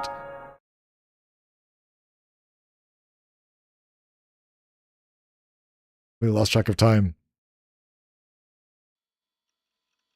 There remained no windows after all, I had no way to tell what time it was. その目誰の目ってどういう意味どうしてこれから殺す相手に言わせたのどうしてダイイングメッセージとして残したのあなたは何を訴えたいの Usually I just check the time on my phone and my PC, but there was no way to do that. But since I was still tied to the leg of my bed, I obviously couldn't use either method. The only chance I got to check the time was whenever I went to the bathroom, but it was still a pretty small window. But the longer the torture lasted, the harder it got for me to get up and use the toilet. I just didn't feel the urge to piss, like I wasn't drinking enough water. I was been deprived of all physiological phenomena over a day now. どうしてダーススパイダーなのそれを被ることで何を訴えたかったの宗教的な意味があるのダークヒーロー願望それともセランをバカにしたいだけ Practically didn't move an inch. She simply continued sitting on the sofa, standing up every once in a while, only to sit back down right after. And her muttering hadn't stopped the entire time. How was she still talking after this long? It wasn't like I could still kill time on my PC or make any calls or send any messages. I couldn't even sleep. All I could do was sit there and be assaulted endlessly with questions. He was mumbling, started to sound like a mantra or something at this point. I couldn't stand it being watched for this long. I tried to cope with Shogun reading my mind at the sensation of being observed by the gaze, but with those things that suck, I could still at least stomach them. I wish I could say the same thing about you as unending to watch. He was so utterly devoid of any emotion or warmth that it felt like generally I wasn't even there. Like my very existence itself was constantly being ignored, if not already denied by her. Regardless, the point is that I know nothing about what was going on in the outside world, and I wouldn't know, couldn't, as long as I was tied up. I lost all perception of time. I didn't know how many days had passed by since I'd been tied up. And I feel like 2 days looked so had gone by, but it felt like more than a month. Being deprived of my freedom of movement was really stressful. Every minute of every hour had passed, I would think to myself, I need to look at the clock. That was the sole thing on my mind. それとも His head suddenly tilted. She took off her glasses and rubbed her eyelids that occluded her bleary eyes. She was only human, I imagined, so he was finally starting to get tired. She hadn't caught a wink of sleep the entire time, after all. Maybe she'd been through all this. Maybe she should have thought this through before doing it. She wasn't just wasting her time. She was just wasting her time. Nothing would come from any of this. It's never happened. She just listened to me. いつ出てきてくれるんですか？ This was practically delirious. Come out. She'd been talking about Shogun. そうしたら、出てきてくれるんですか？出てきてよ。Fortunately for you, he won't come out no matter how much you plead, because there's nothing to begin 待 with. ってるから、待って。Diane took over the room once more. Yua's body slowly tilted over. All her strength gone, she fell to her side on the sofa. She'd fallen asleep, had her batteries finally run out, and breathed a sigh of relief, and all tension on my body released along with it. I even had a single moment to relax the entire time she'd been staring at me, and now that she wasn't, I finally took it easy for a bit. タッキー、何のんきなこと言ってんの？ Maritone's voice rang out from beside my monitor. 逃げるなら今がチャンスなんよ。それどころかさ、今なら無防備なユアッチを逆監禁できるかも。そしたらやりたい放題じゃん、ボケナス。 Oh, I see. So I can degrade her and train her to become my perfect sex slave. Seems legit. I'm picking up what you're putting down. You was still lying on the sofa, so I took a nervous glance at her face. To be honest, I ignored everything else. Her sleepy face was actually pretty cute. Reminded me of when she first met. That gentle smile she had. Obviously didn't know what you had really been thinking back then, nor that she'd seen me as a murderer. Oh, god damn it. Now what? Texting me. I obviously didn't know what you had really been thinking back then, nor that she seen me as a murderer. If anything, I saw her as the enemy. I was one of Shogun's underlings. But it was her fault for making me think that. She's the one who deceived me, who betrayed me. If I wanted to degrade her and turn her into my sex slave, this bitch had no right to complain. I peeked at Yua's sleeping face once more. Her eyes twitched erratically, and her face contorted in a pained expression. And from the corner of her eye, a single tear ran down her cheek. Could she be having a nightmare about her dead sister? タッキー、調教師ないの？ Seeing her shed a tear like that, I already lost the drive. 監禁されて緊縛されてるのに？タッキーって聖人君子だね。優しい、優しすぎる。そこはタッキーのいいところだけど、時と場合によるよ。 Not what I meant. Of course, I wasn't going to forgive Yua that easily. I just didn't have the strength to be angry with her, nor to even resist at all. It was all gone, completely sapped. It's because of the huge release in tension. Maybe because she's told me about her little sister. Didn't really feel like Yua wanted to hurt me or anything, weird as that might sound. Suddenly I was struck with an intense drowsiness, and so I surrendered my body to the feeling and allowed myself to forget fully for a moment the pain my bound wrists were being tortured by. I'll think of it as a way out. I'll think a way out of this later.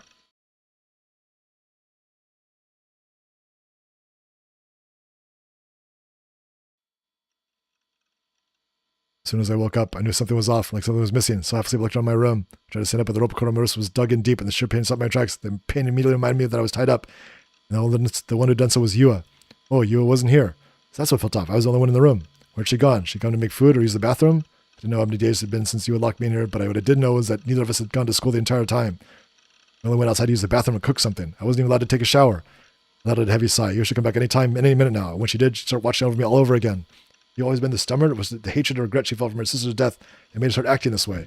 Regardless, how can I make her understand that I wasn't Shogun? Maybe I could show her the messages Shogun had sent me if they were all on my PC anyway. Let's be honest, we were long past that. He was finally devoted to the delusional bullshit she come up with. Not that she believed me even if I did show them to her. He needed something more concrete, something to convince her that Shogun and I were two completely different people. If only he would show up here, there'd be no denying it. That kind of sucked for me if that happened, though. I didn't want him anywhere near me. Besides, if he came to my base, it'd probably be to kill me. ねえねえ、タッキー、逃げた方がいいよ。あたし、あんな思い込み激しいストーカー女に、これ以上タッキーがいじめられるのを見たくないもん。Thank you, Sarah. But I can't run. I cannot tie myself on my own. Obviously, I already made myself a fair share of attempts to escape. My struggles have proved futile. Yua's knots were tight. No matter how hard I tried, I couldn't get them to even budge. あたしが3次元になれたら、今すぐタッキーを助けに行くのにな。I don't know, as great as escaping sounds on paper, Sarah, I just think doing whatever she says I've been doing this far is safe with this. I think just doing whatever she says like I've been doing is the far safer option. If I tried to escape and failed, it could make Yua go berserk. Whenever Yua lost her temper, it was crazy how scary she got. So I was not going to do anything. I was going to do everything I could not to provoke her. 自分の命を守るために一番いい方法をちゃんと考えてるんだね。すごいよ、タッキー。だけど私さ、これ以上タッキーとあの女が同じ部屋にいるのは嫌だな。Much as I hated to admit it, as long as I was tied up, I was entirely dependent on Yua to survive. Look, she hadn't been violent with me at all yet. She even cooked for me, and you let me use the bathroom whenever I asked. She would still treat me like a human being. And I assured that once she finally understood that no matter how long she waited, Shogun wasn't going to come out, she'd let me go. I'll even better, I'm sure she begged me for forgiveness. Of course, I'd make her get on her hands and knees, and else what would be the point? And while we're at it, I could accidentally grab her tits too. And then it'd all be forgiven. You would go back to your own life, and I'd go back with mine. We'd never see each other again. At the very least, the Yua threat would disappear completely. Or if I was very lucky, there was even a chance she would have a change of heart or end up joining my party. It was still very real and very much a problem, so you could step up and replace Rimi as my protector. It'd be better than nothing. You'd have some common ground. Above all else, you resented the new gen culprit, and therefore Shogun. My enemy is my friend. Yua's interests and mine coincided. 僕って頭良くね。天才じゃね。タッキーってば天才。私さ、ますますタッキーのこと好きになっちゃった。 So I decided to ride the storm out.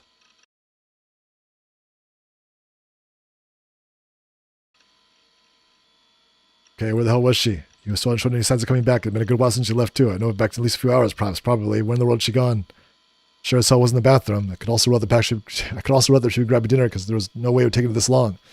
Every time she had gone to buy us food, she just went to the nearest supermarket and came back shortly after. So where was she? Had she gone to school? I didn't know what time it was right now, but if it was around noon, then it was certainly a possibility. I could just look at that minimum attendance chart and I could have been able to know what day it was instantly. It told me a lot, really. For example, if you had kept me locked up for 3 days straight and the first day had been Friday, I would have been not gone to school. It had been the weekend. In other words, today was Monday and you had gone to school. That would be it. It had to be. What day had it been when you had broken into my room again? My conscience was already foggy as hell. I couldn't remember clearly. But what if she had gone to school, or if she'd gone back home, for example? These days, every slut in high school would stay overnight without asking their parents, but you wasn't like that. If she had gotten permission to stay over at my place, who knows how we might say, God. Staying over at my place for who knows how many nights would have definitely made her parents worry. So knowing that, she'd gone back home in order to pacify them, probably. That made a lot of sense, actually. Regardless of where she'd gone off to, she'd eventually have to come back eventually.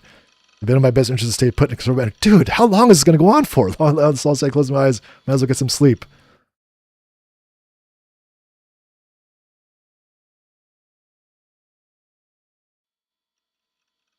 Couldn't sleep. I closed my eyes. I couldn't manage to head up, staring at the door toward me as to whether you would come back. A bit of windstorm coming outside, the door rattled. I thought you would come back when I heard it. When I heard it, she didn't come back. I'm in the chair like an animal until side that up. He was taking a sweet time aside. I might as well try to break out of the trance on my wrists. The rope that bound me to the leg of my bed was made of nylon, which is why I thought that with enough force I could break free. I put all my strength on my arms. It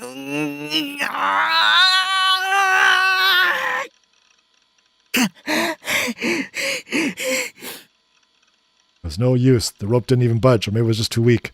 After all, I was a pretty big weakling in general, and a talk freak that did nothing but play Vidya and surf the web all day long. There was no way I could have broken that cord like some kind of movie protagonist. Turning the cord with just arm check would have, alone obviously impossible, to tried to think of some other way. Obviously, it would have been really easy if I had a knife or something, but I didn't have no such luck. There was one thing to see with magazines, CDs, empty bottle boxes, whatever. Ameda. It's hopeless. Couldn't even snap a single piece of nylon rope. Yua wa modotte kuru yo ne. I intentionally voiced these thoughts out loud, talking to myself. ねえねえ、タッキー。もしかしてさ、見捨てられたんじゃない？ Abandoned me? Left me in order to rot? She's not coming back? If that was true, I was screwed. Didn't tie me up and expect me to survive on my own, right? You're responsible to them if you lock them up. That's just common sense. She couldn't have abandoned me. I was overthinking it. She's definitely going to come back. She's trying to uncover Shogun's true identity. She wouldn't abandon me. This is fine. 知ってる？そういうのってさ、ストックホルム症候群って言うんよ。Okay, people in chat, can you please stop trying to spoil the game that I haven't played before yet? Yes, I obviously know that what Stockholm Syndrome is, but you're wrong. This isn't like that. My brain isn't dependent on you or anything. So I would never ever warm up to that mental case, let alone fall for her. 僕もつい最近、ナナミのことがあったから、ユアの気持ちはわからなくはないとかって脳内で妄想してなかったっけ？ Was I lying to myself? They just forced myself to believe that I could trust Yua? It was Stockholm Syndrome was a psychological phenomenon. People deceive their. What else could I do in this situation? I had no other choice. I'd rely on Yua. Me backed out. Nami had come back. My parents were gone. Nami, whatever. The only person I lived outside the container was Yua. I can rely on Yua. I can rely on myself. The only way I could survive. I didn't want to die. I didn't want you to mistreat me, but I didn't want the courage to resist her using force. I decided to just submit. I wouldn't resist. Maybe she'd understand eventually. I trust in Yua. Live by myself. Blah blah. あんなストーカーメガネ女を信じちゃダメだよ。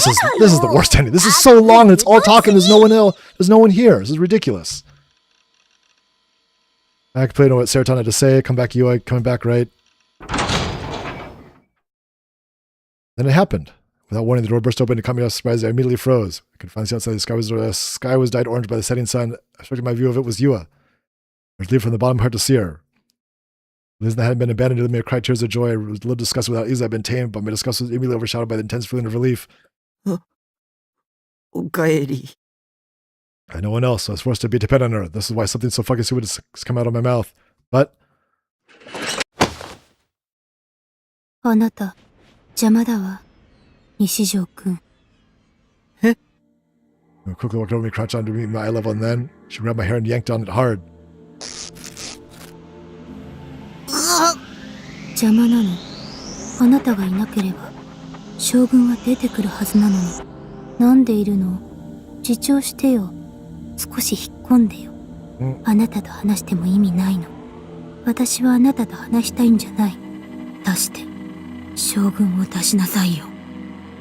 It was acting weird. She getting impatient because Shogun wouldn't come out. She's going to resort to more drastic measures. It's not what I planned. I believed in her. She's going to betray me again. I'm the only one who feels betrayed. I have to face reality. I should place my trust in you all. She asked me never once.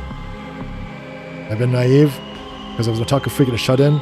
I was pretty much nothing but human interaction because of those things.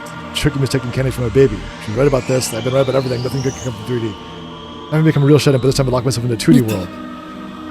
Trust something from my face with a notebook of some kind. 妹の日記です。家に戻って取ってきたんです。これを読んであなたは知るべきです。妹は、ミヤちゃんは、集団ライブが起きるもっと前からあなたに、いえ、将軍に狙われていたんです。Was this before? ストーカーされていたんですよ。だから集団ライブは5人を殺すのが目的だったんじゃない。他の4人は巻き添え。狙いはミヤちゃん一人だった。そうでしょう。そうよね、将軍。答えて。出てきて、答えなさい。His voice is getting more and more hysterical. My fear of her head coming back full force. My heart was beating out of my chest. My entire body trembled. I couldn't accept what Yua was accusing me of. It was just a bunch of delusions to come up with. Whenever you met her sister, she shook my head from side to side. She got me tight. The pain kept from moving very much. 出てこないつもりですか。 And his face moving closer, closer, whisper in my ear. She brought the diary close to my face. で、ミヤちゃんの苦しみを。 Why did it say Yua's diary? She forced me to look up. Then, while still in her diary, with one hand, Yua started dexterously turning the pages. I saw written there, sent a chill down my spine. No. What is this? What the hell is this? 日記の最後のページ。ミヤが最後に書き残したもの。その目、誰の目。日付は9月6日。集団ライブでミヤが殺された前日です。将軍だ。あいつに思考盗撮されてたんだ。思考盗撮って何？違うでしょ。違うわ。ストーカーされていたんです。将軍に、あなたに。僕は将軍じゃ。あなたの中にいる将軍にです。だから言ってるじゃないか。将軍は他にいるんだ。将軍は西条匠です。言い逃れしないで。その目誰の目というあなたが昔書いた作文がその証拠です。他にもいくつもの状況証拠がある。あなたしか考えられないの。考えられないのよ。あなたじゃなきゃおかしい。妹はあなたに殺された。It's not true. It's not true at all. Don't sleepwalk around with multiple personalities. Shogun doesn't exist. He isn't me. Someone else. I swear. どう思う？この日記を見てどう思うの？ミヤを追い詰めて殺して満足？こんな日記を書かせるぐらい追い詰めて満足？どうしてミヤにこんなひどいことをしたの？どうしてミヤを殺したの？どうして？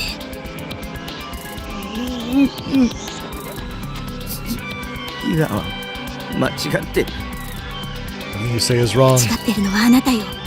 あなたは人を殺した。殺したじゃない。人殺し。だって。This might be one of the worst. This might be one of the worst endings of any visual novel I've played. This is way. This is. I mean, it's trying to torture you. It's like this girl's torturing you, so you must be tortured by playing the games. Like, you don't do that. You looked puzzled. What happened? Check at me like a sore thumb ever since I'd seen it. What was written on the front cover? Oh, yeah. I already know you're her. They did this so much, the entire thing. Yua's diary. I was mistaken with something, but you had said exactly whose diary she thought it was. 妹の日記です。 If it was her sister's diary, she wouldn't have said Mia's diary? これは、ユアの日記だ。表紙にそう書いてある。何言ってるの？ You would deliberately avoid looking at the front cover. これは、ミヤちゃんのよ。死んだミヤちゃんの日記。あなたに殺されたミヤちゃんの。ミヤちゃんのなのよ。ミヤちゃんが書いた。死ぬ前に書いたの。だったら、表紙を見てよ。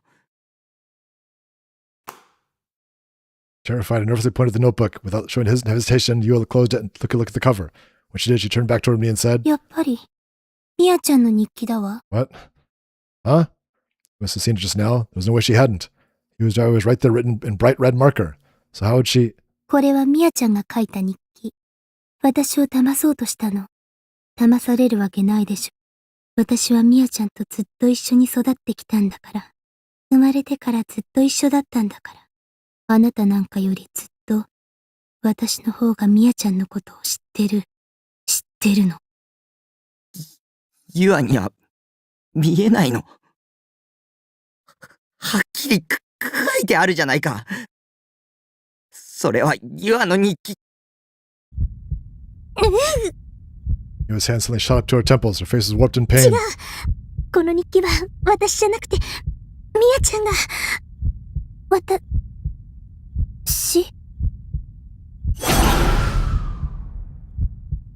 西条くんに自覚があるはずないから。あなたは DID 多重人 Oh 格な no, んで it's す。 you. 君は、誰だ？私は、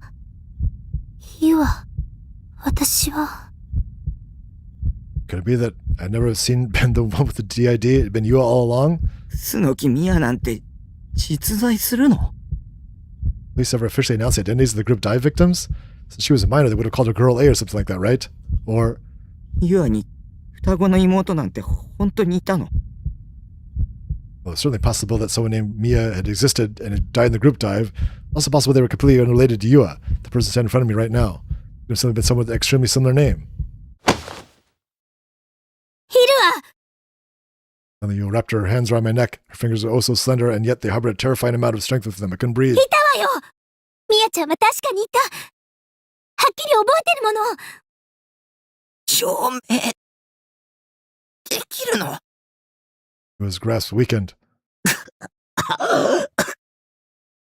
自分は DID じゃないって証明できるの？楠木ミヤじゃないって証明できるの？ Everyone couldn't prove that I wasn't my alter ego. After all, the only way that proved that I wasn't Shogun was him to show up next to me. できるわ。 I took her hands off my neck. She let the notebook fall to the floor. ミヤちゃんには、ほくろがあった。 Yua slowly began to remove her uniform's top. 左胸の下、そこにほくろがあった。私にはない、ほくろ。 And buttoned her blouse one button at a time, her hands trembling impatiently as she did. No! She didn't stop there. She went all the way to move her bra too. Her fairly voluptuous breasts were covered only by her hands. She shuffled around, searching for a certain spot on her skin. There's two with my eyes. Just under her left breast was a mole. ある。あるよ。どうして、私には、ほくろはないはずなのに。 What? 私、誰？ Yua's face grew pale as a ghost, and her lips trembled in fear. Her eyes swam in place, gazing into the abyss as she wrapped her arms around herself. She didn't even care that she was still half naked. 私はユア。私はずっといい子で。ミヤちゃんはずっと悪い子で。私はずっといい子になりたくて。ミヤちゃんはユアちゃんが大好きで。ユアちゃんはミヤちゃんが心配で。 Her ramblings gradually turned even more incoherent. I was pretty freaked out. I knew I couldn't just abandon her and make a run for it. I knew full well what a mental state she was in, because I, until a moment ago, had been in the exact same one. From the moment you had told me I had DID, I'd been suffering from non-stop anxiety and instability. So I really did understand. I knew what it was like to feel your entire existence was one step away from crumbling to dust. I know she was suffering from DID, or if it was something else entirely. What I did know was that something was wrong with her, and there always had been. You know, people could be two-faced, but she was far, far too good at it. It was too hard to believe that she had been acting when we first met. The difference between her back then and when she snapped was like night and day. So much that she didn't feel like she was the same person. ユアは DID なんじゃ。違う。ちゃんといた。ちゃんといたの。ミヤちゃんはちゃんといた。 Still covering her breast with one arm, you have fished for something, and top she'd taken off. Took out her phone and hit a few buttons and showed it to me. 見て。ここにいるでしょ。私たちがいるでしょ。あ、 She did exist. There were definitely two people on the screen there, and the image didn't look edited either. Two looked eerily similar in that picture, although they were twins. The difference is the one had glasses and the other didn't. Even the hairstyle was the same. 私はここにいる。君はどっちなんだ。私は Pointed to the one on the left.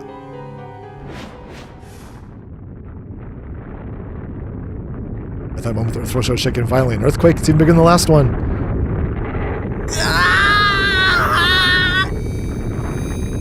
Struck by the violent ringing in my ears.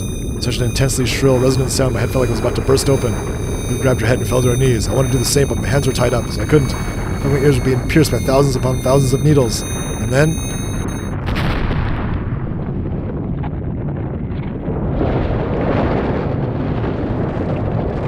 I was hit by an enormous impact, and a blinding light dyed my vision completely white.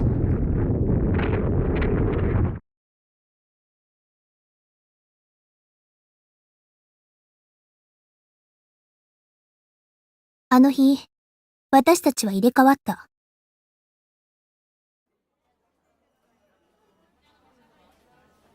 The Shibuya McDonald's, a large wave of students arrived as soon as the evening hit.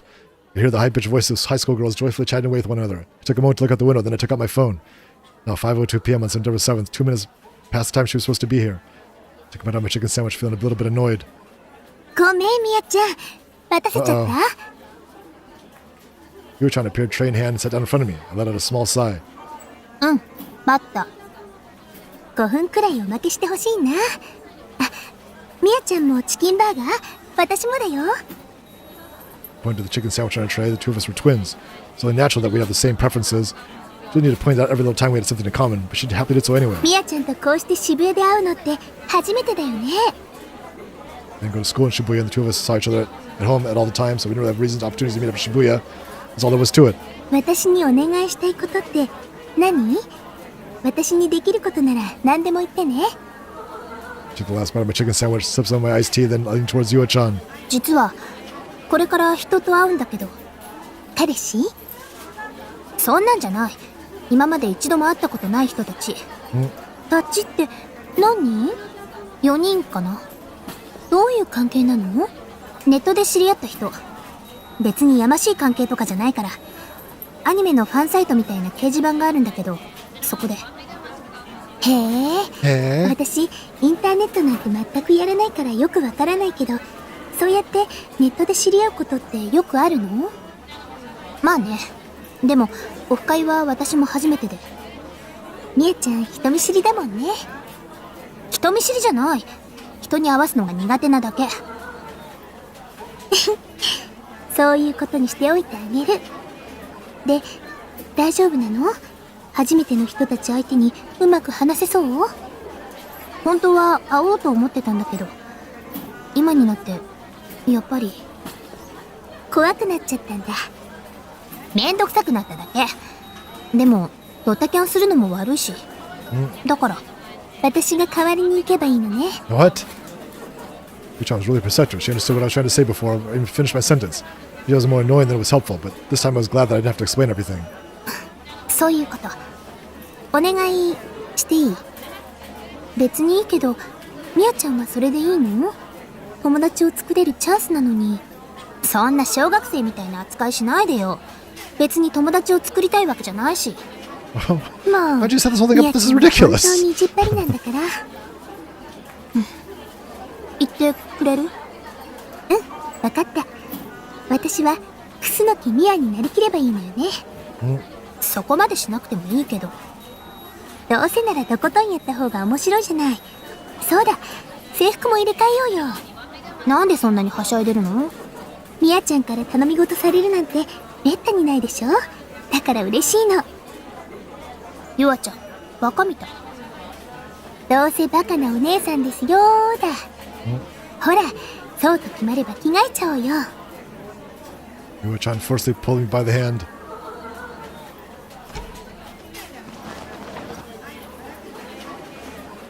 We went to the private bathroom, and after a couple of minutes, we swapped all clothing and personal effects. みやちゃん、水泳の制服似合うね。きっとお父さんやお母さんでもどっちがどっちなのか見分けつかないよ。あ、でもメガネかけてたら一発でバレちゃうかな。これも外して行くのはちょっと難しいかも。何も見えなくなっちゃう。初対面の相手なんだからここまでしなくてもよかったのに。もうまだ言ってるし、待ち合わせの時間そろそろなんでしょ。それまで打ち合わせしておこうよ。私アニメのことちっともわからないけど、何を話せばいいの？適当に相槌打ってればいいよ。どうせ一回こっきりしか会わない人たちなんだし。そんなことないよ。この出会いを通してお友達付き合いすることになるかもしれないでしょ。もしかしたら彼氏もできちゃうかも。興味ない。あるくせに。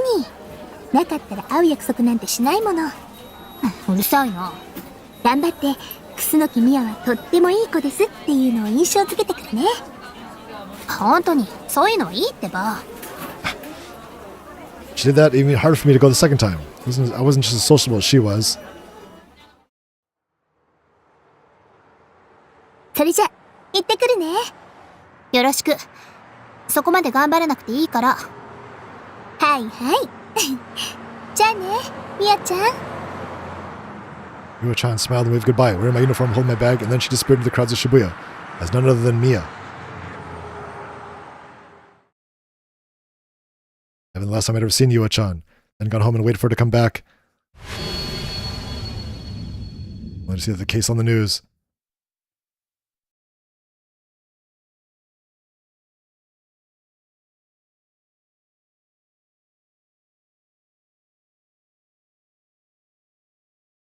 I came to, my head was so bad it felt like I was splitting in two. First thing I realized was that I was pinned on my bed. The second was that the bed had fallen on top of me. Not only was that my head about to burst in pain, but my back was too was under the weight of the bed. The only thing I could move were my eyes, which allowed me to witness the sheer devastation of my room. She was slumped against the wall, staring off in a daze, and half naked before the look kid, but it seemed like she put on her clothes back on. Before, she'd been completely topless while also keeping her glasses on, which had honestly brought some life back into me. But now her glasses had fallen to her feet, lenses were cracked. 助けて。紐、ほどいてよ。 Took nearly everything in me, but I managed to fight through the headache and call out to Yua. With those empty eyes, she looked at me. 思い出したの。 Literally, who cares? I don't give a shit about you, you remember. Just in time me already. I can't move into this thing. 思い出したのよ。 Yua slowly got up. Easily untied the tied knot. Almost too easily, in fact, considering how dark it was. Now she wasn't wearing her glasses. Finally, free man, I managed to slip out from under the bed. But that was about as far as I went. My head felt like it was being cracked open, just like it was during the previous earthquakes. Even standing up felt impossible, so I endured the pain on all fours. ゆあちゃんだったのよ。 He was once again mumbling something in a low voice. 集団ダイブで死んだのはミヤじゃない。ゆあちゃんだった。ゆあ、何を？私はん？ゆあじゃない。 I smell spit across Yua's lips. 私はミヤよ。自分をゆあちゃんだって思い込んでただけ。あの日、私たちは入れ替わったの。それでゆあちゃんは死んだ。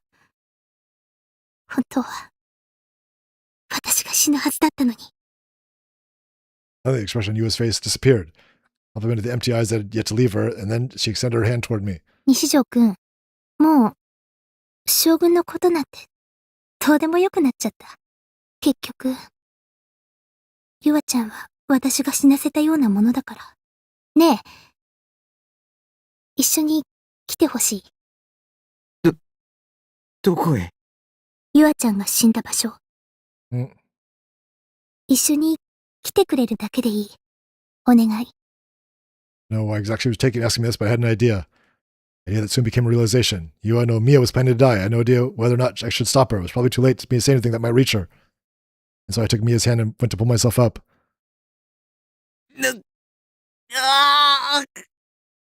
Well, the stabbing pain in my head.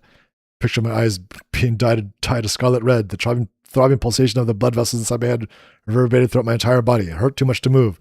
I didn't have the strength. 歩ける？ Mia supported my body with her shoulder. 歩いてくれないと困るわ。一緒に来てほしいの。私を助けると思って。お願い。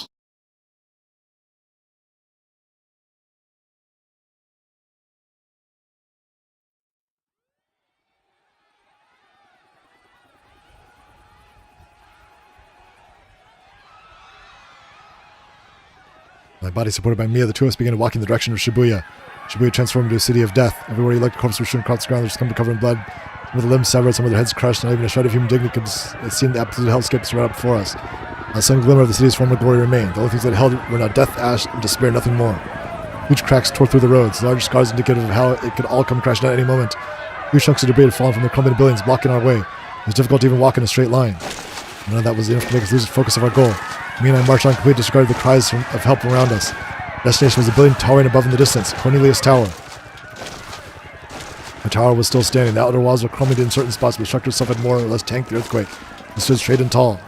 As far as we could tell from the outside, its lights were off on every floor. Maybe everyone had evacuated, leaving the building vacant and abandoned. Naturally, the lobby was completely empty. There didn't seem to be any electricity either, so the elevators wouldn't work. Only option to get through up to their emergency stairs. God, I can barely talk. It's 4 hours of speaking. The details behind the group died in case they appeared online. It had done a little digging into the building. Cornelius Tower is 184 meters tall with 41 floors above the ground. There was absolutely no way I could climb that many floors. I couldn't even walk in a straight line with this headache. Yet Mia kept supporting on me, leaning on her. We climbed the stairs one by one, step by step, sweat dripping down our foreheads. お父さんとお母さんは、私が自分のことをユアちゃんだって言い出して、気を使ってくれたんだと思う。私をユアとして扱って、ミアが死んだことにしたのかも。She was talking to herself, and I listened along in silence. She probably needed me to listen. She was just talking aloud, and I just happened to be there. 昔からそうだった。私は生意気な娘だったから、両親はいつも私を腫れ物にでも触るかのように扱ったわ。ミアを死んだことにするなんてね。親はユアちゃんよりミアに死んでほしかったのかもしれない。それも全部私のせいだけど。自分がユアちゃんだと思い込んだ私のせいよ。ユアちゃんが死んだみたいに私も死ねばいいのよ。ユアはどんな人だったの？憧れだった。羨ましかった。たまにイラついたりしたけど嫌いじゃなかった。むしろ大好きだった。ユアちゃんのこと大好きだった。私のことを分かってくれるたった一人のかけがえのない人だったもの。ユアちゃんが笑顔でいてくれれば、私はどんなに辛いことがあっても嬉しかった。いつも私のことを心配してくれたわ。心配させてるのが申し訳なくて、私はつい冷たく接してた。それなのに、いつも優しくて。ユアちゃん。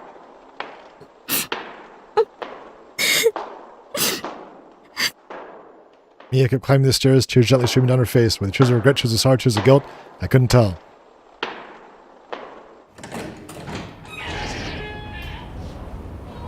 There's where the group dived, the helipad.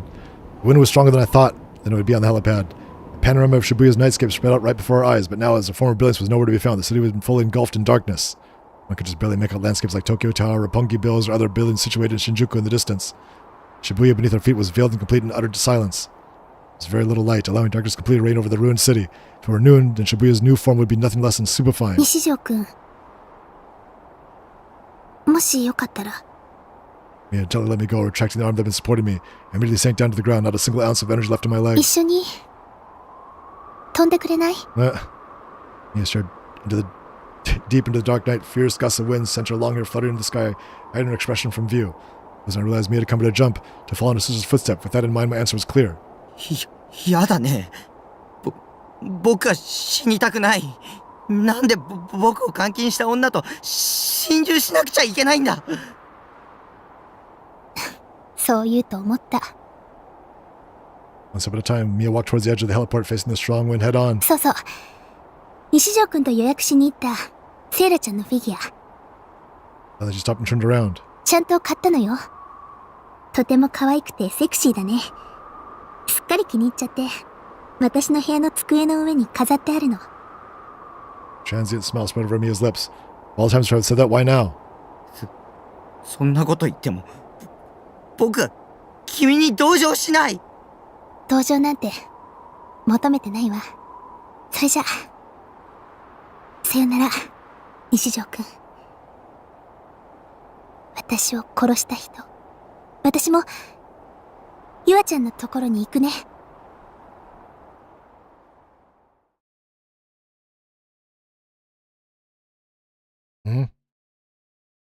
What Nishijo-kun said it was just very reasonable.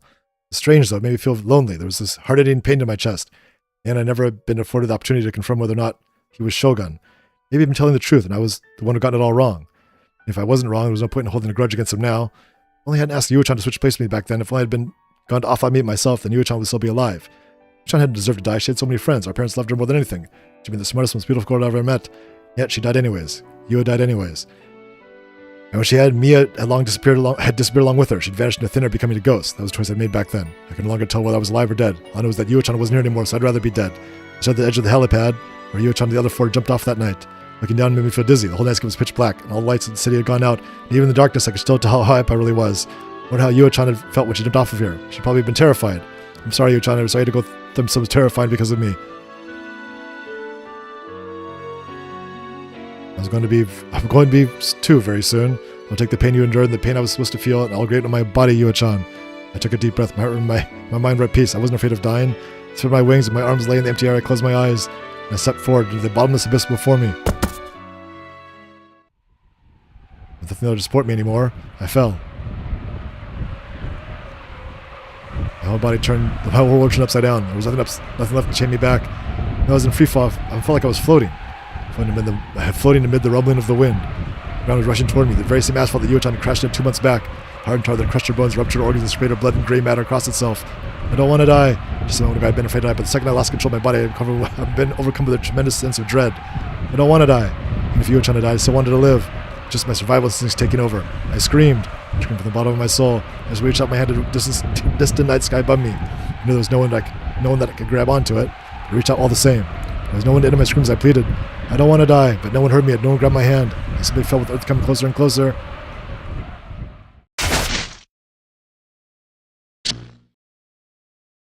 Was that a delusion? That was a delusion.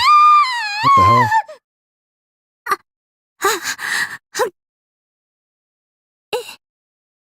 I felt my body shattered in a million pieces, but that feeling disappeared soon after. When I came to it, I must have collapsed on the roof of the Cornelius Tower. Nishijo was in front of me, but he wasn't looking at me. He was reaching his hand out. Even so. Definitely jumped, no doubt about it. I definitely taken the 180-meter dive and smashed right into the ground. Now I just sat there staring at Nishijo-kun's hand, utterly dumbfounded. I even forgot to wipe away the tears streaming down my face. Nishijo-kun's were blunt and curt. 君に死なれるのは困るんだ。まるで僕が突き落としたみたいじゃないか。僕は殺人犯扱いされたくないね。私、落ちたのに、自分で飛び降りたのに。妄想でも見てたんじゃない。Delusion? You told me all the sensations, all that pain that was just illusion? It's impossible. It felt so real. You liked this, though. 西条くん。No, thanks. ゆあちゃんは、あんな痛い思いをして死んだんだね。なのに、私、ゆあちゃんと同じ痛みを味わおうとしたのに、私は、死にたくないって思っちゃったの。本来死ぬのは私だったのに、死にたくないって。もう、飛べない。あの痛みを知ってしまったら、もう、怖くて飛べない。私、うすればいいのか。今ので君は一度死んだ。ユアの痛みを知ったならもうそれでいいじゃないか。これからはもう一度楠木宮として一から生きていけばいいと思う。ユアの分まで。ありがとう。Another song here. Reached out for the hand that he extended to me and he took it. It was so very, very warm. I could feel his body through his palm.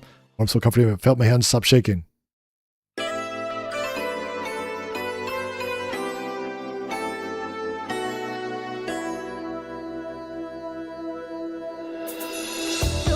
Oh, another ending. Yay. He didn't play the... Maybe we'll after this, actually. So the songs are sung by the people who the ending's about? That's kind of crazy.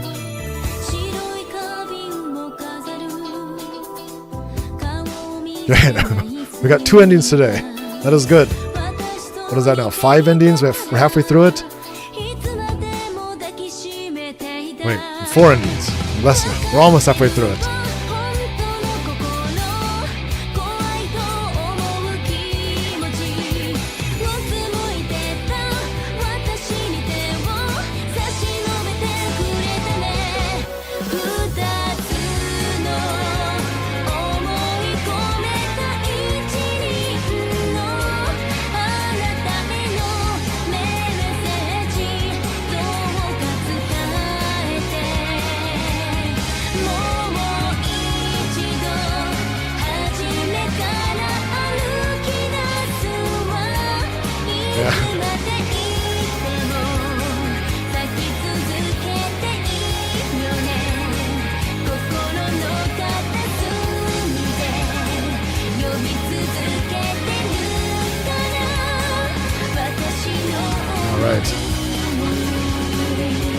These endings aren't too long.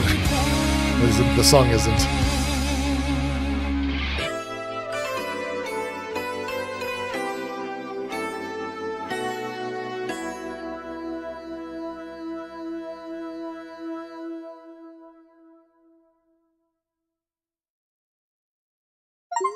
Yay! Oh, I was going to do something else after the credits. Sun and Moon ending.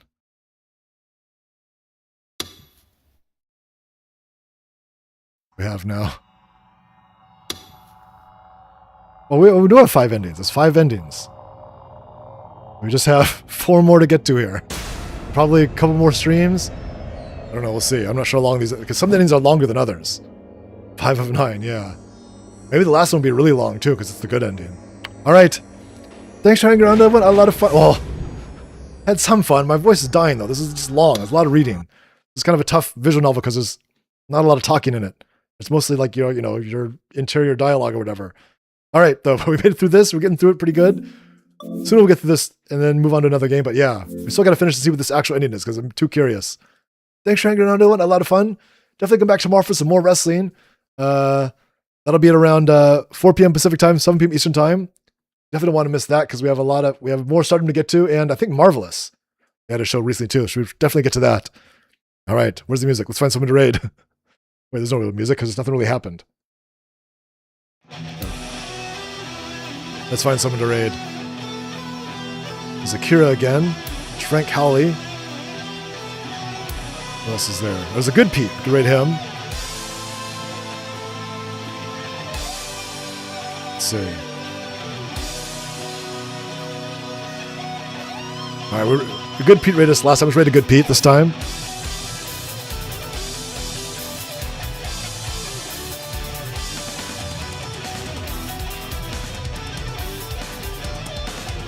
There we go. Thanks again for hanging around, everyone. Oh, what the hell? Is this Jimmy Valiant? What are we watching here? This is really old. It's from 1986. Wow. Can't tell what that is. Is that Jimmy Valiant? I forgot who that is. Was that one of the Moon Dogs? We're going to find out. Everybody have a great day. definitely come back tomorrow if you can for some more wrestling, and on Wednesday for some more gaming. That'll be around 11 a.m. Pacific time. Hope to see you again soon. Say hello, say goodbye.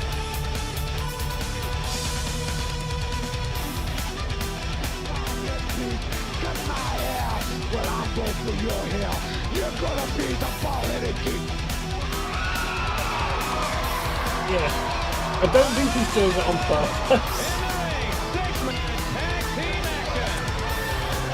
Oh, look at this guy.